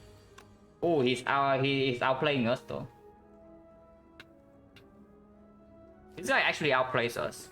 He's doing the 15% pattern. So we take a little bit of damage here.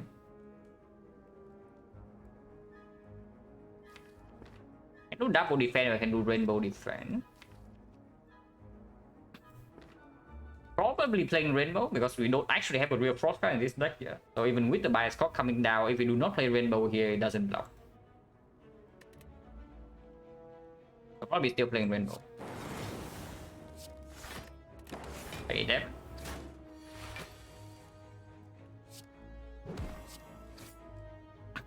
Oh yeah, auto shield the freaking Calipers. But that would be slightly annoying. Wow, double energy.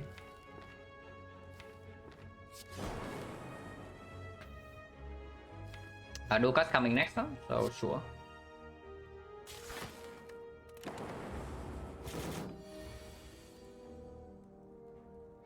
We actually have to kill here. Once again, bottom deck the algorithm plus. Can we even kill here though? 36? Yeah, we can. But there's no way I'm taking 28 damage to my face right now.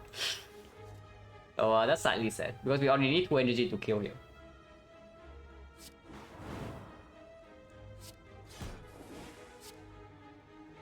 What can you do? Ectoplasm, by the way.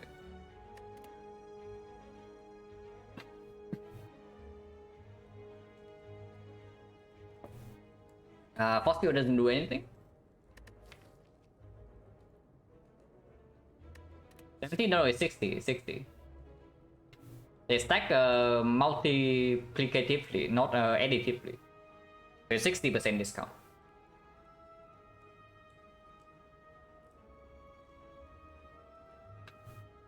Team area plays better right now, yeah? But the thing is that I am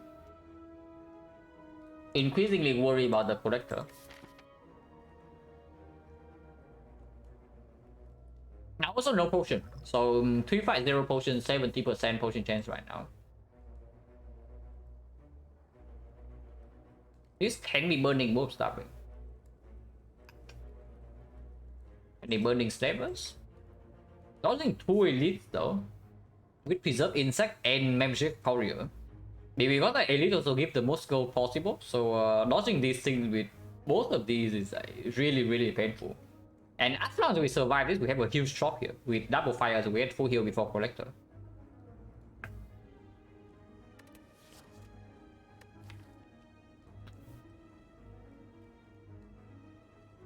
Oh yeah, auto shield caliper is actually the utter garbage. So maybe that is a remove. Maybe that's actually our remove. And then, yeah, if it's dependent and one frost off, then you can deal with collector.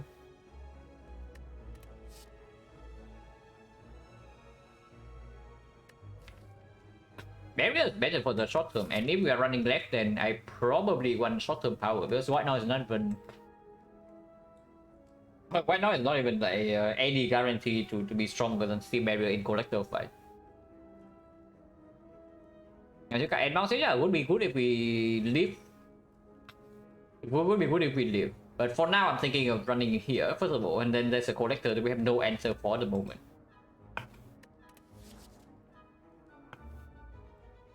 But if we go left, then it has to be very over white noise. And then hopefully in the shop we can buy some powers. If we really need power from white noise. And we go left. Anchor is good. Not in this fight, but very good in along the way. Now we draw our wisdom turn 1. Wait, we actually need to kill these guys. Oh god. This we have on clip next turn. We just play all our blocks here. And retain 8 block. Next turn we have 22. We are frail, but she is attacking right 33. That is very spooky. Man, this deck actually is like utter garbage. I did not notice before, yeah. But now it's even worse than usual because we have both the concrete and the anchor. So turn 1 it doesn't play, turn 2 it doesn't play. And after Calipers is up, it doesn't play. So this thing is strictly, it's just insanely bad. Do I ever focus fortune here to have 50% chance to kill this? 33% chance to kill this? No way, right? Yeah, no way. It misses anyway. They cut this turn, yeah, they cut turn 1, they cut turn 2, they cut turn 3. It's never alive, unfortunately.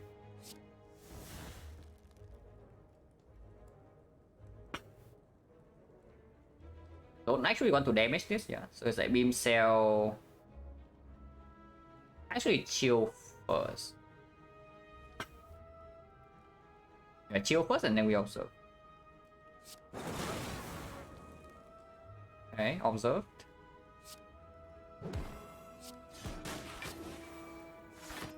Not taking that much, it's -9. There's no way that's good enough for me to focus for because the next fight is potentially scarier.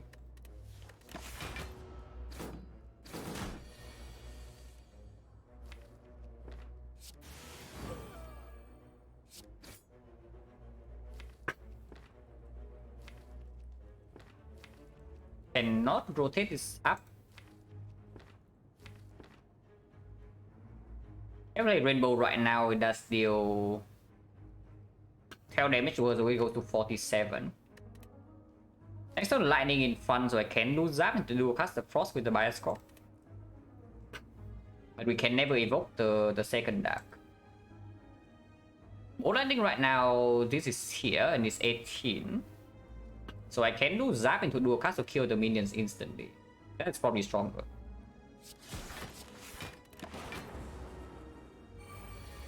If she attacks, we have to deal with that.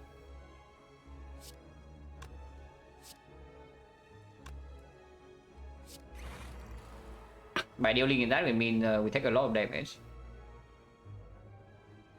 I mean, I can also dual cast this turn.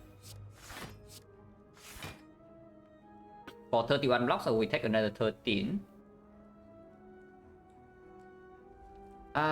This gains 13 block and keep the dark off, but this also block for 10.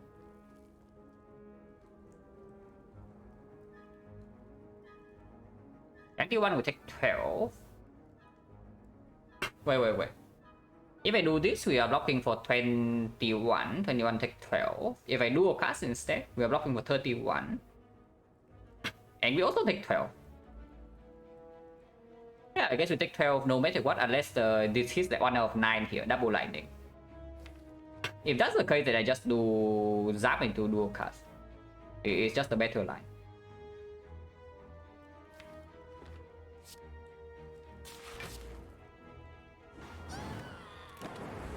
Because now she's guaranteed to die in 2 turns.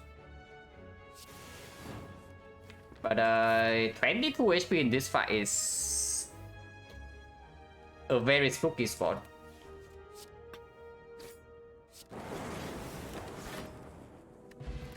And yeah, this doesn't help. Potion chance 80% of the way. We have not seen a single potion in Act 2. It's green. And I guess it's pickable. Works with the boot. Second rainbow with no focus. I mean, there is some focus here, but no actual energy either, yeah. It's probably still outperforming. At least it's still easy always, like. And yeah, auto shield turn 1 again, like delivering as always.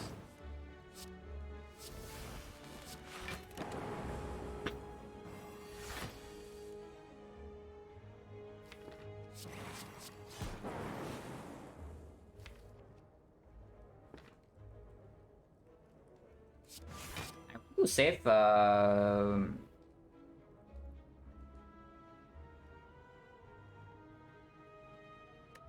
don't know, if we get to 100, it means that we have survived this fight, so I don't even care about that too much. I'm just scared of like super big and dying here. If we draw dual cast next turn, always well. If we do not draw dual cast next turn, we still have 5 block retain. And then this doesn't really matter, -6. 9-8 is better. If it's levels, maybe 0-9 is stronger though. Because yeah, there's no guarantee we draw 2 attacks turn 1. And energy doesn't play as much for us as the damage. But FTL can be played, Ball Lightning can be played as well. And these are all better than the Rogue DI. But we play 1 more attack, we don't need to play 2. This is fine. If it's like this, then sure. I guess we just kill and leave it 8-9 then. Before I take the damage. And yeah, once again we don't draw into algorithm plus. But there's no way we take this damage. We kill him. Okay, potion. This potion is good. This potion is quite strong. Potion chance at 70%. Really now? Really on the same screen, yeah? Actually all on the same screen.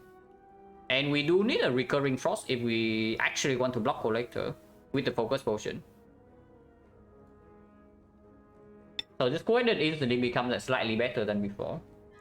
Scheme at the moment doesn't perform. It will be very good later, but right now it does not perform. Then we pay slightly less effective with Eternal Feather, but still overall very strong. It doesn't help us immediately in this fight. Well, this card actually helps us in this fight with the bias clock, and we always pop focus potion before we actually die here. So just for this fight alone, the coordinate is better, and it already performs here. Okay, it's cool-headed.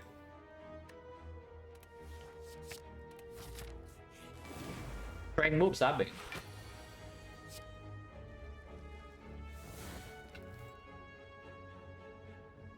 But we draw by clock turn 1, so hopefully we are fine. But the strength boost stabbing is fairly nasty, yeah.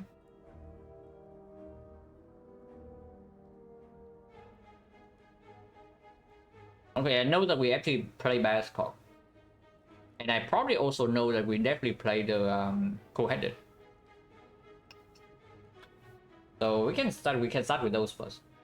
Because if I draw into Doom Room right now, I don't even play the Sweeping Beam. Actually no, I do. We have 5 energy. But this can start first. There's no need to pop any potions right now, yeah. Unless you tell me I should pop this potion right away after Bias Corp. Let's say I do dual cast first into Bias Corp into dual cast, and then I pop this potion right away, and then I go ahead to keep one frost right here to block the subsequent turns. Because we never need to evoke all these 3 dark to kill this. And that is definitely an idea. But maybe that's not true, because Rainbow evokes all 3 dark off and it kills like basically instantly. And this also gains more block this turn. Like this. Our rhythm is here.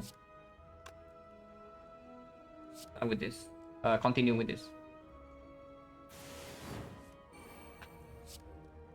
I guess we do the line then. And yeah, do cast first, yeah, to deal more damage. And Essence Darkness.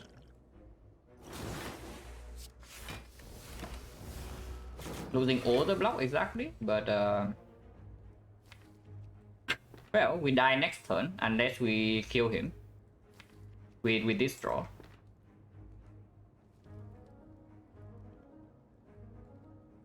Have to play, yeah, but now if we draw Rainbow next turn, it just kills him, and I sure hope we kill him next turn, because otherwise we are super screwed. Because he once again decides to like 50%, so the next turn is attacking for 40. Even if we let go for the eye, it's still 28, which we can sometimes block, but not always. Focus Monster right now maybe, but we can just play our whole hand first.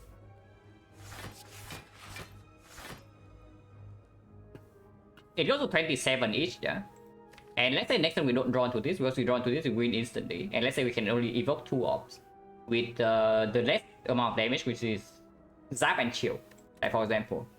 And 27, 54. 54 he goes to 34. 34 with Zap. But then we don't die. If we draw to Chill, we probably do not die. So the better thing would be like Zap Bow Lightning, for example. With Zap Bow Lightning, next time we have 3 focus, so these things are dealing 6. These things are dealing 60, so it's 12. 12 with Bow Lightning dealing 14 is 26. 26 plus 30... 26 plus 54 is 80 exact, so we are 8 damage short. And Focus Spot this turn will actually put us to exact lethal. Focus Spot next turn we are 4 short.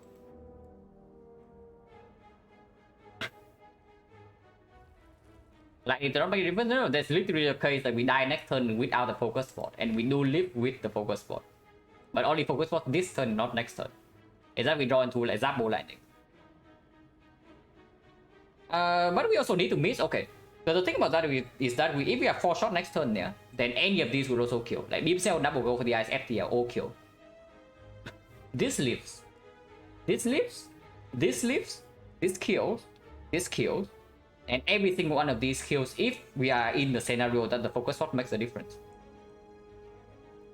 So Focus Spot actually doesn't make a difference right now, right? Like if we use Focus Spot, we use it next turn and not this turn. Yeah, because apparently the number of dark in here doesn't really matter. Because we need to evoke at least 2 to kill anyway. We cannot kill with only 1 evoke. Is that even true? Let's say we have 1 evoke only 27 here, yeah? And Doom is 28. So that's 55. Yeah, that is not even close. So we need 2 evokes at least. Except, well, no, but that's not even true. Like, it's only true if we have like these 2 in hand and nothing else. But we literally cannot draw nothing else. If we have exactly these 2, then we always either have a kill or a way to survive next turn. So there's no reason to actually use this because like we are still currently dying to collector at the moment.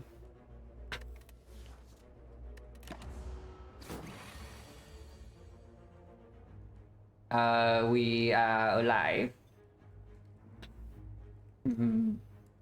Are we? Actually, we are currently dead, yeah, unless this thing draws into something good. Yeah, actually, we are currently exactly dead. 28, and we are facing 28. No, no, there are definitely hands that dies, like for example this one. But there's not a hand that dies without the focus potion on last turn. That leaves this turn with the focus potion. That hand doesn't exist. This hand right here, we can definitely die. If the thing here breaks, we are dead on the spot. Okay, we're fine. We are fine, guys. No problem here.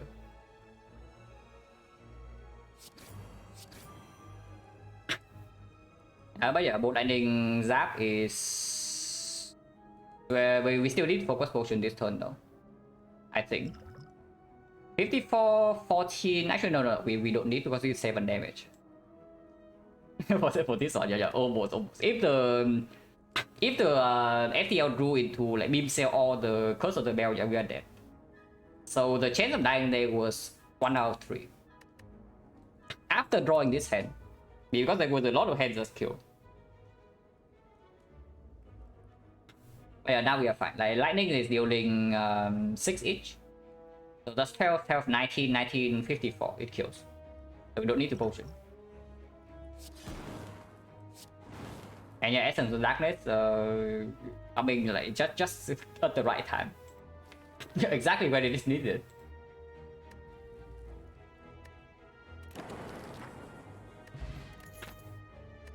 Mummify hand. At the moment, not overpower. But you know what happens when you have like Mummify hand Calipers on defect, yeah? So I don't need to tell you that. Second full-headed is fine. And I take that. So now okay, the only problem right now, yeah, is that we are still dying to collector unless the shop bails us out. But we do have a huge shop. So hopefully the shop can bail us out, and maybe this potion can do something.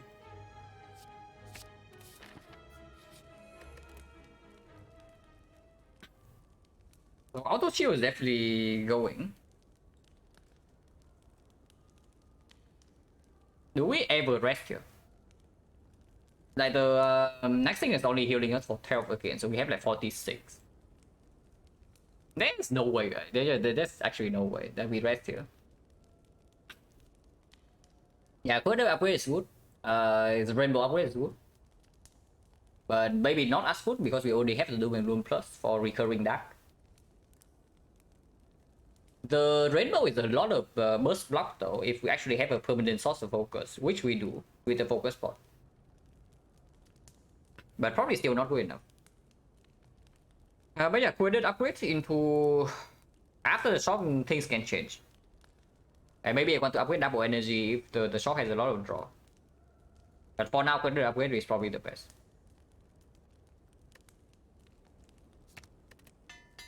Also works better with double steam barrier as well.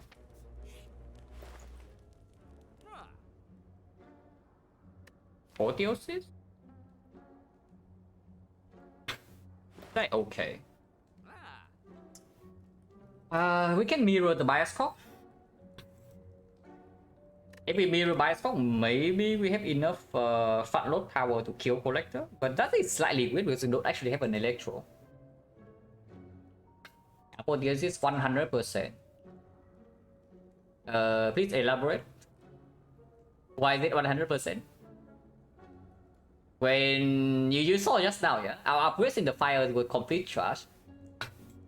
So why is Apotheosis 100%? If we don't even want to make any upgrades in our deck.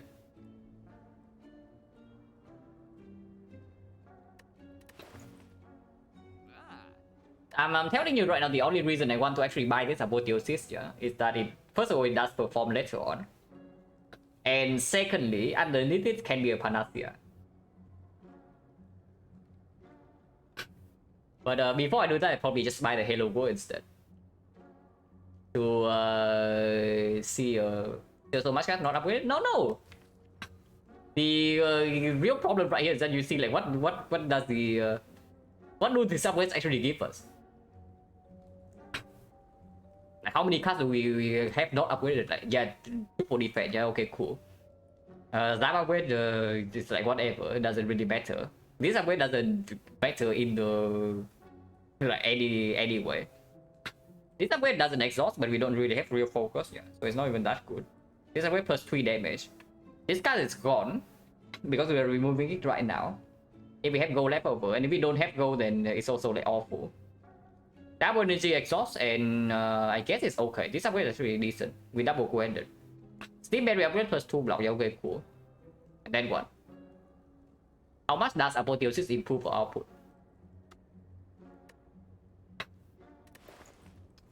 But yeah, I'm really thinking maybe I just buy the Halo Wood to see the power underneath, because maybe I can upgrade that. But whatever's underneath here, I can buy into upgrade. Also, we can afford a lot of things here. And with the courier... Honestly, I think I opened with Halo Wood. And I'm really buying the Halo Wood in this spot. We have Mummified Hand, it's not terrible. And seeing the power underneath is important.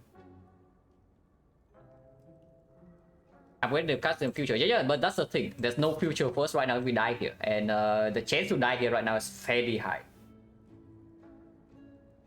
The chance to die here immediately is fairly high at the moment.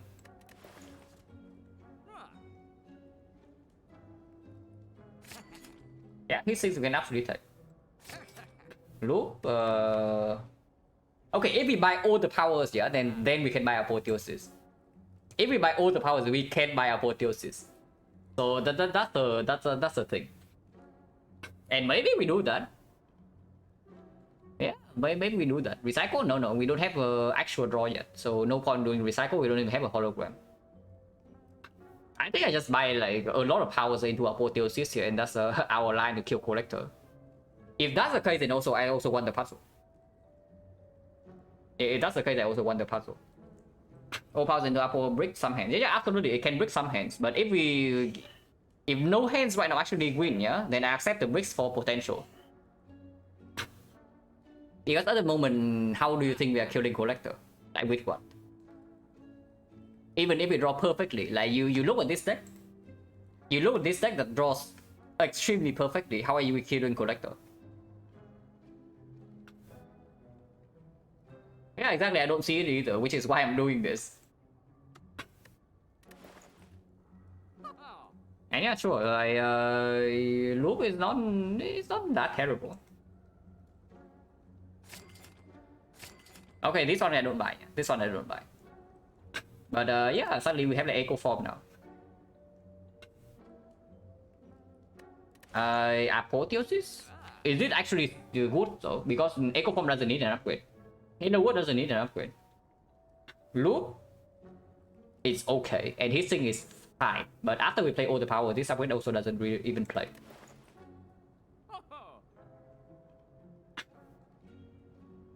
Mirror? Yeah, I probably mirror bias form. I probably mirror bias form now that I have the echo form. Explain why capacity hit. I don't actually get to evoke my ops. Is the main thing. I don't actually get to evoke my ops, and I also need to draw into this and play it. Yeah, so carrying it. So here's the thing. In the hallway fights, every single hallway, every single elite, the capacitor does not really play if the fight is really fast. In the boss fight, you need to draw into it, and also you need to scale otherwise, like with the actual focus and whatnot. Or Barat not a real combo, but you are not guaranteed to have the slots before, which is the main difference between it and runic capacitor. Yeah, is that runic capacitor might actually not be positive for the hallways and elite fights, but for boss fight it's always better, and you do not have to carry around a curse in your deck.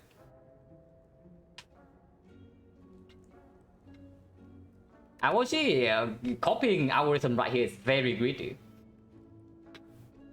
If it lives, it's insanely short. If copying algorithm right here and we survive collector, yeah, that probably wins the run. with the Echo Form Calipers. Mirror Echo Form bypass zone. That's interesting. If that's the case, I do think I upgrade double energy. If I actually mirror Echo Form, and I can actually see that, like mirroring the Echo Form right now. It's possible. Like with the, honestly, with the 2 focus from the focus potion. And let's say we have 2 Echo Forms in play. We don't even need to... We can block a lot with just the two-headed. We record by pellets. Yeah, sure. Pellets in the next shop because they cannot show up here. Actually, yeah, I don't hate it. Like, we don't get to remove, but that's completely fine. Yeah, I don't hate mirroring Echo Form at all. Over the bias clock or the algorithm. Auto shield was not picked, it was transformed. And yeah, it's absolutely the worst card in our deck right now, by far. But I do think I buy actual output first. Although Keyhorn Anchor is weird. Is it? You think that we don't take damage turn 2 against Collector? Actually, it might be true. If she doesn't attack turn 2, we can never take damage intentionally. So if Collector completely outplays us, yeah, she buffs turn 2. Upgrade Rainbow? No. Absolutely not. Because Rainbow is, first of all, Rainbow is not even played over Echo Form. If we draw it on the same hand. And double energy upgrade allow us to maybe do something like coded into the Echo Form, for example. But yeah, if Collector decides to completely outplay us, it's going to be very dangerous. She summons turn 1 of course, and then turn 2 she buffs instead of attack. And even if we have the puzzle, we can literally never proc it, and then turn 2 we die. That's basically the timeline of the fight. If Collector is nasty, we never get the chance to proc puzzle, and then turn 2 you die instantly. Okay, maybe not instantly, but it's going to hurt a lot.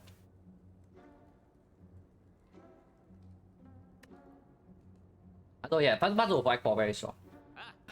But that's the thing, right? Right now I'm just concerned about surviving Collector, because now we have like Echo Form, both relics, Echo Form Calipers, a huge algorithm plus. And that should actually be very, very, very strong. The Retro, yeah, Retro is fine, but we also have the Preserve Insect. So how scary is Retro really? With Preserve Insect.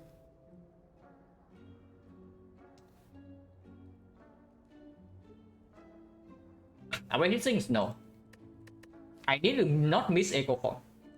If I mirror the Echo Form here, yeah, I cannot miss the Echo Form no matter what. So can you actually play his things into a power to draw into Echo Form and then miss it? Because without Echo Form, we are still not beating Collector at the moment. That was fine. It's not bad. It's also not super good though, because there are some attacks we would like to play whenever we draw into them. Like these things, this thing, this thing. Even this. It's not difficult. Mirror Echo buying Apple. Buying Apple services right here is really. But maybe it's still the play, it's true. Is it ever... Plus 9 gold. Plus 18 gold. 130. We are 1 gold off. We are 1 gold off from Mirror, Puzzle, Enlightenment.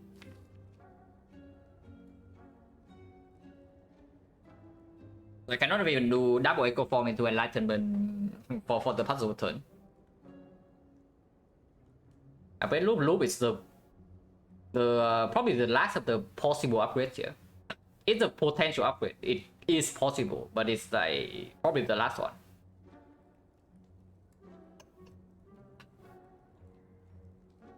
But extra block on barrier defense matter a bit more. That's the thing, right? Do you really think we can stack up Cadipers in the Collector fight when we are debuffed? Especially if we the thing about Apotheosis is that it's another card you need to draw into and set up. Our deck right now also had our deck right now has like the insane amount set up already, with a fairly low amount of card draw and no energy.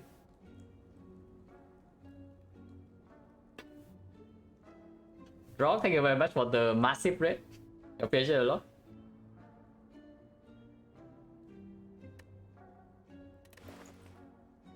Why are there so many things in this shop? I just want to like buy the unobvious things they get out of here, you know. But yeah, it's probably true that no matter what happens, the mirror here is going to happen on Echo Form. Yeah, that one is probably true. And no matter what happens here, the mirror is on the Echo Form.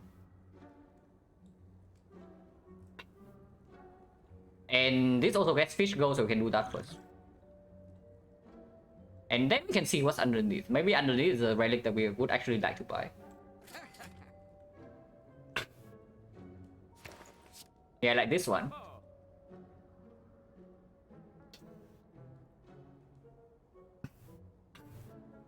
Okay, we are definitely not buying that yet. Another situation exactly the same.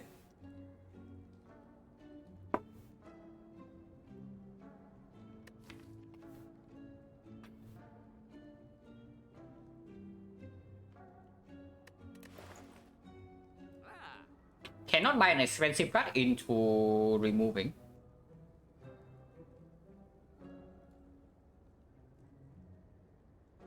Puzzle versus Apple.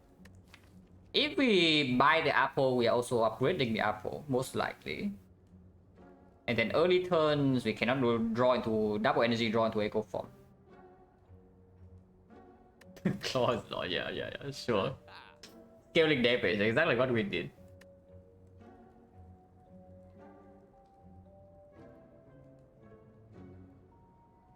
It's not Apple, right? It's actually just not Apple.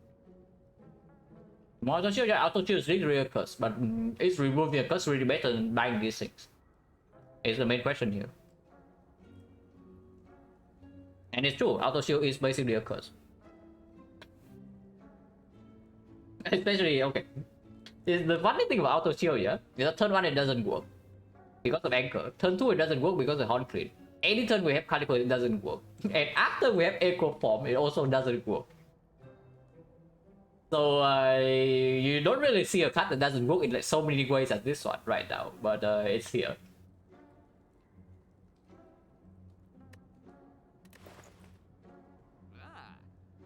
I'm more auto shield buying Kappa. I mean, if I buy Kappa, I do that first because underneath maybe can be something. But with double Echo Form, I think we have enough setup already, and Loop already covers the quote-unquote op slots for the capacitor. I don't even think I want a capacitor in this deck at the moment, yeah, because it slows me down in the collector fight. Optimal Light, I also like the Optimal Light.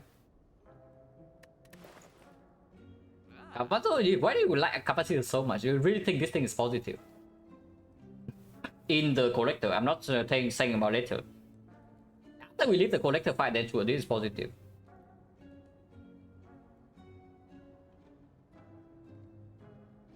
But speak for Capado, not really. We are going to rotate our ops around quite a lot. We have no recursion. And yeah, we also have no barrage to work with this thing. At the moment, the way I see that we survive collector is that we kill the first wave of minions with maybe doing Loom Echo Form, and then we evoke Dark Off to kill. And then we survive the debuff turns because she cannot attack 3 turns in a row, yeah. So once in a while we have an off turn to stack up block with the 2 focus from focus form and then the Echo Form. And we can also pop the bias pop at some point.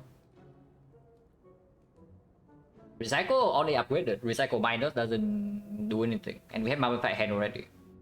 With no actual card draw. This is never happening, and I do think that this is never happening. And I think that one of these definitely is better than this. So the only question now is whether Puzzle is better or whether other war is better. The nice thing about Puzzle, yeah, is that we do have the liquid memories.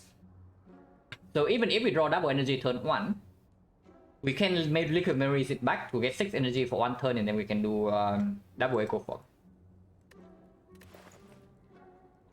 Atlas Red, yeah. Atlas Red. So very high potential Mummified Hand as well. But currently we are...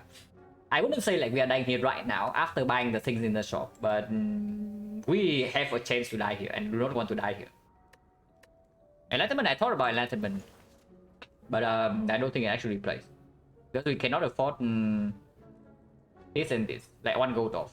Enlightenment only plays with the puzzle, but this is one gold off exactly after the fish.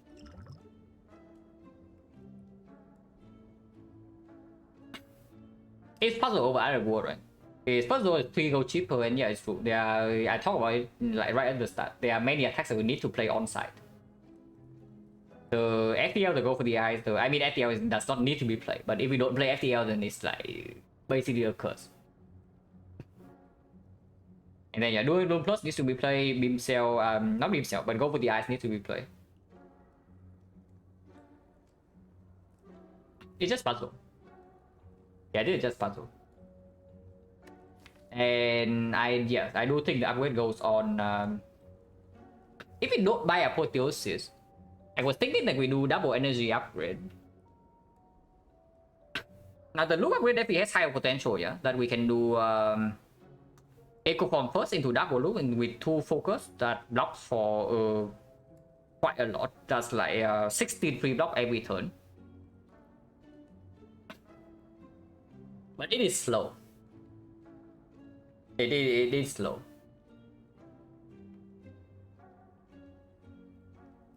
Feather healing plus 3 doesn't matter that much.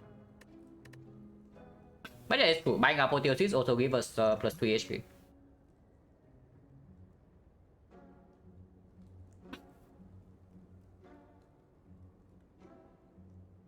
Remove, yeah, no, remove doesn't... I mean, remove is not terrible here, but it's not better than puzzle.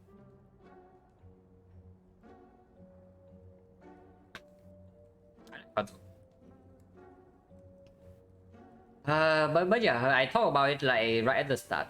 Is that if collector decides to completely outplay us, yeah, then the puzzle doesn't do anything.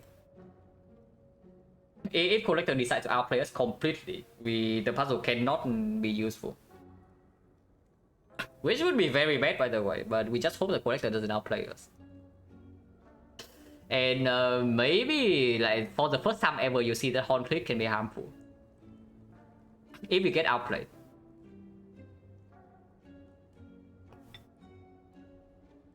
Technique? Why technique though? Yeah, I would like a sick in this show. Sick would be good here.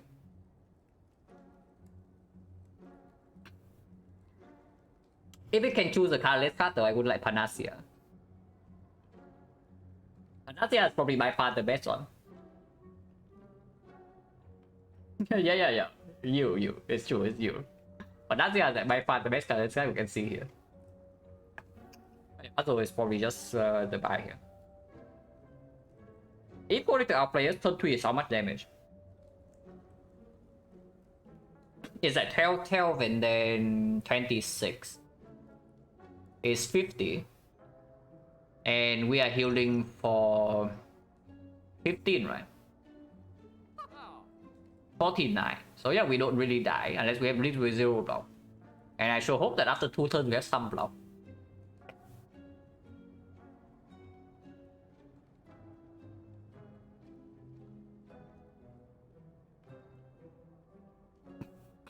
No, turn 2 it doesn't play. Turn 2 it doesn't play 50% of the time. But turn 3 it will play. So the puzzle will play on turn 3. And then turn 4 collector gives us a free turn. And if we never die to turn 3, then it's still good. And then yeah, Palace cannot be below. Enlightenment, I was thinking about Enlightenment. But Enlightenment plus puzzle is 1 gold off, even with the fish.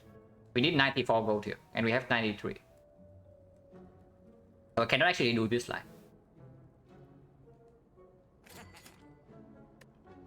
Flower would have been decent. I don't think I could buy this over the mirror though. Okay, so is the upgrade still on the double energy? Is it on hit sinks? Is it on loop? It's written on these 3, yeah. It's not the rainbow, it's not the cool-headed. The nice thing about double energy upgrade is that it does allow us to liquid memories into playing double echo form in 1 turn.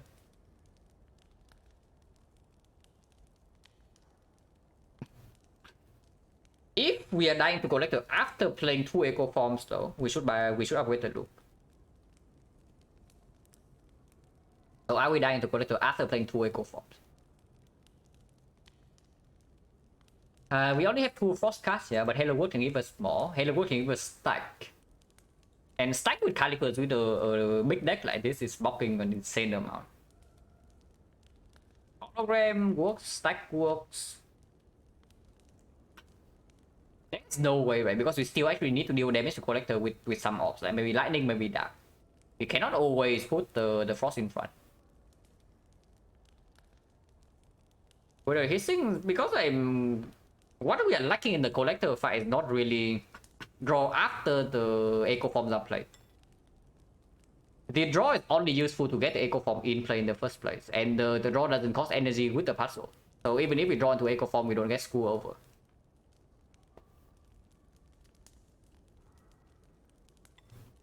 A bit unecho? A bit unecho is okay. It's not that terrible.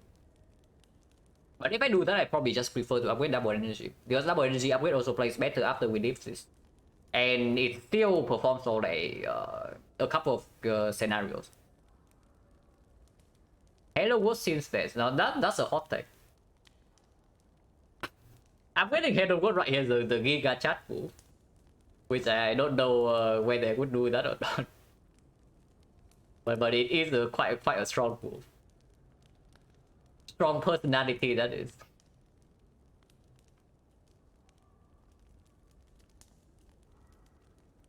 But yeah, I just see the double energy upgrade.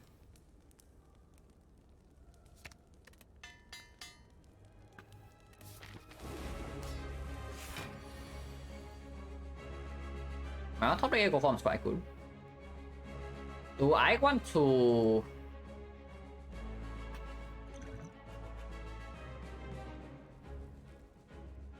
I save this double energy, right? And then, actually, no. If I draw into the echo form afterwards, then I duplicate this echo form. So I cannot actually liquid memories back to double energy. This is not seeing red. It's not seeing red, it's not bloodletting. Like, if I play the echo form first and then play this, it gives me 0.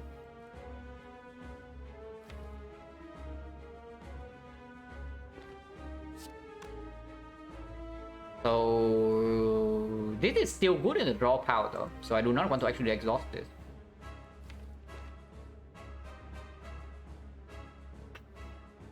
Playing Sweeping Beam is slightly weird though. If I play Echo Form right now into the Sweeping Beam, it draws exactly Echo Form and then I cry. It draws any of the good powers and I also cry. It draws the Dooming Gloom and also cry because one of the AoE cards is already in here. So how many cards are super bad to draw right now? Chill is better next turn, yeah? Not by much, but it is better. So 1, 2, 3, 4, 5, 6, potentially 7.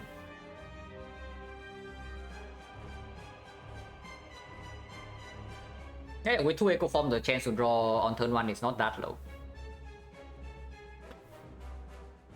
It is 9 damage, so and eventually we do need to deal damage.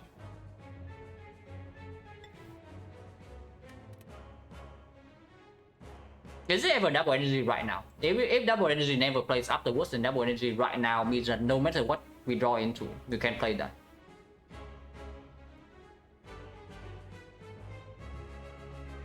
Yeah, double energy.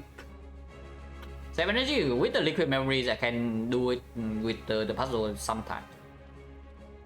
But it's true that if I see the Echo Form and I loop the Echo Form again, then double energy doesn't do anything on the puzzle turn. Yeah, we can also just double energy right now, Echo Form right here, play the Sweeping Beam into the second Echo Form.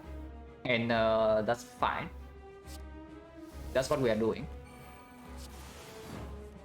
Okay, close enough. Oh, no need to do this. Yes, Echo, yeah, but that's completely fine. And yeah, I do not hold the potions here. Because building up the Dark Orb right now is also useful. The boot.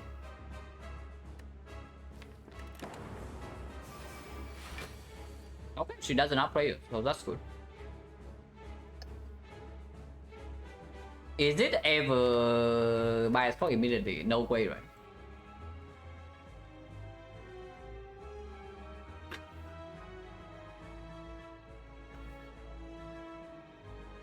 If I how is looping rainbow here? Looping rainbow here means that we are blocking for 2 focus, yeah, so it's 4. 4 evokes is 7. 7 resolve 25. 25 taking 10. And that's completely acceptable. Yeah, if there's Electro, then of course double bias is probably clear. Yeah, but if we have Electro in the deck, then we probably can do whatever in this fight. From after top decking Echo Form.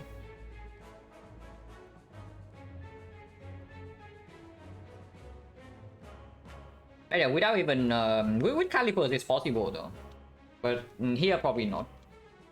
So give me a second. Something fell on my keyboard.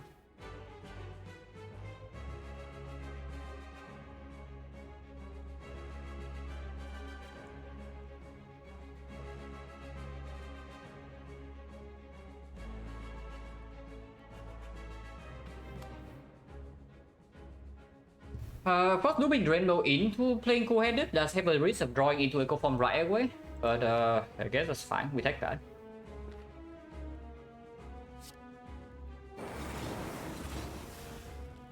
Because that also almost easily killed this. I mean, we can also just play defense.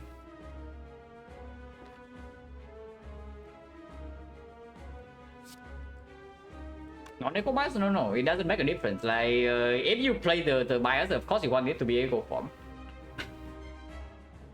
Like, why do you care about after? Well, why do you care about the point where you actually have negative focus? Because either you win the fight by that point or you lose, no matter whether it's 1, -1 or -2. So if we play the bias card, it's absolutely with the Echo Form. Zero? Yeah, but you think that we survive this crap with 0 focus? Do I play cool-headed here or not? Or do I just play defense? Because cool-headed doesn't even block for more. You block some more next turn. Not this turn. See, probably not, right? Yeah, probably not. So where does the beam cell go? If next time we are looping Echo Form, yeah, then we cannot really play the Dooming Bloom. But I still do want to kill 1 minion. Which probably means beam cell actually go like here. But this Dark Orb will kill this. If we get to evoke, we like the chill. Beam cell probably goes here actually.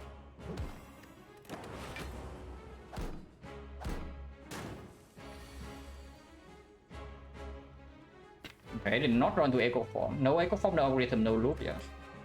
He attacks again. Auto shields Echo Form like mega hyper synergy.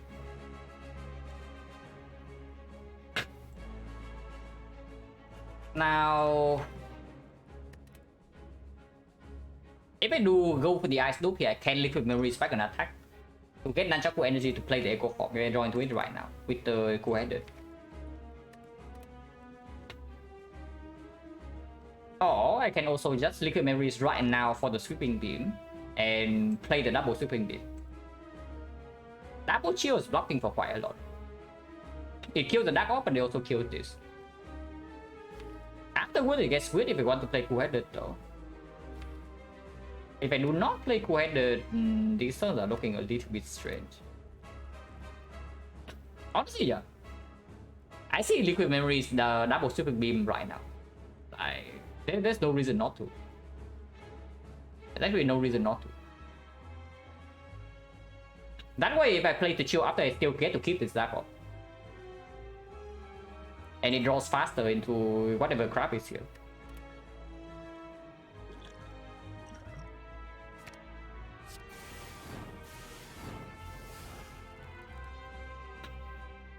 I did not run to the Echo Form.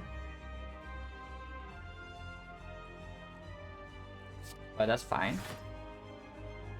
No, we have a nunchaku. We have nunchaku, so no problem there. I don't even play the chill, and maybe chill is a good redraw. Chill is actually a very good redraw, so we can leave the chill in.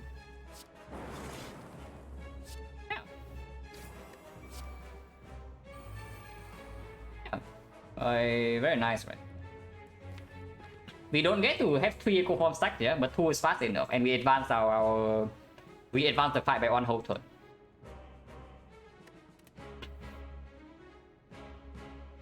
And Botany definitely gets play. The only question is where. Probably on Collector.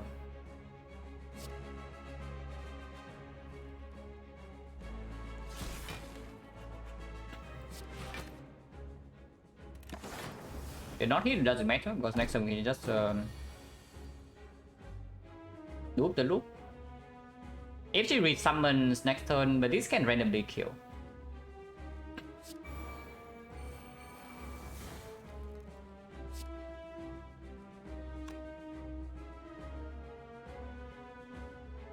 Do this first.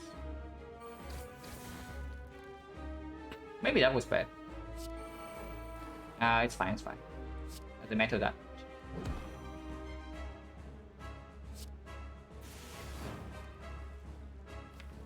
Yeah, right now our whole deck is blocked and we can just rip double bias cock coming up next.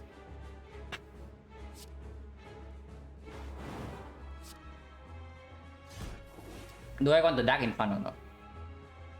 We double loop, sure, right? Yeah, we have like, maybe not. With no dual cards in here, it's going to be 3 stacks here, so it's plus 18, 26. 26 is not even that strong. But it's okay, it's okay. After we rip at top, we can just outblock with Calipers here, like from this point. So there's no problem. And this also deals damage. Little overkill, yeah, but that's only after we get 2 echo forms down smoothly. I do not underestimate Collector. Like, whenever I underestimate Collector, I just regret it. So let's not underestimate Collector here.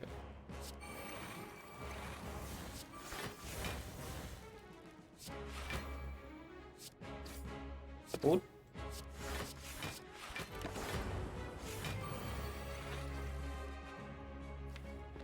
Yeah, now she's definitely dead.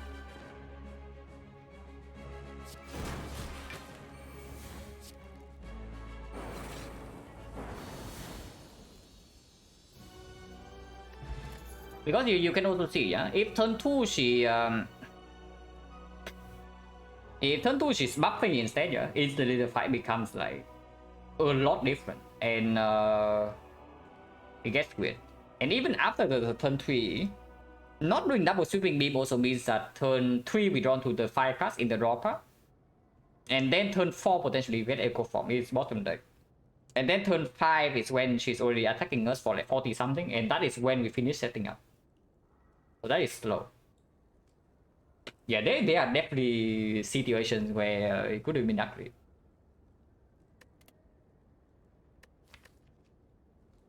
This is the power.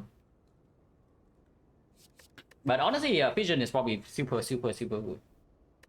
With a deck that has like so much setup like this, Vision is probably just amazing. Only if we can fill our slots back fairly fast though. Because if we kill all the slots and then we cannot fill back up with the after echo form is down, then it makes no sense. Echo form bot first? Yeah, but that's the big assumption that you have echo form in play. The big challenge for this day is getting the echo forms in play in the first place. It's not how we win after the echo forms are down. At least at the moment. And buffer doesn't make you get echo form in play. It's a draw that gets you away from the echo form. I would say though, Vision with the virus is kind of weird. Because effectively we just kill the Dark Orb for like 1 draw. And I don't think we have the upgrade to spend on the Vision.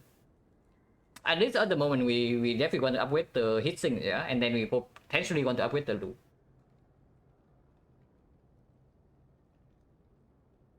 So with the virus, I don't even know whether the fusion gets better or gets worse. If energy I see is fusion hammer, does that affect this split? Honestly, not at all. I don't care too much about fusion upgrade. Actually, no. Okay, if I see fusion hammer, then it's definitely fusion because buffer unupgraded doesn't really cut it. Especially with the calipers, yeah. Like after calipers are down, like the buffer literally doesn't matter. It never plays. Unupgraded, yeah, absolutely. Unupgraded fusion is still strong. Unupgraded buffer, however, is complete crap. Okay, not complete crap, but it's not worth picking over the fusion in a deck like this. It's just fusion. It is just fusion. We only like bought so much setup, we need speed. And this is speed.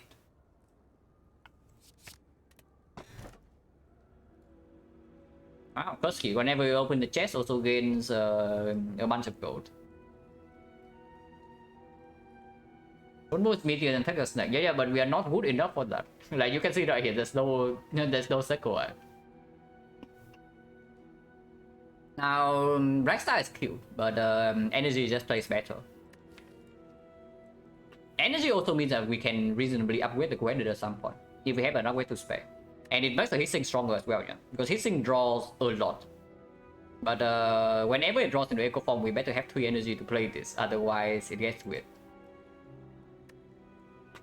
And the power as well, so this much power, you think Awaken 1 is scary for us or what? I will tell you right now, yeah, after we kill the cultist, Awaken 1 is a joke. Because we have permanent weak check, and we have the caliper, so we can stack as long as we can overblock the single hit. He only attacks big once every 3 turns. And then we only have the calipers to prepare for that. So if this deck dies to Awaken 1, it's because it doesn't actually have block in the deck, not because it has many powers. Curse for Eternal Feather. Okay, now that's interesting. But that's a little bit too big range for me. Yeah, its first is 9 gold, and 9 gold is not actually 9 gold. 9 gold is way more than that. And we want energy anyway, so like... Of course, Black Star with Preserve Insect and free passing is like kind of cute. But energy plays better here for sure. Donuts. So we still want to hit maximum elite, yeah. If possible, I want to hit the shop after chest. So here, which is very cool, like 4 elite pack. 1000 golds. If we see normalities, we are definitely taking normalities, yeah. But we have exactly 1. If we see it here, it's difficult to take. I still want to take it though, but it's more difficult. Best case scenario, we see normalities here, then everyone's happy. Tiny house with cat and red. Actually, it gives you how much gold is that? It's like times 2.5, right? So it's 125 gold. It's not bad. Double shop only if we actually have gold. If we don't have gold, then single shop. If it's normalities right here, we're actually taking it into this shop, yeah? And we play with our normalities for a while.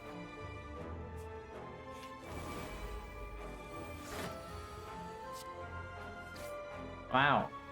Wait, this thing needs to go. If we take normality, we cannot actually... We cannot actually remove this, so it's going to like bother us for a while. Cannot actually take 1 here. But we do have Concrete next turn still, so probably don't get Ultra Mega right. Yes.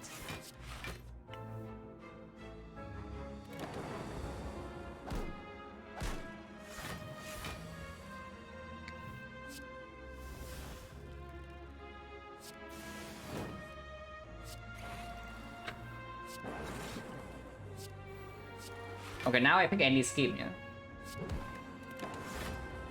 Now I pick any scheme.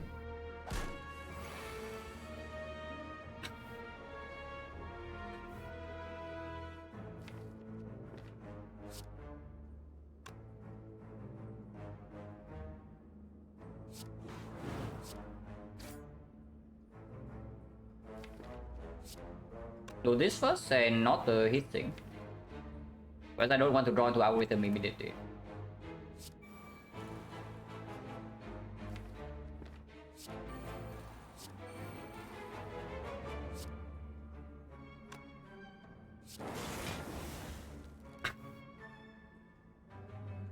This kills. I cannot play this.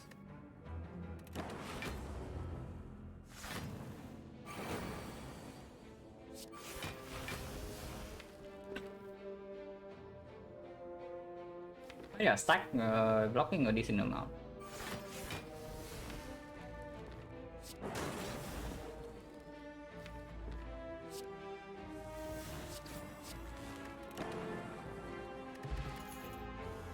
Force field? Force field plus would actually be like pretty sick. Force field minus is a little bit weird, but we do have front load energy, so even if it doesn't cost 0, it's still okay. Marking 30 powers. I need a bottle hit sync for that. If I have bottle hit sync, then maybe I can have it. If anything here is just force field, and force field is probably positive. Also, every single card we pick is giving us a lot of gold. Right, normalities, yeah, every single time. Okay, not this normality. This can be normality, but it's not the normality I want. Yeah, not this normality again, please.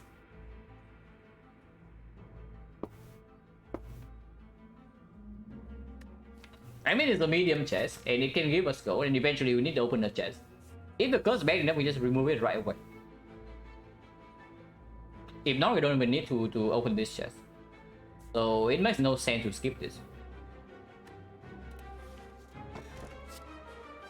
Clumsy is fine. Oh my god, man.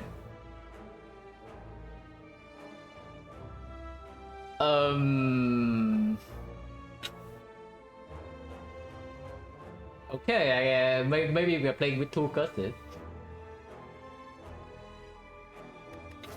Okay, when is the earliest shop? If we avoid this shop.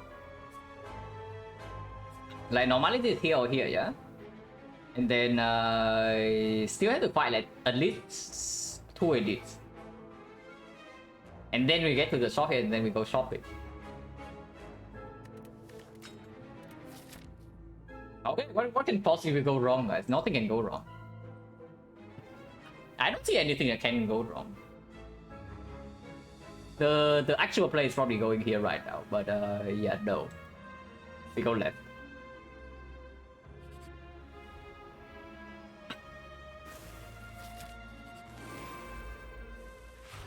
Any normalities in the chat? Normalities mod check?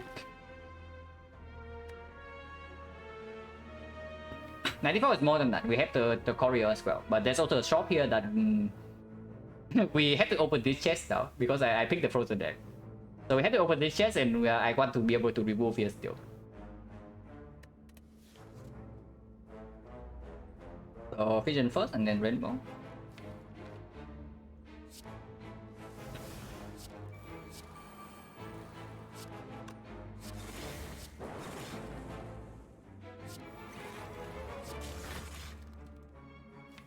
To duplicate this is a little bit cringe, but we also cannot wait for the second cycle, right? Oh sure.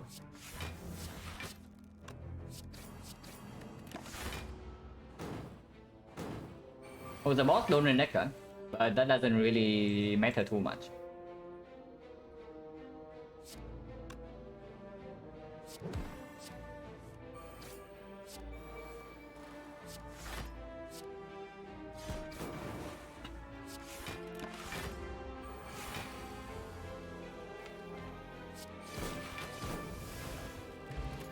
No potions.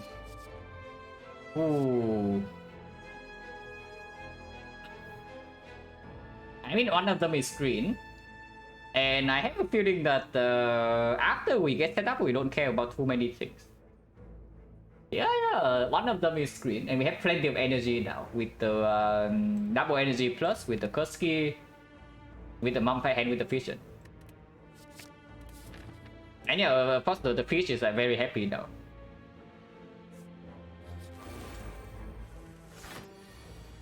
Okay, normality doesn't exist, guys. So Dream is dead. But what can we do? Yeah. Well, this gonna be 2,500 gold, but instead it's a strictly transient.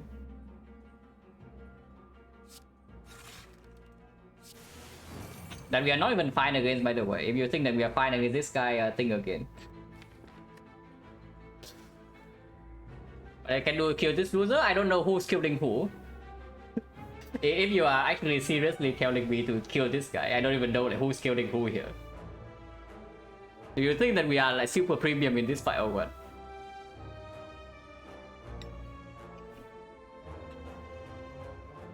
But this right here is every hit. Then do I take the damage or not? With Horn Crit happening next turn, probably not yet, right? I want to keep this dark off for sure.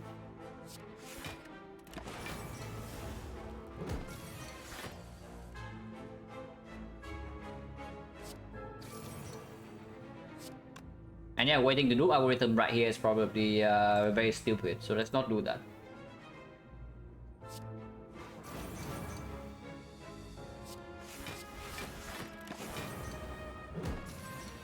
And yeah, who's killing who?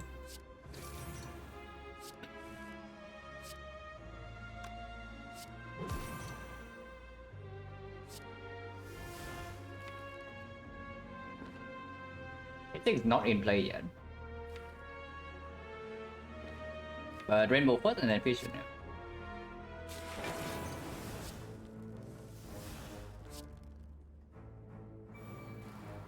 Wow. And Seizing Talk would be good here. Yeah, who's killing who? Okay, fine.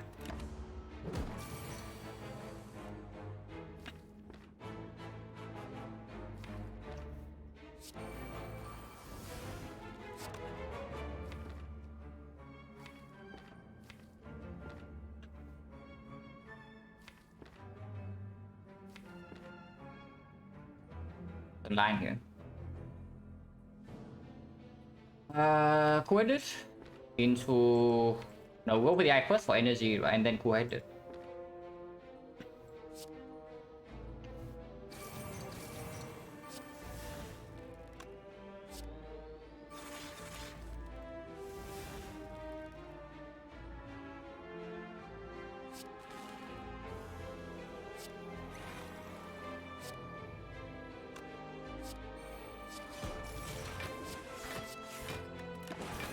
Should be okay here. Yeah, talk battle, yeah, sure.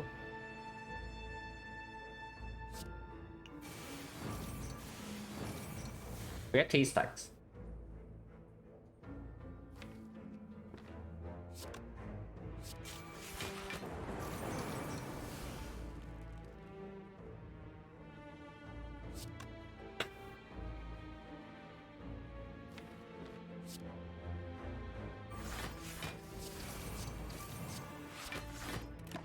Should be fine. Auto shield doing it as always.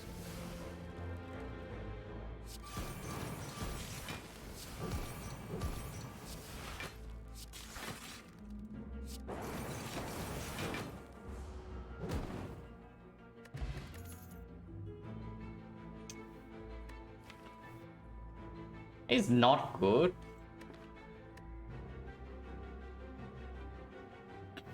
It's really not good, but I mean it's okay. If we actually see artifact, yeah, then it's good. And maybe we just buy artifact plus in the shop. Not good at the moment, it's not, because you can also see that how often what happens in the earlier turns. You saw the transient fight just now. Like when do we actually get to use this thing? Assuming we get it in play for free, which is not true, by the way. Which turn will this actually be positive for us? Yeah, it's not good as I think it's probably true, because I do have bomb effect and hit things and the fish. And we probably need more. Either we need a defect or we need the artifact guy soon, otherwise this cannot deal with Act 4.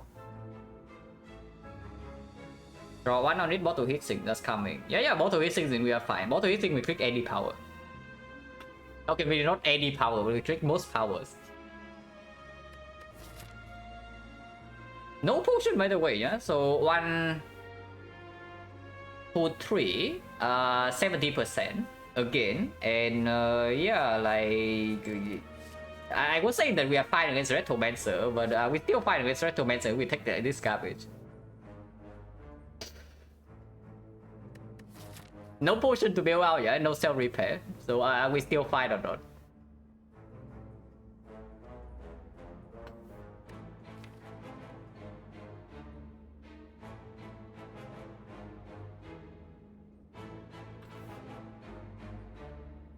Taking added Hello World now doing kappa. Yeah, I click this over capacitor like every single time early game.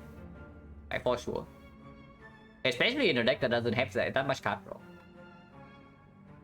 It's not even good, right? And then the thing about Carnivores is that even if we channel a lot of ops, yeah, and we don't have slots, but we evoke all the frost instead, then the block doesn't even get wasted because we have Carnivores. So like, even if our deck is very fast, we don't really need slots. If our deck is slow, then we actually do not want slots. Compound rival, yeah, all the compound rivals that we have right now into this elite fight with no potion. Exactly what we want to do. That's not. I don't want to die to Retromancer in the run like this. That would be very sad. And I want to make it to the shop. Not even Retromancer.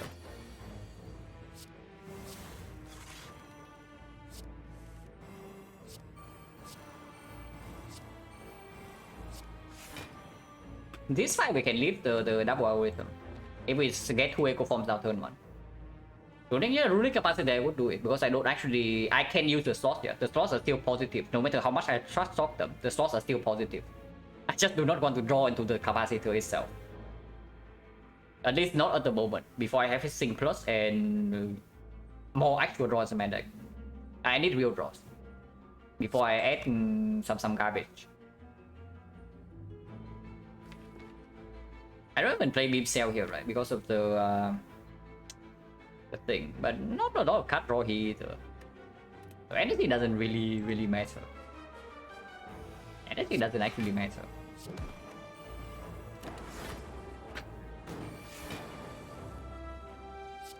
Okay, maybe it does matter.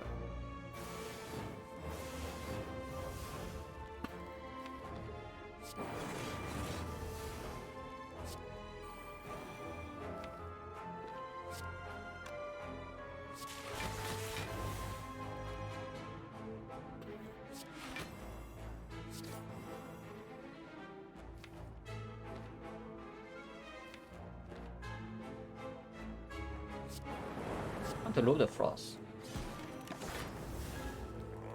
Looping the dark is better for killing him, yeah, but I think I want to draw back into the algorithm first before doing that.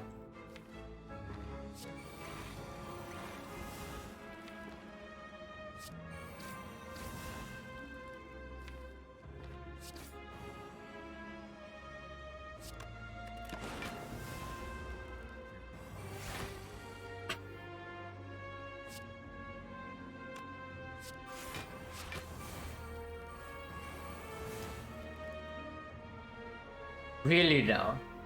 Okay, my score is down already, so I cannot actually wait. So I guess we don't get to noob our algorithms. But yeah, it's a shame. But we need to end this fight at some point.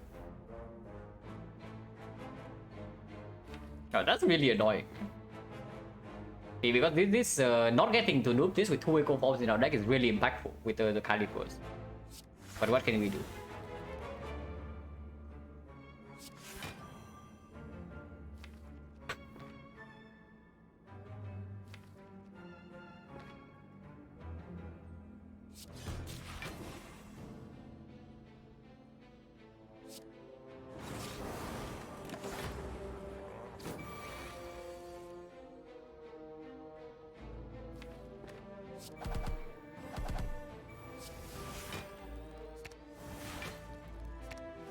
Capacitor for our barrage from Halo World. Now that's a very strong play. I did not consider.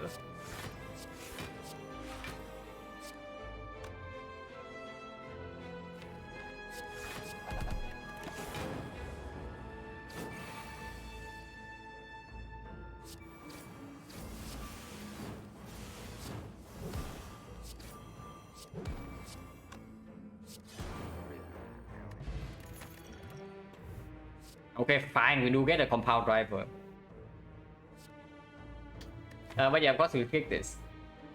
Okay, now I would add a capacitor probably. Now I would. But yeah, it's green. Oh god.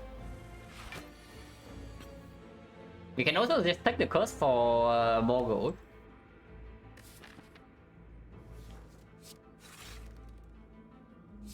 You'll never curse us here, right? Because taking the debuff is also pretty freaking garbage.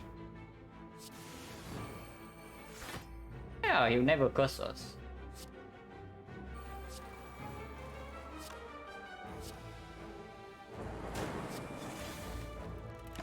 Like 2, that's fine.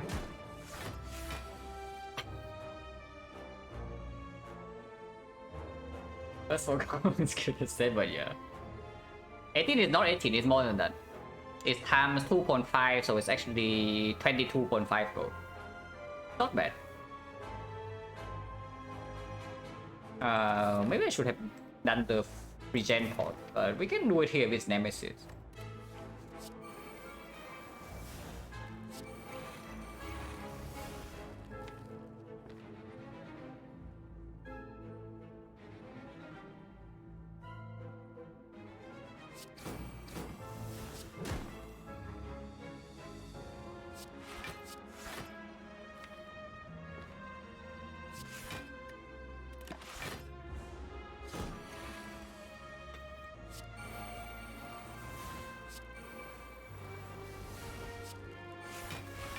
Okay, finally get to do my freaking algorithm.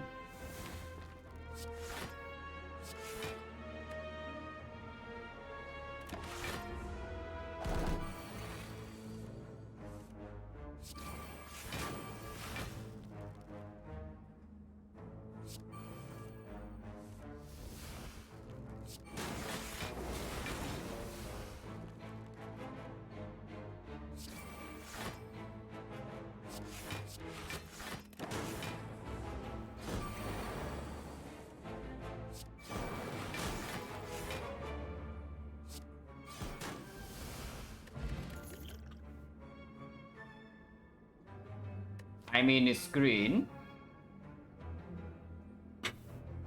Yeah, it is green. And that means that we can lift the algorithm for the next turn to echo form every single fight. Yeah, absolutely. So 1, 2, 3, 4, 5, 5, 2 potion 50%. These are certainly not Retromancer potions, yeah, but yeah, let's take the elite fight. 75 gold per dot here plus unbranded is like it's just like really tempting. Surely it would never ever backfire. Ever. Ever.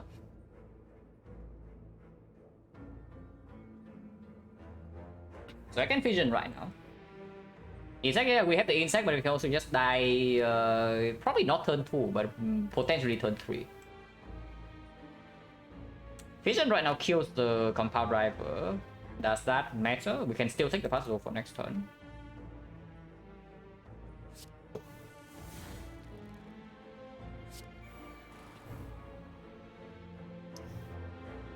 Take 2 and play the ball lightning, maybe?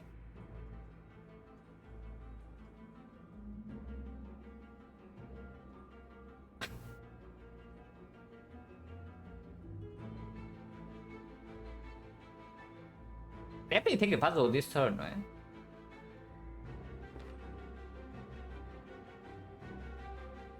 I think we'll just kill one of the deck and not take the puzzle, and next turn we have pawn 3.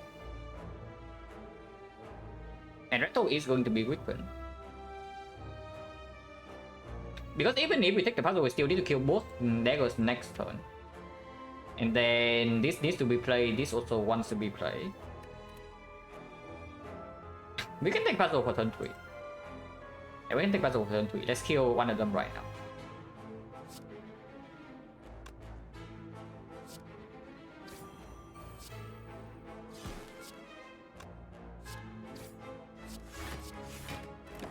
Because this also retains lock with Calipers, yeah.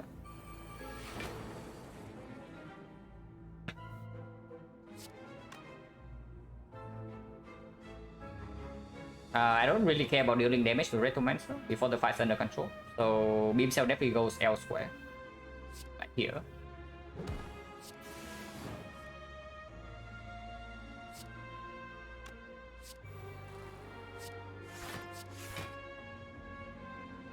Weak thought on Retromancer or just dual cast?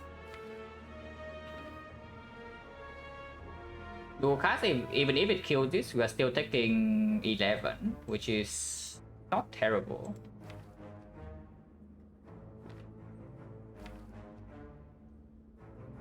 Lightning Loop potentially killing this next turn. It makes no sense not to dual cast, right? And even after we potion, we're still taking the puzzle to weaken Retromancer here. She goes to like 25. Yeah, 25. So we take 2 and we use the puzzle. That's perfect. We double go with the Ice and Echo from the potion like plays. It still plays, but it doesn't play as much as usual. So it can be used here.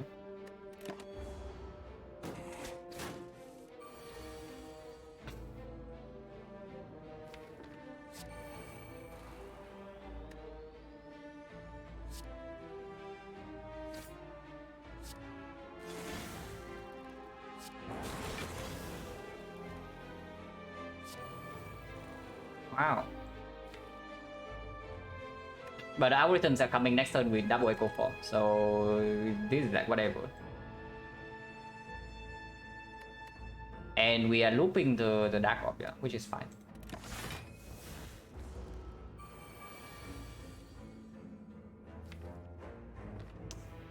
Not ready to do the echo.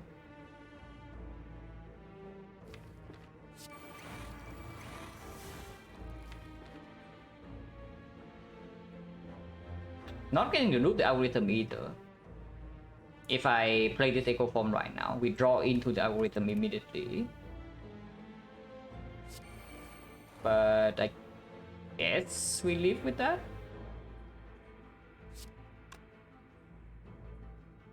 Unless they tell me the line here is actually just claw into Zap and then not play algorithm, also shuffle it out. That is never, yeah, that's never going to work. Yeah, possibly we can start with auto shield. So finally, for the first time ever, auto shields can actually gain block. Yeah. I see the auto shield. I don't want to shuffle this in, no. So if I shuffle right now, I play this after playing the compound driver, which is probably what's happening. So compound first. Actually, no. Let's do this first.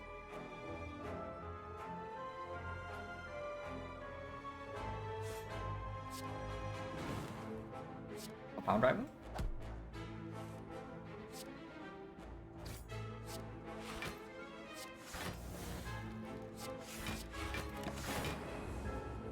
Okay, now the fight should be under control for a little bit.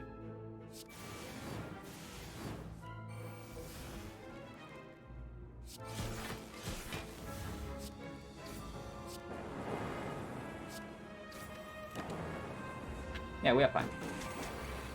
But once again, we don't get to loop our algorithm, which is slightly sad.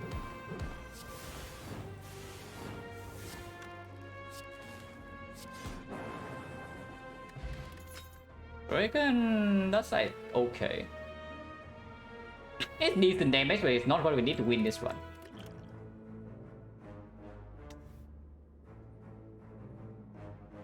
Oh. I mean, capacitor was already marginal, yeah, and now it's up against Equilibrium Plus. Now, yeah, I know that I did say that I would pick a capacitor with a compound driver, but that's if it's up against skip. But here it's not up against skip.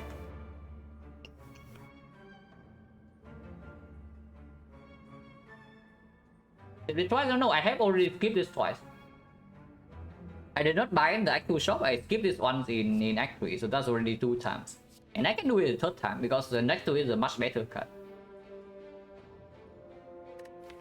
Yeah, the next 2 is just a much better cut, and I picked that. I would like a pyramid, please.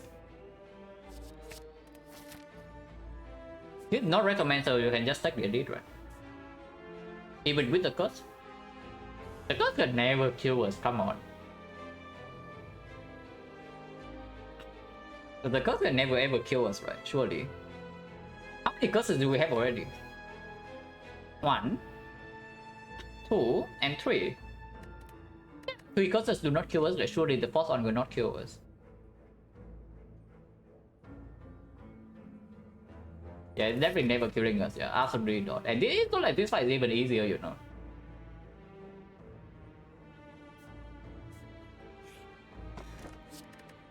Yeah, it's just a freaking decay. Like, how bad can decay be? Okay, pretty bad with the puzzle, yeah, pretty bad. But auto shield will never let it get to that point.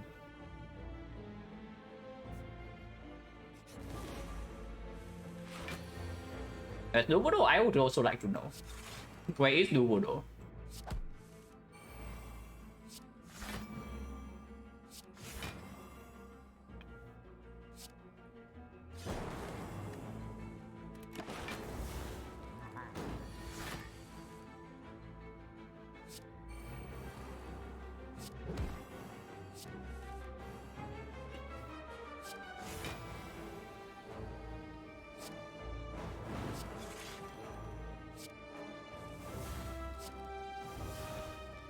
Still retaining?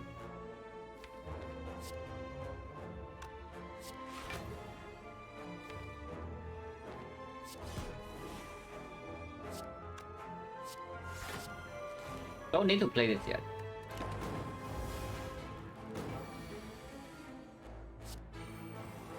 Now, one echo form down.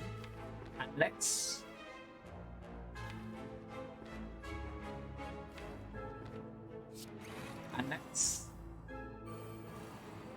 okay, and let's not think echo form down.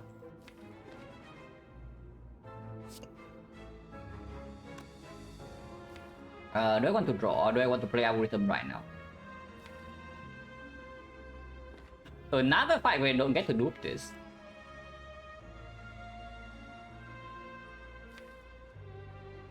But we have not gotten Frost down. Diascope is down already, and we need to kill fairly fast from here. With hit sinks also not down. Yeah, fine, whatever. I draw.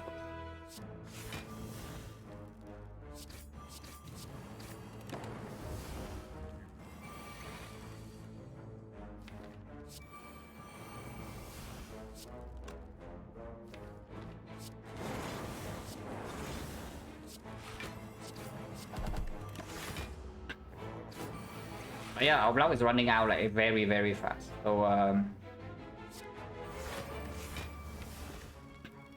doing that is good.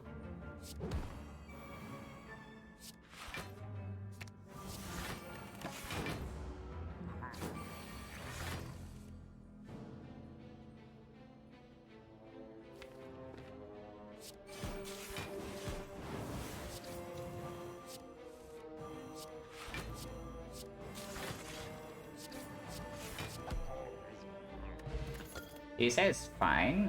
Coordinate over Hyper Beam. I mean, we can also pick Hyper Beam and pivot, but maybe that's not the best idea. Another way is okay. Yeah, we will fusion with everyone slightly more off generation.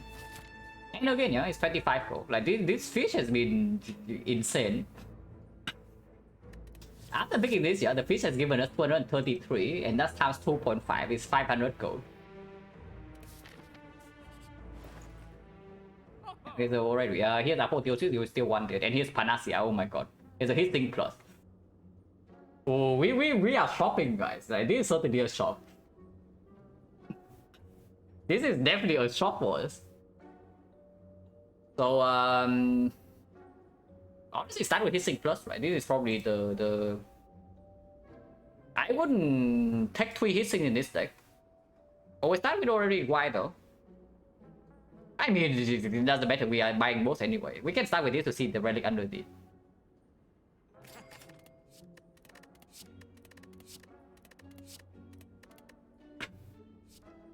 Aha! Once again, capacitor is here, yeah? But you know that what we are picking here. We are not picking in capacitor. Because again, right next to it is another good card. So this capacitor is like never getting into our deck, guys. Like, so stop trying to make it get into our deck because it's never happening.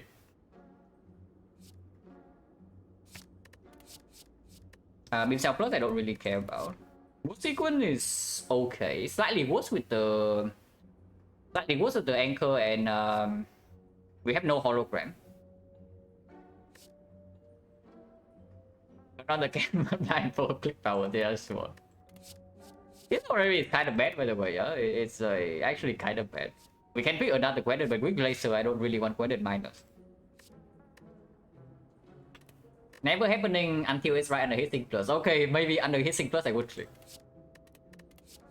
But this is quite a cringe already. With the ball no longer needed, we buy this first. I mean, we can also buy this. A little bit late, but it still performs in the Act 4 Elite. Okay, I know that I buy this, yeah. And I probably know that I buy the Apotheosis as well. Now I can buy Apotheosis. And the shower, this is better.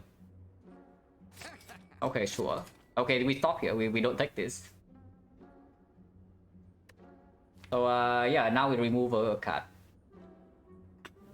And I guess no matter how bad auto shields is, decay has to be worse. Right? If we don't have any curse relic, like, and by curse relic I also mean exactly one, which is the Duodo, because Dark Soul Period doesn't matter anymore. Relic says 43 cards infinite. Yeah, sure. It's more than that because we do have a Halo World in our own deck as well. But yeah, we just remove and then leave the shop. Seems fine. Yeah, we remove burn here. Let's remove burn. And that's it. We save go for Act 4. We can buy powers again Act 4, guys, don't worry.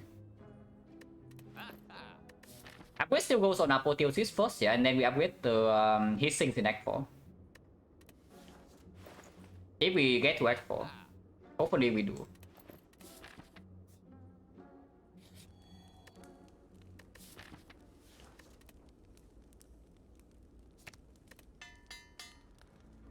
No potion, no need yet. Yeah, I guess we lose the Cool-Headed then. After adding a Glacier, even if it's Cool-Headed Plus, yeah, 3 copies. Now we have 2 copies, we have Hissing, 2 Hissings. With Glacier to refill and also Defect Plus. Glacier having a fun time. I mean, if we draw badly, we will struggle. How we die in the Awaken 1 fight, yeah? It can happen. Is that our setup is way too slow and we die turn 3. That's basically it. If we kill the minions quickly, if we kill the cultists quickly, and we get the first echo form in place safely, then the fight is no problem. But there are definitely draw orders that we missed the echo form setup. And then we suffer. After we get set up, we never deals damage. But before we get set up, like, we can actually take pretty heavy amount. It's never gold. We die because Strike of Capacitor Plus. Interesting. Strength Potion doesn't actually do anything though. I mean, it can help against the Awakened one. Because oh my god, looks like our deck has no attacks now. After adding a bunch of things, apparently our deck no longer has any attack. So how are we killing the minions, guys? I would like a way to actually kill the Awakened one minions, you know. Or how are we doing that? And we just top deck Doom and Gloom with Pen right? No worries. Strength Potion doesn't... I mean, Strength Potion can help, but I want to keep my Cool-Headed here and toss the Strength Potion away.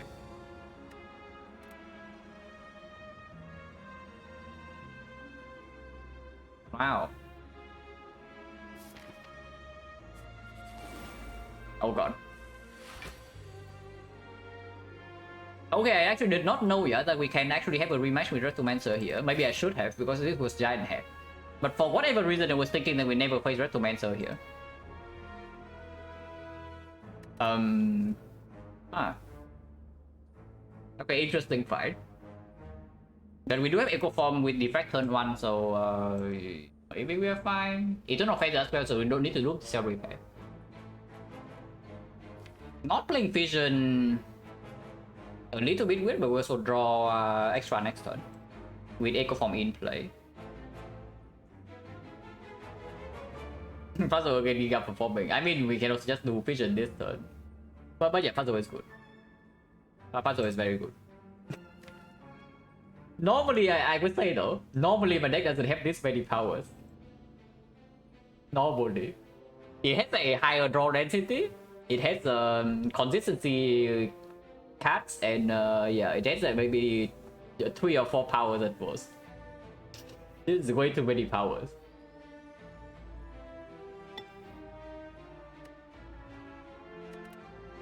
But yeah, that's fine. So Echo Form Defect, Cell Repair. And then just defect, yeah. I do not need Sync because we do have one Compound Driver, and maybe we need this off to kill these things next turn. The Dark Oak will hit one of these, which is a big thing.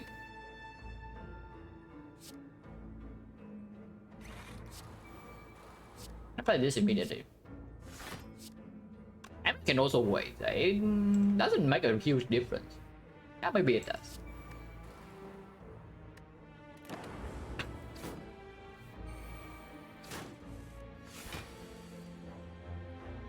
Oh god. I guess we are doing double bias immediately. Double bias into chill, or we just chill first. Chilling first is not terrible, but if we always play bias this turn, then bias goes first.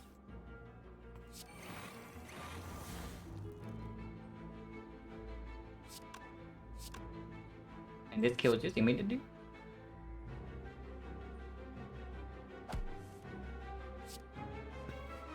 We'll be fine for me. We have hitting plus.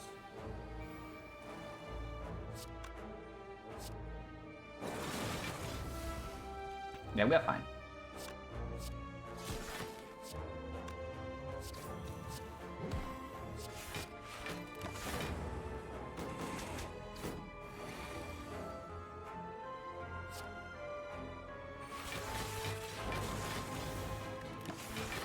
Losing focus though, but I don't really care too much. We have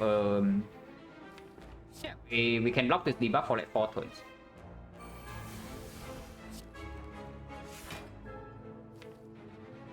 Is quite a long time, I have to say. Hissing Plus is in play. Do you really want to play Overclock?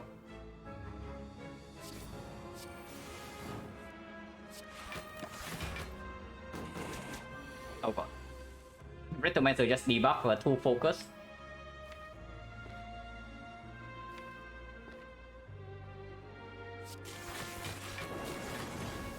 That's fine. You're drawing 1 card. I don't want to draw 1 card.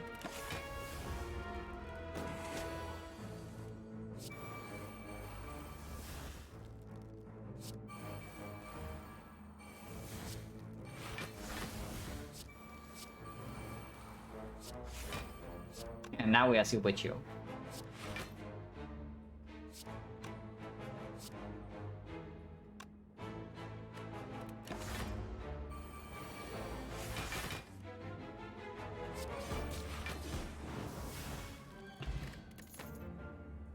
No potion, but all monkey ready. And yeah, here's your capacitor, like take it or leave it. This thing is basically plus 1 slot, so yeah, here's your capacitor. Multicast? It's like okay. It is good with Calipers, but we have no plasma and no actual burst of energy besides that 1 turn. If we just chaining powers into powers into powers, then multicast doesn't even do anything. And early turns is an empty draw. Yeah, early turns is an empty draw. I don't want it. Loop, yeah. We have this right here, and we have the loop, so that's basically all the capacitors we need.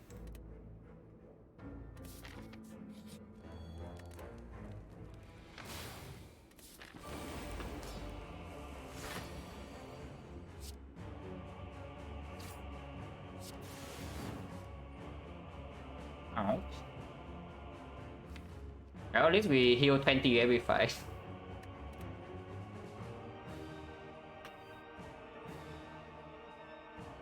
I want to loop the frost, right? So rainbow first. That energy doesn't matter. We can exhaust it. We Hello World can get hologram. Hello World can get back hologram.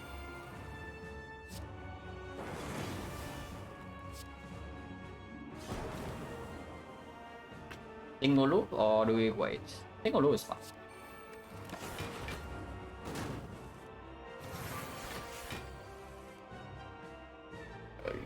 Guess what, guys? We do have a hologram.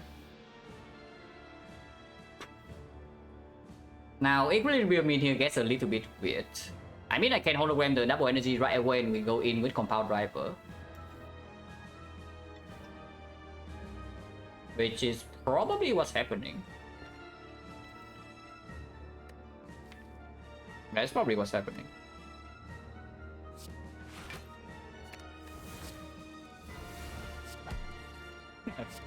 Exactly because of this.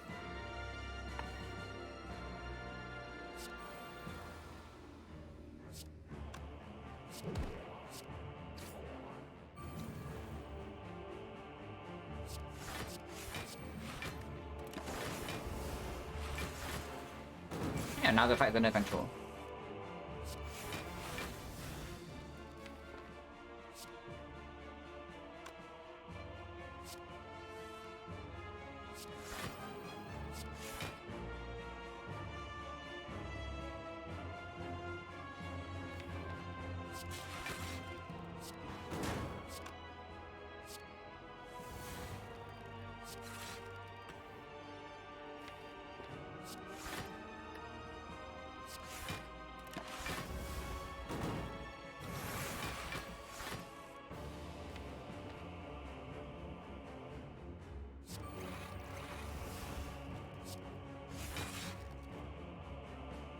We're losing HP again, right? So I can just play this.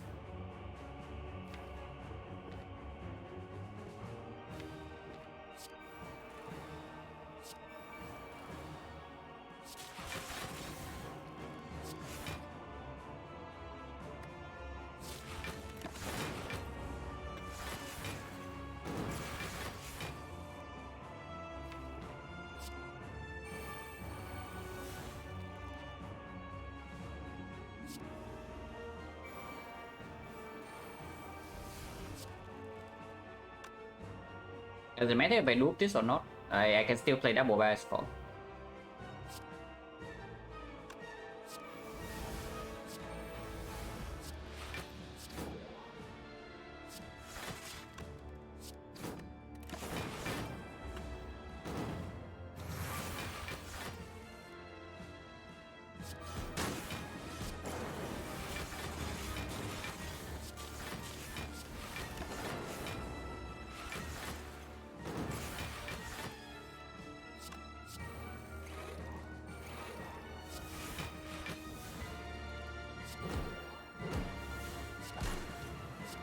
We can going in.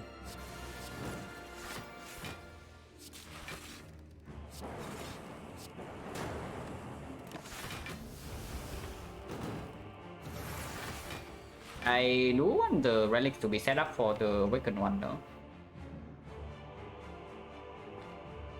Maybe try to kill with Zap then.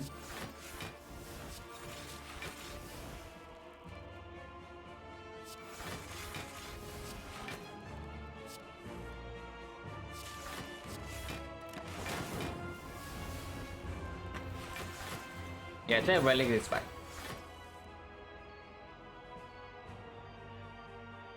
Energy doesn't matter that much. Penny matters.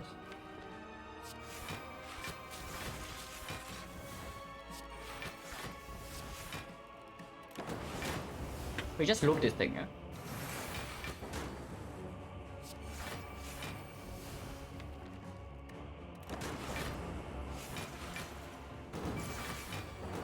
That actually work though.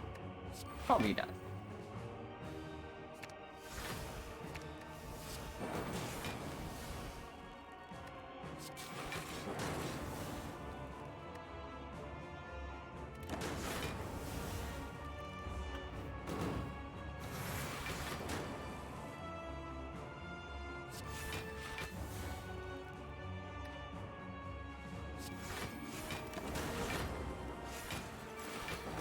This is enough to not be soft locked, right? I'm pretty sure.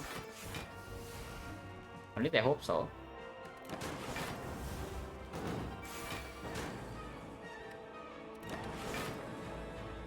Yeah, it's enough.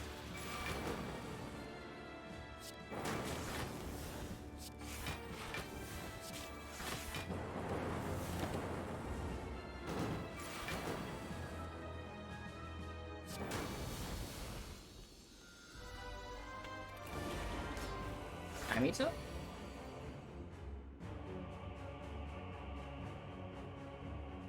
Not a very easy fight. Yeah? If you think that this guy is easier than the Awakened one, then maybe maybe not so true. Okay, something about this guy though is that after we get set up, it's the same. But this guy has probably a slightly lower chance to outright kill us in the opening turn. And after we get set up, we don't really care. Super easy. Okay, let's see how much damage we take next turn. For a super easy fight, let's see how much damage we're taking next turn.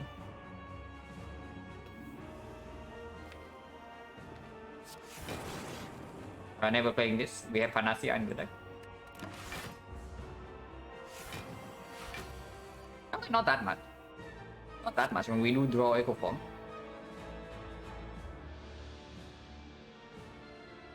Like, no, I'm also taking 0. With this draw, I'm also taking 0 here. So that's cool. Imagine taking damage to this guy. Happy me.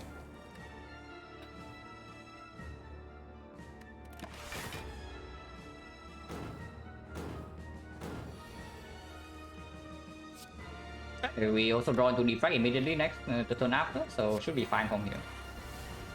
That's totally unnecessary, yeah. We have a full heal already with the Eternal Fighter, so we can just get this out of the deck. Or we can also leave it in to not play cards. That's like honestly fine too. Currently taking... Even if I play this here, I still take 3. If I do not play the Commander, I'm taking 6. That's fine. I don't really want to play Pigeon. Damage is irrelevant anyway. This fight is probably over. This fight is almost already over.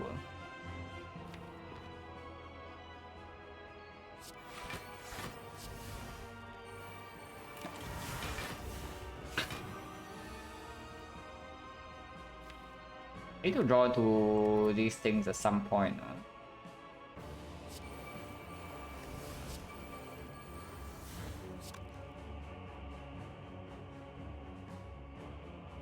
I want to keep this actually. And I think we can do that.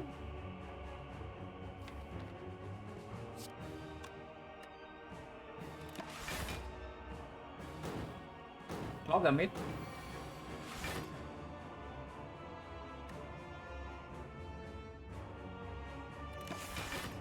We are fine.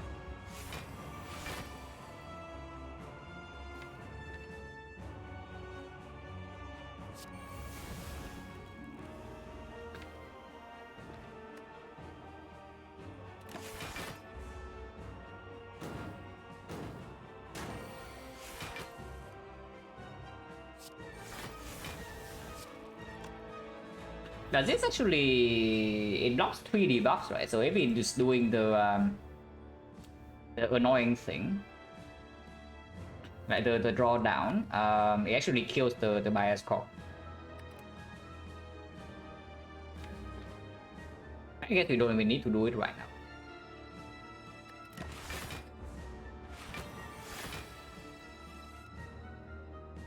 Oh, auto shield. I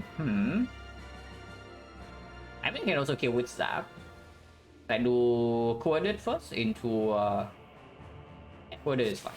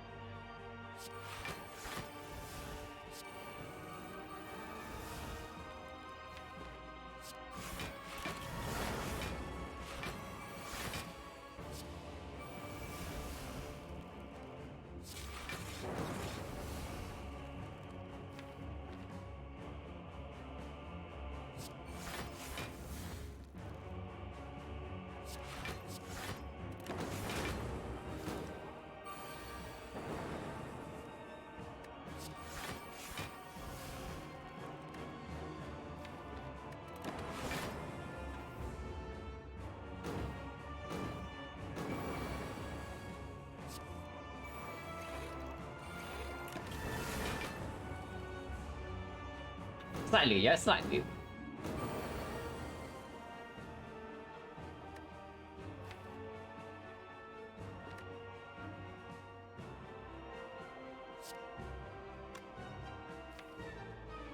I want to get this lightning to the back if possible. I want to loop the frost. Guess we can do this and then zap later.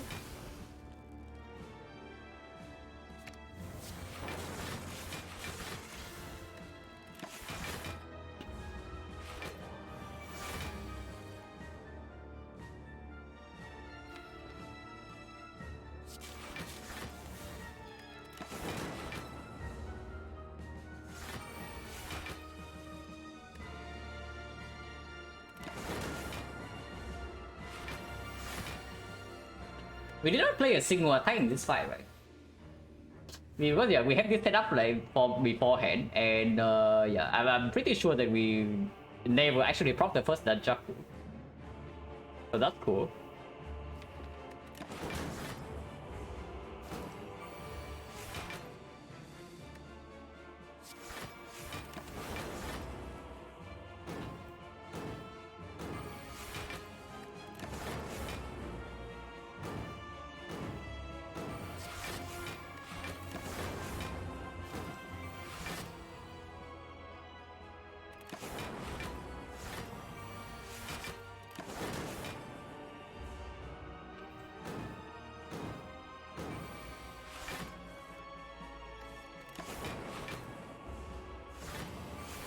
I would feel a lot safer if this deck has like 2-6.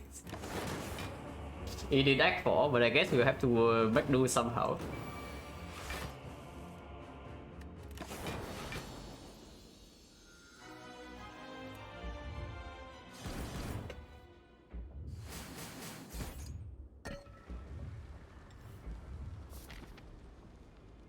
It happened quite a while ago. I'm going to definitely goes on hit sinks, right? Yeah, it's definitely hitting over vision.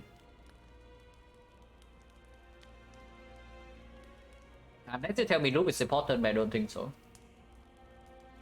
Yeah, it's definitely hitting.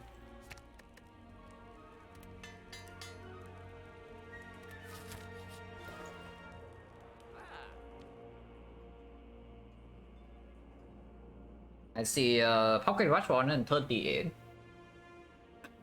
Now that is slightly expensive, and then yeah, unfortunately the Power Dream is dead, guys. We are not clicking this crap.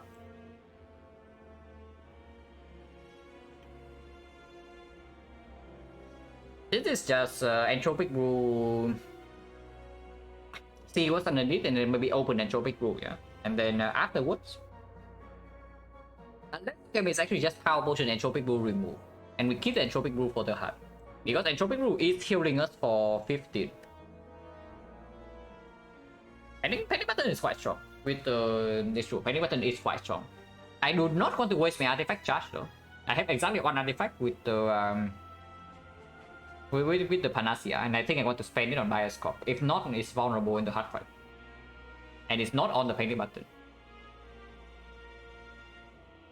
What potion can be better than... I don't even know, like defect potions kind of not have a ghost nurture. And that's a pretty big weakness if I have to say.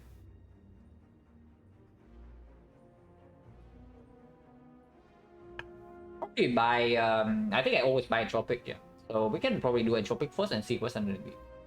But most likely this is just Entropic power potion remove. And it's finally time for the auto shield to go.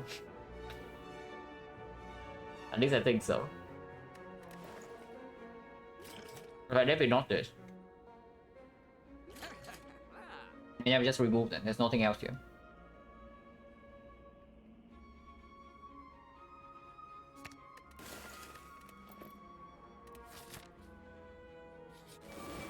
Now we do heal a lot. Panic button, no need.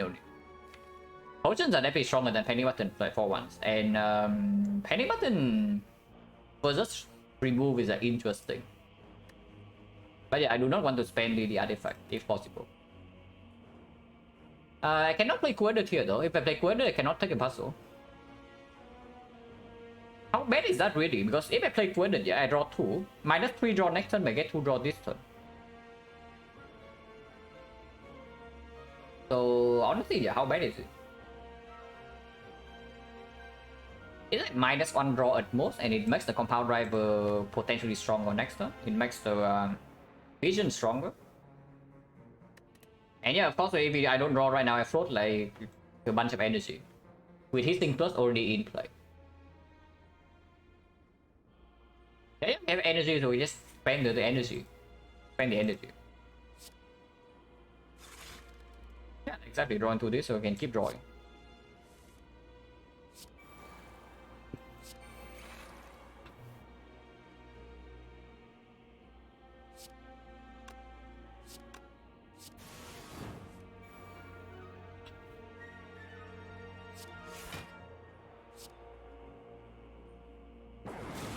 And we also, if we draw immediately, we can even stack up Calipers for turn 2. So yeah, like how bad is it? Like this, we are blocking for already 30 plus next turn. Can Beam Cell here to strip artifact? To maybe land over the ice. And I don't care about the panic damage.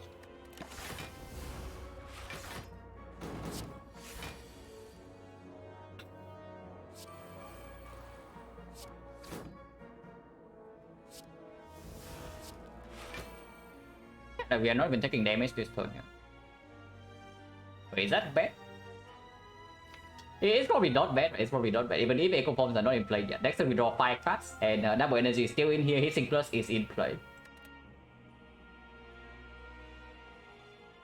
Options to barrel, it was P-Box and something else that was not really pickable. But what was it? I remember that the only options... Oh, Ectoplasm. Yeah, clicking Ecto would be pretty sad this round, I have to say. Also, fish is going in. I don't know what the fish. Like literally the old coin.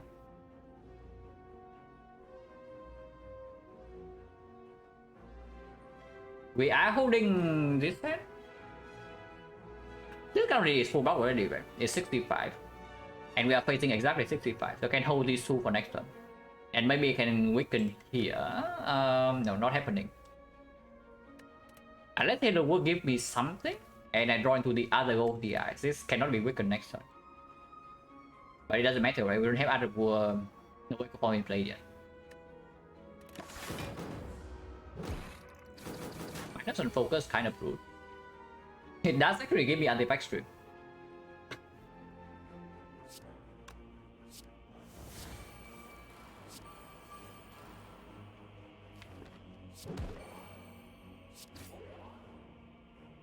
Oh, we can just kill it. Killing kind of nice. Need block? No, I don't need block. I can just kill him. No need to block when he's dead.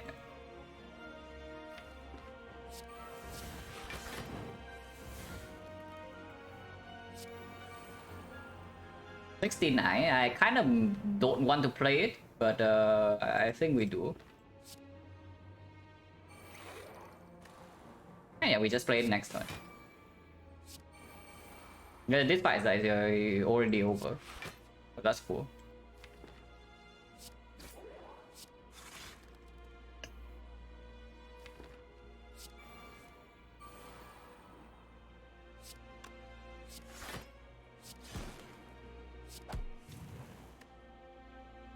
And I don't need to play any more attack after the beam cell.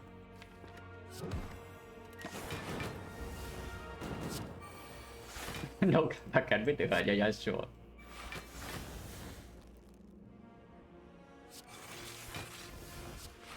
My hand is full. Looks like my hand is full, guys.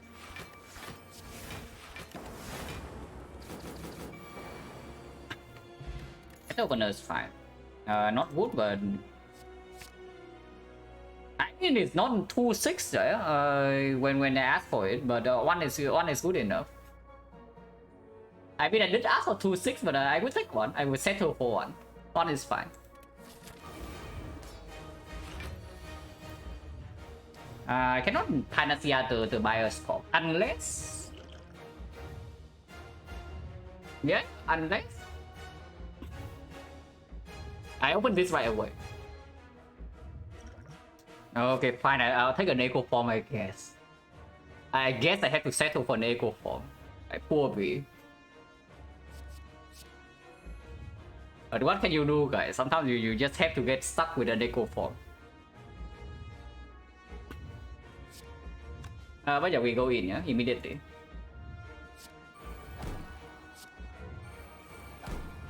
Wait a second. Wait a second. So I guess we have a bioscope anyway, and we still block the vulnerable. So that's cool.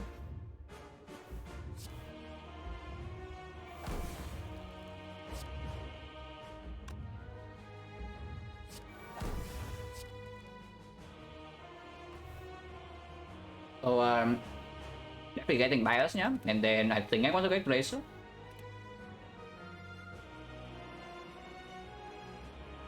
Open rule, yeah. After this, we have toy on the total. We might still take damage turn 2.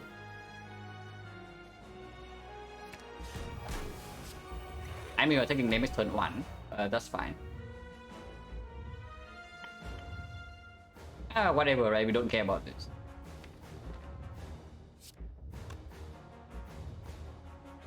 Maybe just exhaust immediately so I can actually open the potion. Yeah, sure thing. Okay, we are very strong. No loop yet, yeah. So this is fine.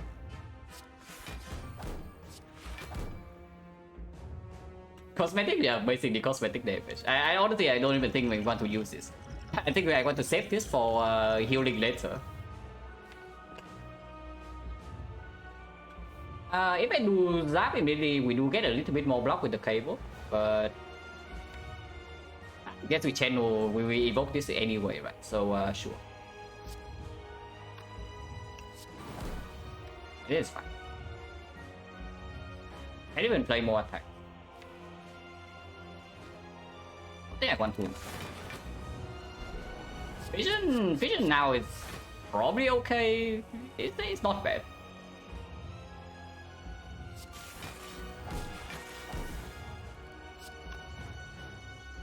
But it's fine. We can probably do whatever we want, guys. I am of the opinion that we can probably do whatever we want here. Not retaining, yeah. We can retain into the looping the loop.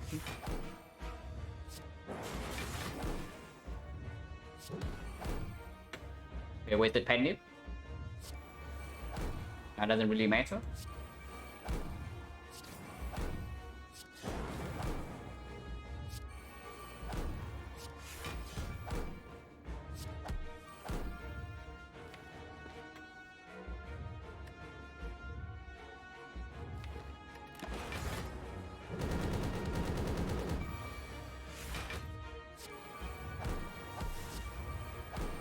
Wait, how many stacks do we have now? 5 cards. Yeah, okay, cool. Interesting. Not retaining, no. So I guess we're stacking our claw instead. And next time I can do double algorithm into double chill.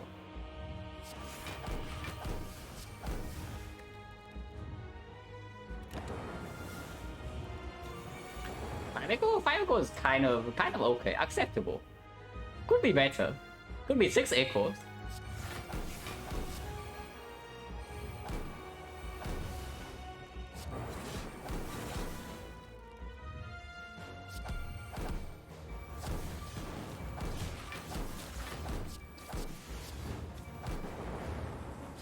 Oh, damage cap already.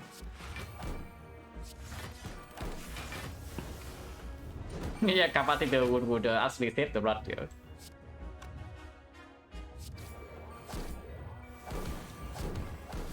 Claw is going in.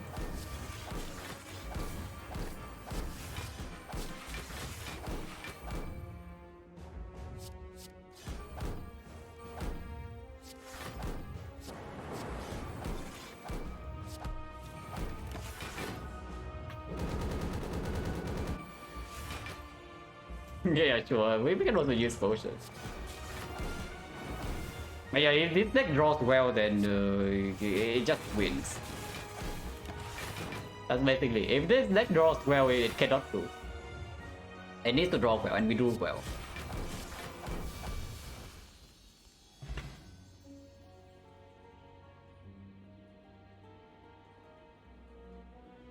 Uh, 13?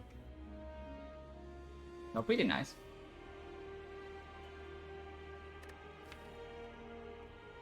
Yeah, don't think we took like too many powers though. It is fine. Yeah, stopping here is actually the right call, yeah. Not buying capacitor. And then the same for goes to actually. Without the calipers, then maybe capacitor can be, but with the calipers, no way. Well, with the calipers, so the capacitor is just a brick cut early on. Like even with only this code only, I already feel that we can brick more often than I would like to. But after the second hit sync, it got a lot better. Before the second hit sync, whenever we bottom deck this hit sync, we feel slow. And slow is bad. Done, yeah, it would have done nothing exactly. It would have bricked our early turns.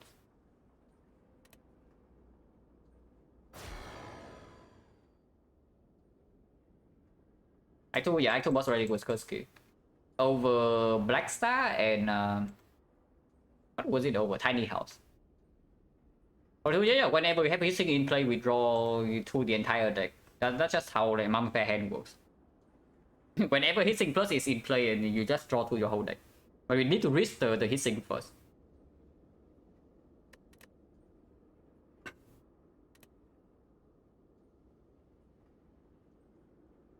No, like, is this actually off monkey or is it not?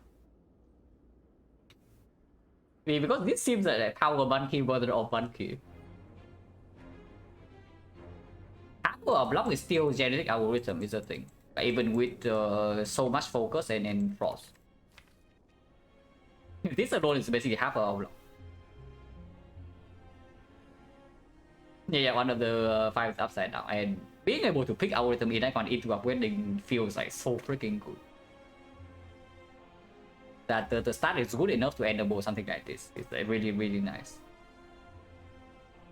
That happens whenever you have sustain or defect really. Like early sustain or defect in Act 1 you just go nuts. But yeah, somebody go live because I'm definitely ending soon.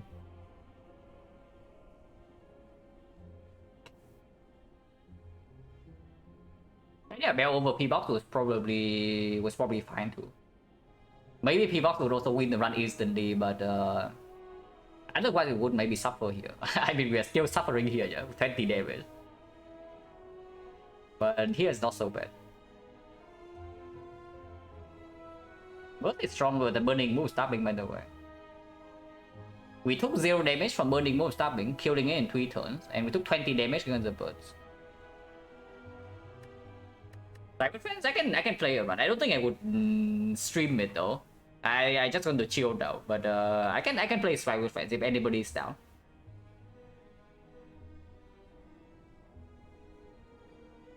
So yeah, like somebody stream, I'll raid you and then I play Strike with friends. It's probably the plan here.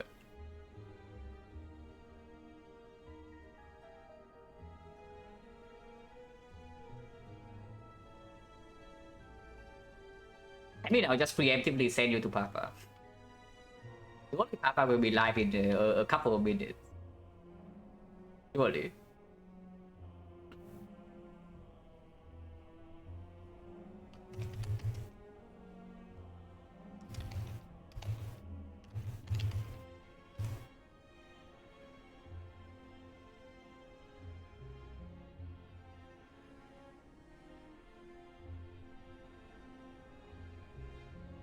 But yeah, thanks for watching guys as always. And yeah, see you later.